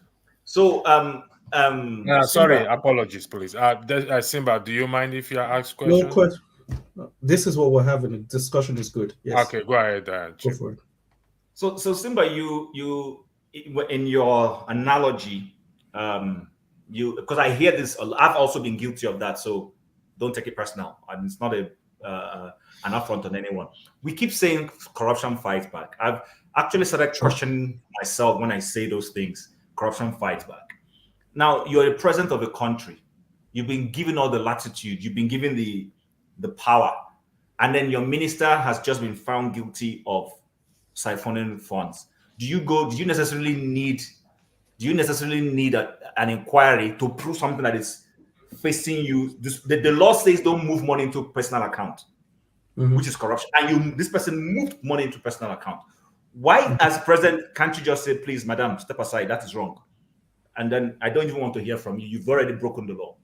Because we keep saying corruption fights back. Don't you think that, yes, I'm going to end there, then you say something. Don't you think that when our leaders don't act quickly when something is obviously looking at them, that's when they enable this corruption that is fighting back? Because when you sanction, then it becomes a deterrence so that other people will quickly fall in line and corruption will not fight back. Okay, the question is, how, if I am a president, first we're talking about minister, but let's say president now. Is the president in Nigeria absolutely powerful? Does he have a dictator power? Can he kick everybody from the parliament and put new people in there? Can he do that? No, but we're not talking about parliament now. I just mentioned his saying, ministers. we're addressing corruption. We're addressing the topic of but corruption. He can actually. We've had presidents. We have had a president who removed the Senate president. That was not my point. I'm trying to emphasize my point. How did he come into power? Is he corrupt himself? I think Desta, Simba, I beg your pardon. Listen, see, I'm not dismissing your point in terms of corruption fight back. Yes, everything will fight back without a shadow of doubt. And we know and I'm not dissing Nigeria. I'm not dissing Nigeria. Corruption is everywhere. It's the level of corruption in Nigeria affects your day-to-day life. That's where I have a problem. But corruption is everywhere. If you are president, power rests on you. Okay? In fact, the power that the Constitution gives to the president of Nigeria, I don't think who has it. I don't know whether I should use Biden, but I don't want us to be pessimistic. That's what I'm just trying to say. We acknowledge the problem. True. But there's also a solution to it. And when Idiagbon was there with Buhari, the same Buhari with Idiagbon, if I'm correct, Nigerians fought. Now that's a military distance, but it's also possible for a civilian president to achieve such. Go ahead, Simba. Then I'll use it for You hit a very, very good point right there. Idiagbon was a pit bull. Correct? Do you accept the analogy? Operation Sweep. I think he was the guy in charge of it, correct? I think it's no. Was it Operation Sweep or Operation? Is it Sweep? Is it that one in charge? Say no to indiscipline. War against indiscipline. War against indiscipline. War against indiscipline. Sorry about that. War against it. I know it's not Sweep. I Exactly. Something like that. Okay. Now that's my point. People and the Nigerians hated him for that. They hated that. Nigerians do not hate him for that. Nigerians loved him for that. That's not true. That's not true, Simba. Okay. No, Simba. No, okay. No. Nigerians loved him. Not all Nigerians. Okay, not all Nigerians. Okay, let's put it that way. But I'm just saying sometimes some people don't know what to do with freedom. Like now, if I'm driving in Nigeria, there's red light there, and I brake. They start shouting at me, "Hey, there's no police there. Drive on." Everybody starts horning. Why aren't you driving on and everything? That exists. It's like the corruption has been so long in that country that people look at abnormal things as normal. And how do you remove that thing? I come up with the concept of Koboko. Some people need to be spanked for their head to there's a solution. That's a solution you just provided. That's a solution, yeah. Good. Yeah. So we're going somewhere. Yes, please. That was all my intention. I didn't say there is no hope for the country. I just said there are elements that we have to put into account during our discussion. That's all I meant. Thank you. Jagun, the floor is yours. I think this guy is before me now. Oh, that's not spoken. You go ahead. Don't worry. Oh, okay. You see, for me, my brothers, I'm a positive person, man. I'm a person that looks at solutions. I'm a person that wants to uplift the spirits of the people. As our spirits are jaded somewhat with our existence as Nigerians, I don't think we can tear ourselves away from the reality and the pain of what's going on. And the discussion about religion, supremacy, culture, these things are very real. They're visceral. They're in our face all the time. We can speak about if X, Y, and Z was there, wouldn't we all just come to a point of wonderful understanding amongst each other? I'm afraid not. And I'm not saying this to be pessimistic. I'm saying it to be real. Whilst there won't be, the problem of ethnicity maybe, which will be a great thing, there will be other problems that we're still going to have to tackle. And I wonder whether the psyche of the Nigerian and the way that we have been orientated will give us the kind of expediency, the kind of mindset, the kind of, I don't know, togetherness that we need without these types of frank discussions. When I communicate with many Nigerians, I find a lot of disparity and disagreement I have with them, simply because of the way they see things differently from me. So I wonder about how it is that we come to certain decision points. You know, strange things trigger us. Strange things. You know, you just make a suggestion and somebody's going to be triggered. Just out of the suggestion. They won't tackle the suggestion, but they'll try to tackle you. And these are present. And I feel that, you know, in want of some level of, I don't know, agreement or solution, we are really ready to fall down and pretend that these things don't exist. I'm at a loss slightly by the way you electricity are approaching this matter. Jago, let me tell you something now, okay? My years of experience, I don't know how old you are, you probably older than me, but I'm going to tell you one thing now. We are 5 here right now. Just 5 of us. 6 of us, actually. 6, I beg your pardon. And we've been talking things. And I'll tell you again, take it anywhere you want to take it to. If one thing function in Nigeria today, all of that, everything is important. If one thing function in Nigeria, electricity function in Nigeria, I can bet my life on it. You not hear Yoruba man, Igbo man. My brother, you're talking. Let me finish. Hold on. One second. You're not saying anything to me, bro. Hold on 1 second, please. If you don't mind. We will not be talking Yoruba man, Igbo man, Hausa man, Ijaw man, this and that. No, because everybody will become engaged, will become busy. Even where there is no electricity at this very moment, Nigerians keeps themselves busy one way or the other. Look at the way Nigerians have taken, even though some things are rubbish that they post on social media, we are very, how do you call this word? Is it enterprising or no? There's one word I'm trying to use, man. I can't remember the word. Nigerians don't depend. Very enterprising. I think that's what you want to say. Yeah, very enterprising. Nigerians don't depend on the government for their daily bread as it is. They are creative. So if that electricity can function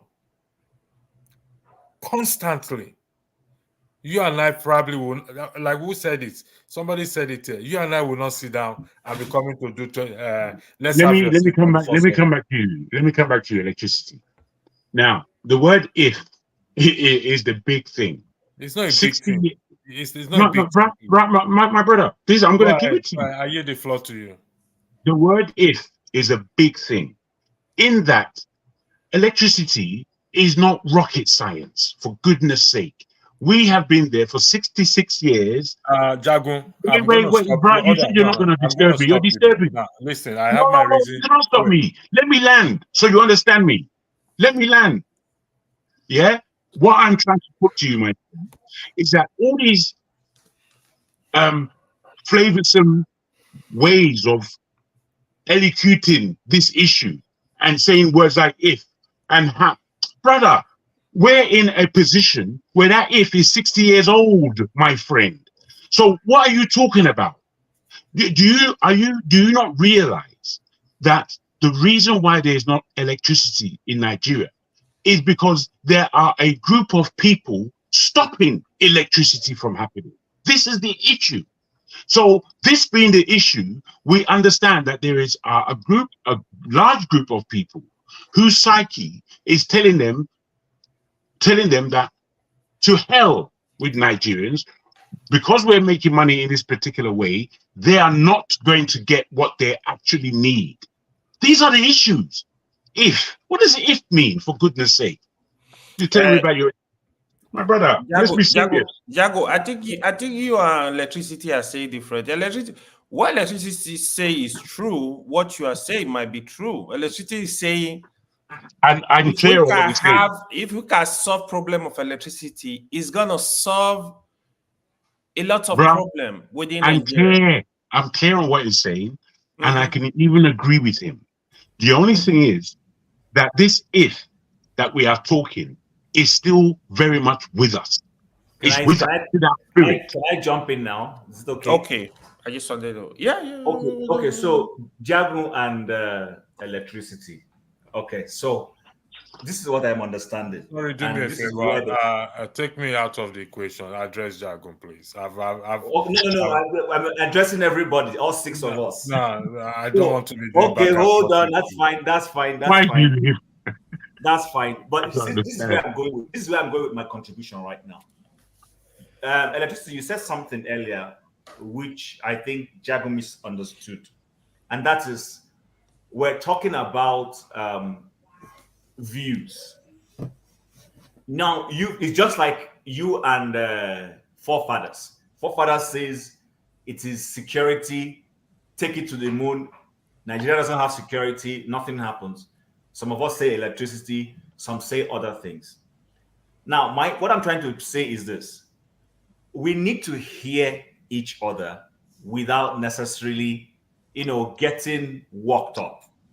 Now, I live in Canada here. This week alone, something broke out in the political system of Canada. During the COVID period, there was an emergency law that is there in the constitution, but they don't use it very frequently. And there was these truckers who were fighting, saying that the vaccines were becoming an impediment for them to do their job as truckers. They were being forced to get a shot, and some of them said they should be allowed not to. And so there was a demonstration, and those truckers caused call it nuisance to society. And then the Prime Minister and his Minister of Justice applied a law called the emergency law. Now, post that law, people have gone to court over that matter. And just, I think yesterday, the court ruled that the Prime Minister used that law wrongly.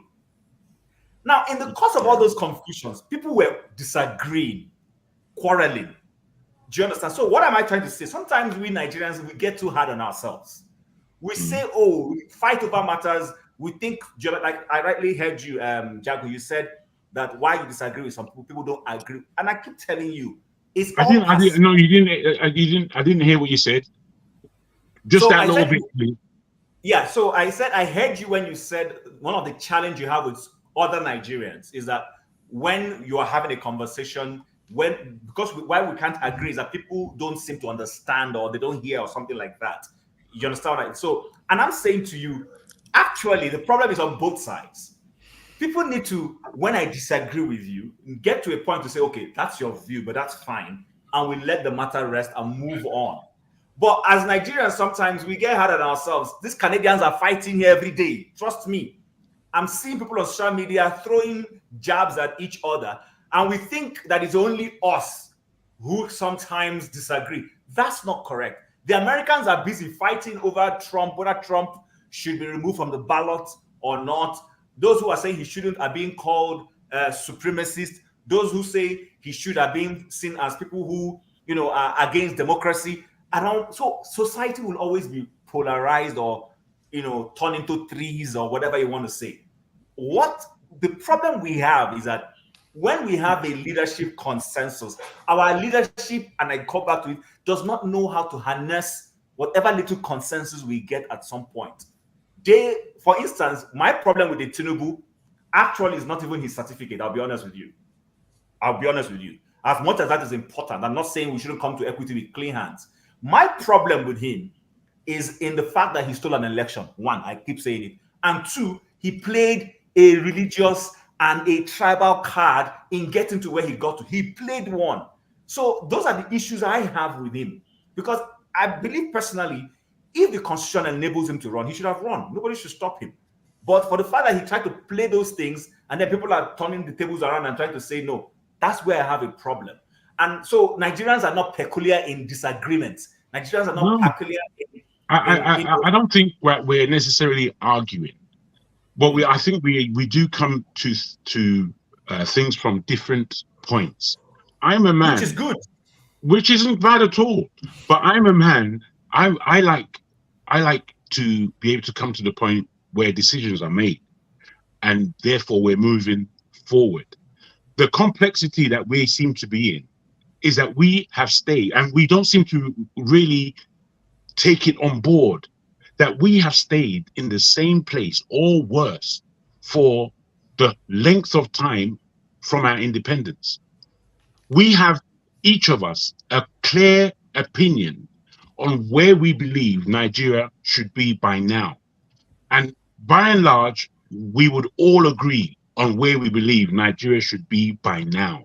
But Nigeria is in a position of almost nowhereness.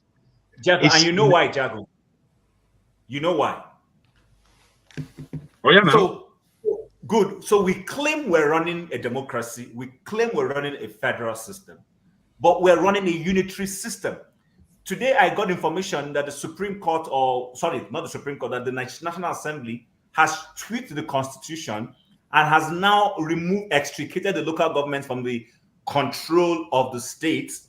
And now INEC can go straight to the local governments and run election.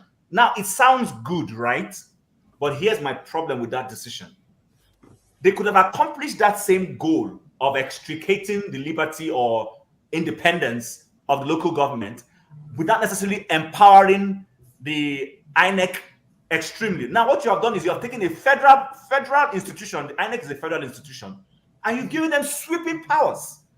That is not what democracy is running in the federal system is running in America. You don't have one institution doing things across board. Do you understand? So what I'm trying to say, if you will get me, is this. California is developing at its own pace. Texas is doing the same thing.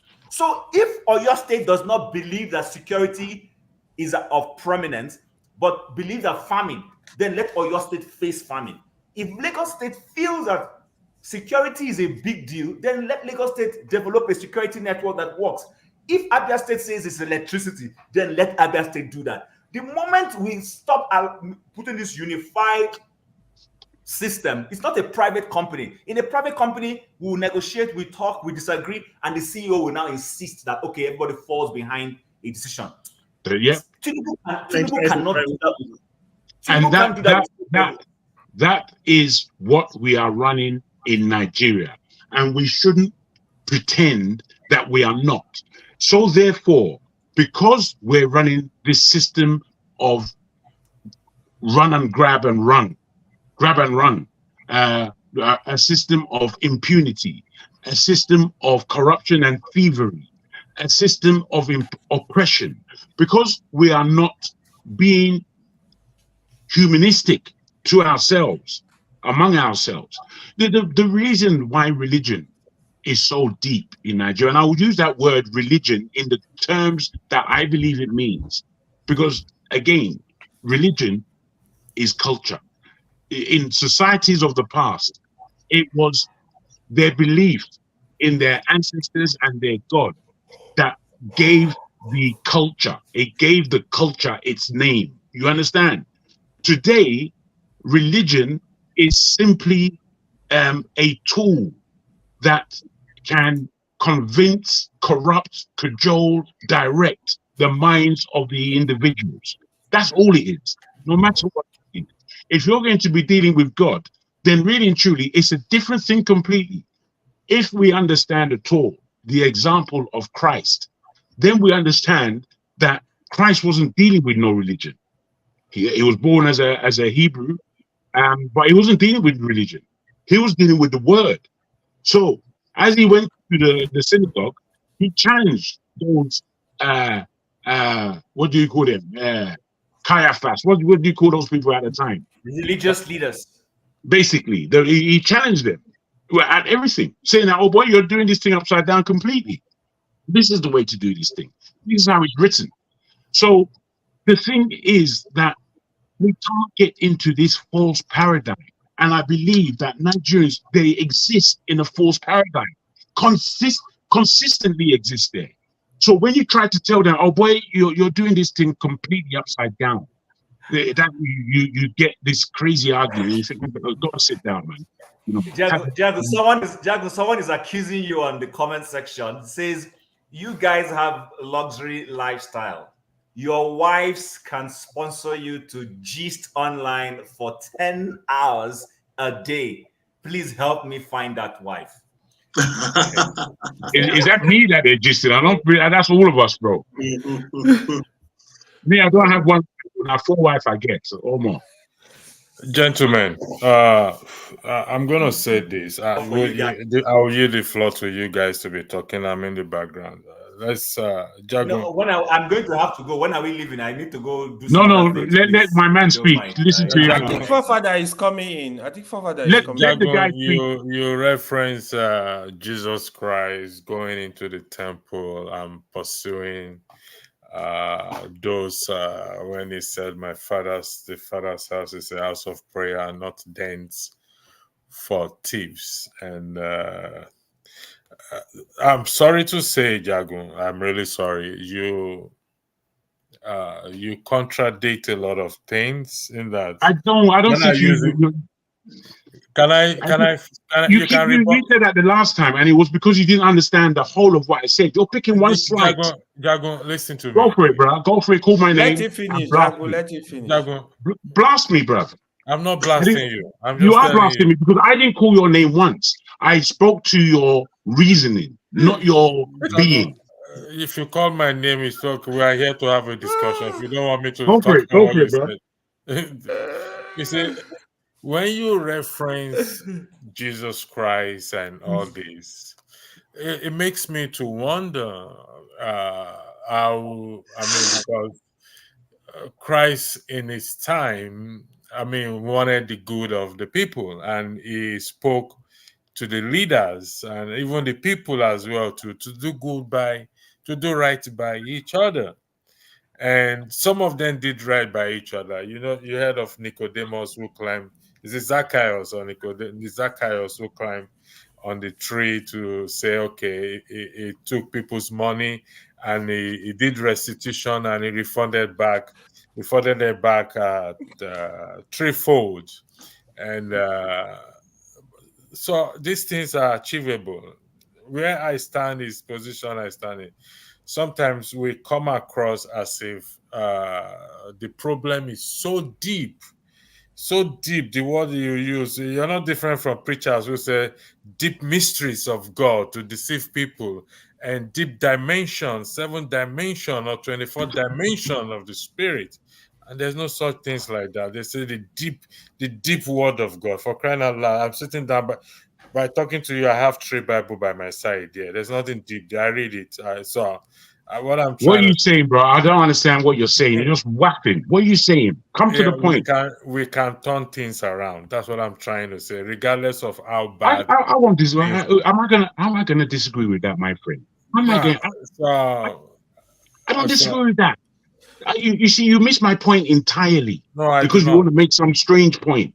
You miss what I'm saying. I need to go. It looks like I'm passing the wrong message. People think I don't have work by coming to sit on the screen. They are accusing me of being a rich investor. So I'm not going to allow them to accuse me that way. I wish they knew how much money I'm asking them to pay me this evening. Then come on. My God. Anyway, just on a lighter note, guys, go ahead, guys. So I yield the floor to you guys. You can continue with the discussion, and I'm just in the background. Electricity, thank you very much for your time. Electricity, I would love to discuss. Why are you shouting over me, man? I'm talking to the brother. Why will you come and shout like that? Sorry, boss. My goodness. Sorry, boss. My brother, I thank you for the conversation that we're having. I think it's deeper than just an argument. I think we really need to understand what we're trying to say in its entirety, as opposed to picking small points and sword fencing over them. I know that some points that are small are important, but I feel that you've misunderstood me entirely today, my brother. So on to the next time.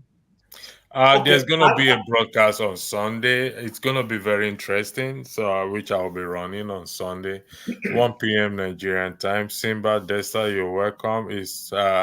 I'll give you a sneak preview. He's talking about the submissive wife and the froward, FROWARD, and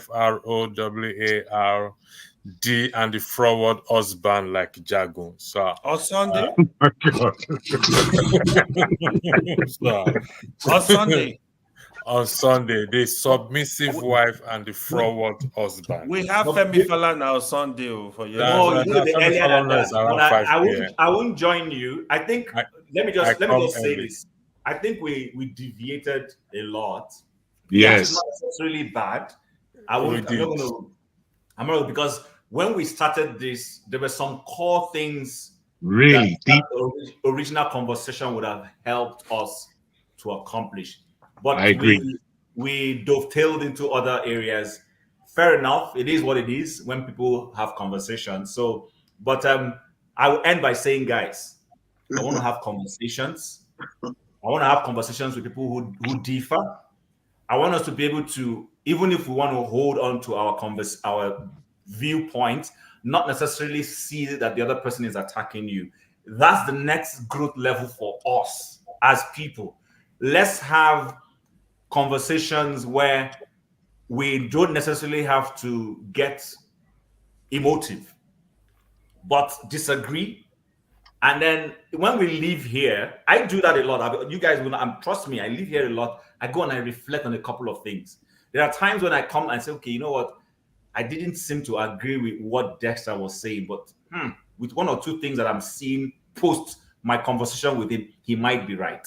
And if I see Dexter right next time, I probably will say, oh, you know what? By the way, my disagreement with you, I yield on one or two things. That's actually part of why, to a certain extent, our society is not making progress. Because sometimes somebody will say it is Nigeria should run on hydro. Meanwhile, hydro may not be the best for us. Maybe what is best for us is to develop our gas industry. And because somebody is trying to protect a northern interest, for instance, I mean, it's going to come up tomorrow, hopefully, they are moving a certain section of CBN back to Lagos. I understand the hue and cry. It might not be a bad thing, but you see what? The Nigerian government, as constituted by the current president, has given room for people to conjecture. Why? Because he's from Lagos. He has empowered a lot of Lagos boys, and everybody is now narrowing it down to a Lagos thing. But there might be something good in that. I've said it here. In Canada, where I live, the IRA of Canada, they call it CRA, is not in Ottawa. It's in Manitoba. Anything you're doing with CRA, you are writing to Manitoba. If you want to go physically, you must fly to Manitoba. But Ottawa is the capital. The base point of their shipping industry is in Nova Scotia. It's not in Ottawa. So sometimes you liberalize those things based on where you will be able to get the best experiences for those institutions of government. Unfortunately, we've taken everything and we have thrown it in Lagos. Lagos failed. We took it same thing and threw it back again to Abuja. We didn't even learn anything from our Lagos experience. So those are some of the things I want to bring out. We will grow when we start not necessarily taking these things too personal. I just want to end there. I thought Electricity was going to discuss them this night. Yeah, those are good topics. No, but it's tomorrow. Don't worry. Those things are for tomorrow with Dr. Damages. Yeah. Even the Peter Obi deputy, you were trying to bring I will leave that one for you people to discuss tomorrow. I think we've had enough tonight.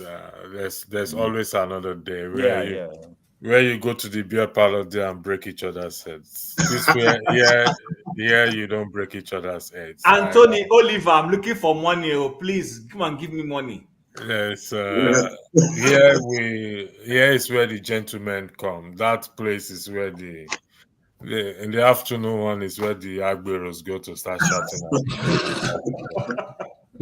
I'm done. I'm done with that. I'm sure you guys have all had dinner. I need to go and have my own dinner. So, gentlemen, we're going to call it. Jagun, somebody said, I think there's somebody who fancy you here. Oh, this is from Meanwhile, I love Jagun too, but he can be I said Jagun is a gentle bully. Who said that? Alori, Alori Oh, I AI. see. Is that how I'm she sees it? worried AI. I agree with you 85% in this. I'm on 100% too. I'm not a bully at all. I just speak my piece, man. So, gentlemen, listen, we'll call it a night here, but we must not see the country as an impossible thing to turn around. Number one, this is 4 hours 35 minutes. This only become possible, like I said, just because of electricity and internet. You know the cold weather? If there's no electricity, Chim, Jago, you know if there's no electricity, you know what will happen. Oh yes, No civilization. Yeah. If there is no electricity, you know what is going to happen. Try convincing forefathers, please. Well, I'm not here to convince you. Local P. Anyway, you know what? You guys keep talking. I'm in the background. I'll let you discuss. That's good. Okay. Guys, I gotta go I'll to be controlling from the background. Okay. Bye, So guys. Thank you. Chim, Thank you you, say you are Legacy. leaving. Thank you, I my will brother. go and have dinner. If I'm able to come back, I'll come back. Local Mr. P. Jim. Local P. What's in what prepare for us today, my brother? Jago, hold on. Local P. I know you are just joining. Soup. Oh wow! You are just joining. With But, that soft meat. I'm putting the moderating on you for now. Okay, No. I just bought him because of what Kim. No, Kim alerted something. What's the guy's name just now? Aleo. No. Anthony Oliver. Yeah. Oh, You okay. remember? What did he say? No, like you guys have the luxury of sitting for 10 hours, like your wife was sponsoring you, so something like that. So if should we go Mr. backstage Oliver, then, or Local what? P? Should we go backstage then, or you go to No. I moderate? just want to be in case now. I just want to like them, Mr. Oliver. Man, I feel you, bro. I know it's not easy, but we can do something about it. You understand? I don't know where you live. Probably live in diaspora. But Mr. Oliver, Anthony, please take heart. I feel your pain. I know exactly what you're saying. Trust me, 100%. But don't worry, we'll get through it. We if you can come here often, we'll talk about it. Even you can come on live, then we'll go backstage and discuss about it. I felt what you said.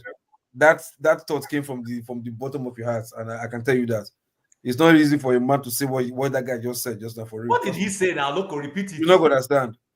No, which one? He don't say plenty things. Which one? No, the last one you highlighted. Anthony Oliver. Who is Local referring to now? Anthony Oliver. Somebody Is it from the the one that audience, says the North are making more money with No, gold? Is that it? No, you don't baff. You don't show. No, I'm talking about somebody that said something real. It's Anthony So this Oliver. I one? know what is. Yeah. This one, huh? No, No, not the this one. first one. There was one before this. Yeah, I said you guys have luxury lifestyle. Your Yeah. wife This has one. also you. Oh, I already mentioned it now. Yeah. Yeah, that's the Oh. one. Local P is trying That's to what I'm address. referring to. Yeah. If you Yeah. read what you just said, read it again. Like it came from the, Yeah, from look the at it deepest now. part of his heart. Yeah, exactly. Yeah, it came from the deepest part of his heart. Like I feel him 100%. You understand? It's not easy for you to have We said that. feel your pain, bro. We You feel your understand? pain, bro. I feel him. So I'm like, you can even say, say, please help me find that kind of wife. I would give that. Local P. So I don't know his current situation right now. I thought Local P was saying something. No, for real. That was why I came in. I was like, guy, man, who's this man? Like, come on, man. So you guys continue to talk. I'm backstage.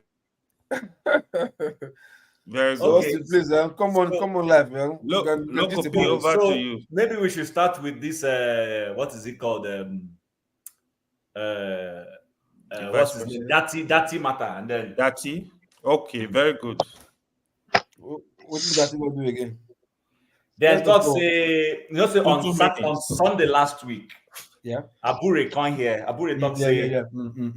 Say to say na dirty day for head of the ticket. Number one. Say the story for different. Yeah. So somebody came, and I haven't heard it, but I'm hearing that there is a plan that in the next election, that will be on the head of that ticket. And who will not be the neck? I don't know. Yes, now because see, it's better they define it now because it will change the trajectory of that party. It will dramatically, as in drastically, it will change it. So it's better to discuss it now because anything other than how will it change it? How will it change the trajectory? Okay, fine. You see, there are Labour Party faithful or Labour Party members, and they are obedient. You understand? And I think the kind of type of stratosphere now that Labour Party is swimming on or soaring on right now is obedience, not even Labour Party. Let's be honest. You understand? So if and the obedience is coming from Peter Obi, not from Dati. You understand? Dati, people now came to know about him like, oh, he's that guy that has base university. Oh, from the way he's talking, I think this guy is upright guy, this and that. But because it's still from the north, everybody from the south is still not having that, acceptance yet. But okay, yes, Obi number one, no problem. Number two, that's no problem. But if he now becomes the number one, sorry, everything will change. Trust me. So I disagree with you. Trust me, everything will change. So because they need to be in the picture. No, hold on first. 1-1. So hold on there. So there was the obedience. Yeah. Obedience brought Obi. Obi brought Dati. Mm-hmm. Now, but the obedience are impatient for what they want. Okay. And the Obi they brought, although they love him, does not have the, even though they love him, adore him and everything, he has made them calm, they agree. But the truth about the matter is, the truth about it, the obedience need a Dati. If they had a Dati fits their DNA. Don't you think so? Yeah, that fire that can like, man, enough of all this bullshit, like something like that. Yeah, he has the fire in him. But like I said, you can't deny the Peter Obi factor. You can't deny that. You just can't. I'm not denying it though. I'm just saying. If I'm just saying, I mean, have you related with the obedience? As in diehard. Have you on social media? Have you dealt with them? Have you discussed with them? No, I haven't. Okay. I discussed with even today. Even though there are some of them I agree with, and I understand them. But there are also there are two particular ones. There is one who is fighting an ethnic war now. If you go on Twitter, I won't call his name for you. I don't want to mention his name. If you see the way, and this guy, I don't know whether he's good at hacking people's accounts, but if you say anything, be sure that if you are not somebody who maybe you say something about ethnicity or you call somebody out on the moral ground, be sure to be that morally straight. Because if you're not, this guy will find everything about you. You go find girlfriend on WhatsApp where you don't go toast. And he will put it out there to see someone that is talking about morality. He's done it to a lot of people, and those people quickly went off. There's another one. What I want to tell you, these guys are brutal. Their pain is that their principal, and they respect the principal of being Obi. They do. He's told them to be calm, and they were calm. But I can bet you if the man was the type that is telling them put fire, they would burn everything down. Yeah. That's how those guys are. But so burning everything down, was right. Burning everything down, does it? What's no. I'm not telling you what those kind of people who they are. Have you seen their fight with Shoyinka? Have you seen their fight with Professor Shoyinka? I saw it. I was surprised. when I saw Steph the troller. Secret got picture. I'm like, Steph the troller. I like Jesus Christ, man. Jim, the best panelist. Hi, Steph. How are you, man? Obi is a charming person. Obi is a charming person, which that is not. You understand? So, like I said, the dynamics will change. Trust me. So, Loco Bean, I'll let you go discuss this topic. So let me say my honest opinion on this issue. First of all, I don't think there is anything called Labour Party. To be honest, it's just obedience. That's one. The second thing, if that T is on that ticket, it's not gonna fly. It's not gonna fly. To be honest, 2037. To be honest, will it fly if Obi blesses it and endorses it? it's not gonna fly. No, it will fly. Let me tell you. Even Peter Obi in 2027 is gonna struggle. To be honest with you, for these people to defeat APC House down in 2027, the hard truth. No, we're not there yet. Hold on, AY. We're not there yet. We're just talking about the dynamics. So let me tell you why it will not fly. You see, politics is every election is different. You got to look at the issue, look at the dynamics. First of all, that is not known in the North. Northerners, I don't see they will give support to that. They don't have that level of cautiousness that is in the South in terms of politics. That is one. Assuming, I mean, that was also the struggle of Peter Obi in the North. Even most of us will not agree. To be honest, if Konkoso was vice to Obi. So, AY, can you qualify this North, please? So when I mean North, right? Yes. So there is one thing we don't know in the South. No, AY, sorry, I'm not. Don't be offended, please. I don't mean to cut you short. I know, I get your point. So qualifying the North, are you talking about the core North? Does that include play two? I'm actually referring more to the core North. Okay, please. The core North, where you see Northwest, there is a lot of vote coming from the Northwest. So just imagine if Konkoso was on that ticket, there would have been way more pressure because of the popularity. In the South, anybody can come up, like people believe in you. You are not even rich. You are son of nobody. They will vote for you.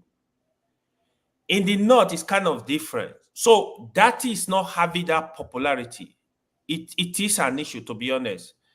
But even when Dati collect the ticket, Peter B is telling them, vote for this person. Mind you, the Southerners, a lot of people have their mind. Exactly. They are deliberately supported Peter Obi. Not that they think Peter Obi cannot do it. They are supporting him. No, they feel Peter Obi is capable. He's going to make a change. That was why they voted him. I was telling somebody recently that said, oh, if Peter Obi come into Edo, right, he's going to be able to change the politics of Edo. I say, no, Peter Obi will not. It's just like Edo people, right? If you are thinking Peter Obi will come to Edo and tell them vote for Labour Party, he's going to take again. It's not going to work. He's on his own. That is exactly what I'm trying to say here. He's on his own. People love Peter Obi, they respect him, but when it comes to places like Edo, they are very, very aware because, man, they've seen the good, the bad, and the ungly.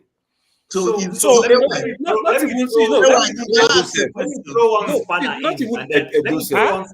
me throw this spanner into this conversation. Assuming this election, so like for sorry instance, for interjecting. My apologies, Chim. You are moderating in the meantime, man. If he's going, we hand over to the next government. If you are leaving, just give me a call. Give me a call, okay? If you are tired and let Tinubu, you can go. So the spanner I wanted to throw into this equation is this. Remember, there is an argument that the election results were not accurate, which implies that there are some governors who are governors today who didn't even win. There are some senators who are senators today who didn't necessarily win, members of the House of Reps and co. and down the line. So are you saying that in those places where there's been some dispute with, other offices, because we're focusing too much on this presidency. So for instance, is it possible that a Labour Party won a lot of seats in House of Assembly in some other states that have been rigged? Very true. Very correct. Yeah. No, Because let me answer regardless. it. Let me expand on it. See, let me tell you. This is one thing that obedient refuse to accept. Politics in Nigeria, you need political structure. That is the structure. You need that structure to protect those votes. If you don't have it, just take, for example, in 2015, APC had the structure. They were ready for PDP. They were able to grab a lot of governors, up to 5 governors, right? The big politicians, big wings from PDP, a lot of them move over to APC. So they had the money, they have the structure, they have the spread to be able to tell PDP, no, you can't rig election in my local government. I don't Labour think. Party, hold on, let me finish. Labour Party don't have these people. Labour Party have the youths that they are not. Nigeria is big. It's just like going to a village in River State to protect votes. You need the people. You need those people that will say, if they have that structure, you think where Wike will get away with all he did in Rivers, they will stop him. But if you don't have the structure, it's very hard. But people will tell you, no, you don't need a structure. You need a structure. It's a place like Lagos that is well developed. People are aware. When you go to these villages, they just give the Labour Party person money. Oh, take 50,000, go and sit down. Let's rig the election. This is what happened. But people don't believe in this stuff. I agree with you on one side, AY, what you're saying. However, there's another side of what you're saying, which I don't think is really accurate. Your talk on the structure, yes, largely you need people to be able to mobilize and equip them to protect the votes. However, on the reason why the election was lost in 2015, it was not down to structure. It was not down to the fact that in 2015, yes, that was not the reason. Why do you think? You keep on thinking that the reason is because you had a president who, at that point in time, was not desperate to be president and was not ready to do whatever it takes. Exactly. It was a fake guy. Yes. Dead guy. He was not ready to do whatever it takes. Dead guy. Yes. He was not ready to do whatever it takes to remain in power. Because the truth is this. I have no shoe. If he wanted to remain in power, he would have done whatever it takes. Look at what happened in this election. Let me land. In this election that just happened, the APC did whatever it takes for them to remain in power. Even in 2019, they did whatever it takes. It's not because this is the fallacy that they make Nigerians believe in 2015, that is because there was structure and all that. No, that was not the reason. The reason is because somebody said, okay, look, I'll allow a level playing ground. I'm not desperate. If I don't win, then let it be. That was the reason. So let me ask you this question. So you believe 2015 election was not rigged? 2015 election was rigged. 2015 was rigged.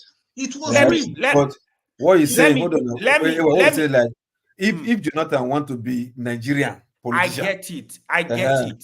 That election would have been sir, you are also partially right, but the truth is, we must put out there, APC in 2015 was a very sophisticated party. Let me explain how. Tinubu was controlling up to 5 states in the Southwest. Buhari was getting 10 million votes consistently for the past 3 elections. Those votes were coming from the North, 10 million vote average. Tinubu structure was there. Rochas was in charge of Imo State. Saraki was in charge of Kwara. So when you look at the number around, APC had the structure. So it was fire for fire. They had the money. They had the people. Have you looked at the election? See, hold on. Did you look at the electoral map? Let me finish this. Good luck, yes. Good luck could have used more power to say, anyhow, I will rig this election. But during the election, see what happened, right? Mind you, a lot of Nigeria were also against good luck. They wanted any other person, but not good luck. They wanted a change. As a change. Nigeria also wanted a change. That make it more easier. Even during election day, right?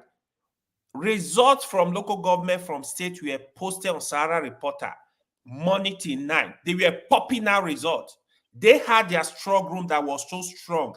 That was the same question we asked Labour Party chairman. What was happening in your strong room? Do you have all the results from all the states? APC had all the results from all the local government. They could have go to court and drag that case in court and win that case. So it was a bit different. What you're saying, you're looking at it. You're looking at it. It's different. Let me see. I'm I follow not, this thing. Right? Look at what happened to Peter Obi even in the Southeast. A lot of leaders in the Southeast, we are not support Peter Obi. It was the populace, the people, we want this man. That was why, because they overwhelmed those leaders. They could not rig election in the Southeast, PDP and APC. They kicked them out. But in other places, because Peter Obi was from there, in other places, for example, in Edo State, the governor, Peter Obi would have, he won Edo, but he was supposed to have way more vote in Edo. Because Peter Obi won Edo, they were not putting eyes in those states. They think like, oh, yeah, we won the state. But Peter Obi was supposed to do way better. The governors was going to police unit, telling people to destroy bylaw buses because of the frustration. We know about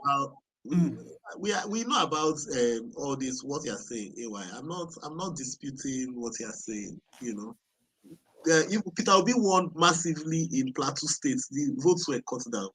He won massively in Rivers too. Lagos. In Rivers too. Yes, even in Oyo State recently, somebody was telling a DSS guy was telling me recently that even in Oyo State, you won't believe the numbers he was doing. He was doing very good numbers. I personally believe Peter Obi was supposed, if the election go free and fair in the South, Peter Obi was supposed to win at least 5 of the states. At least. You would have 5 of the states. It's not even in the South. Let's say 1 out. Even in the middle belt. Even in the middle belt. Yeah, what so the middle belt, you would have won. But so my point here is this: using institution of states to win election, it was what Jonathan did not do. I'm not saying you are not right. You are right. You're right on what you're saying. But when you now make it look like in 2015, they made Nigerians believe that okay, if you can protect your vote, no, it's not true. That's not true. But if the person at the top decides that he must use institution of state to hold on to power, then I'm sorry.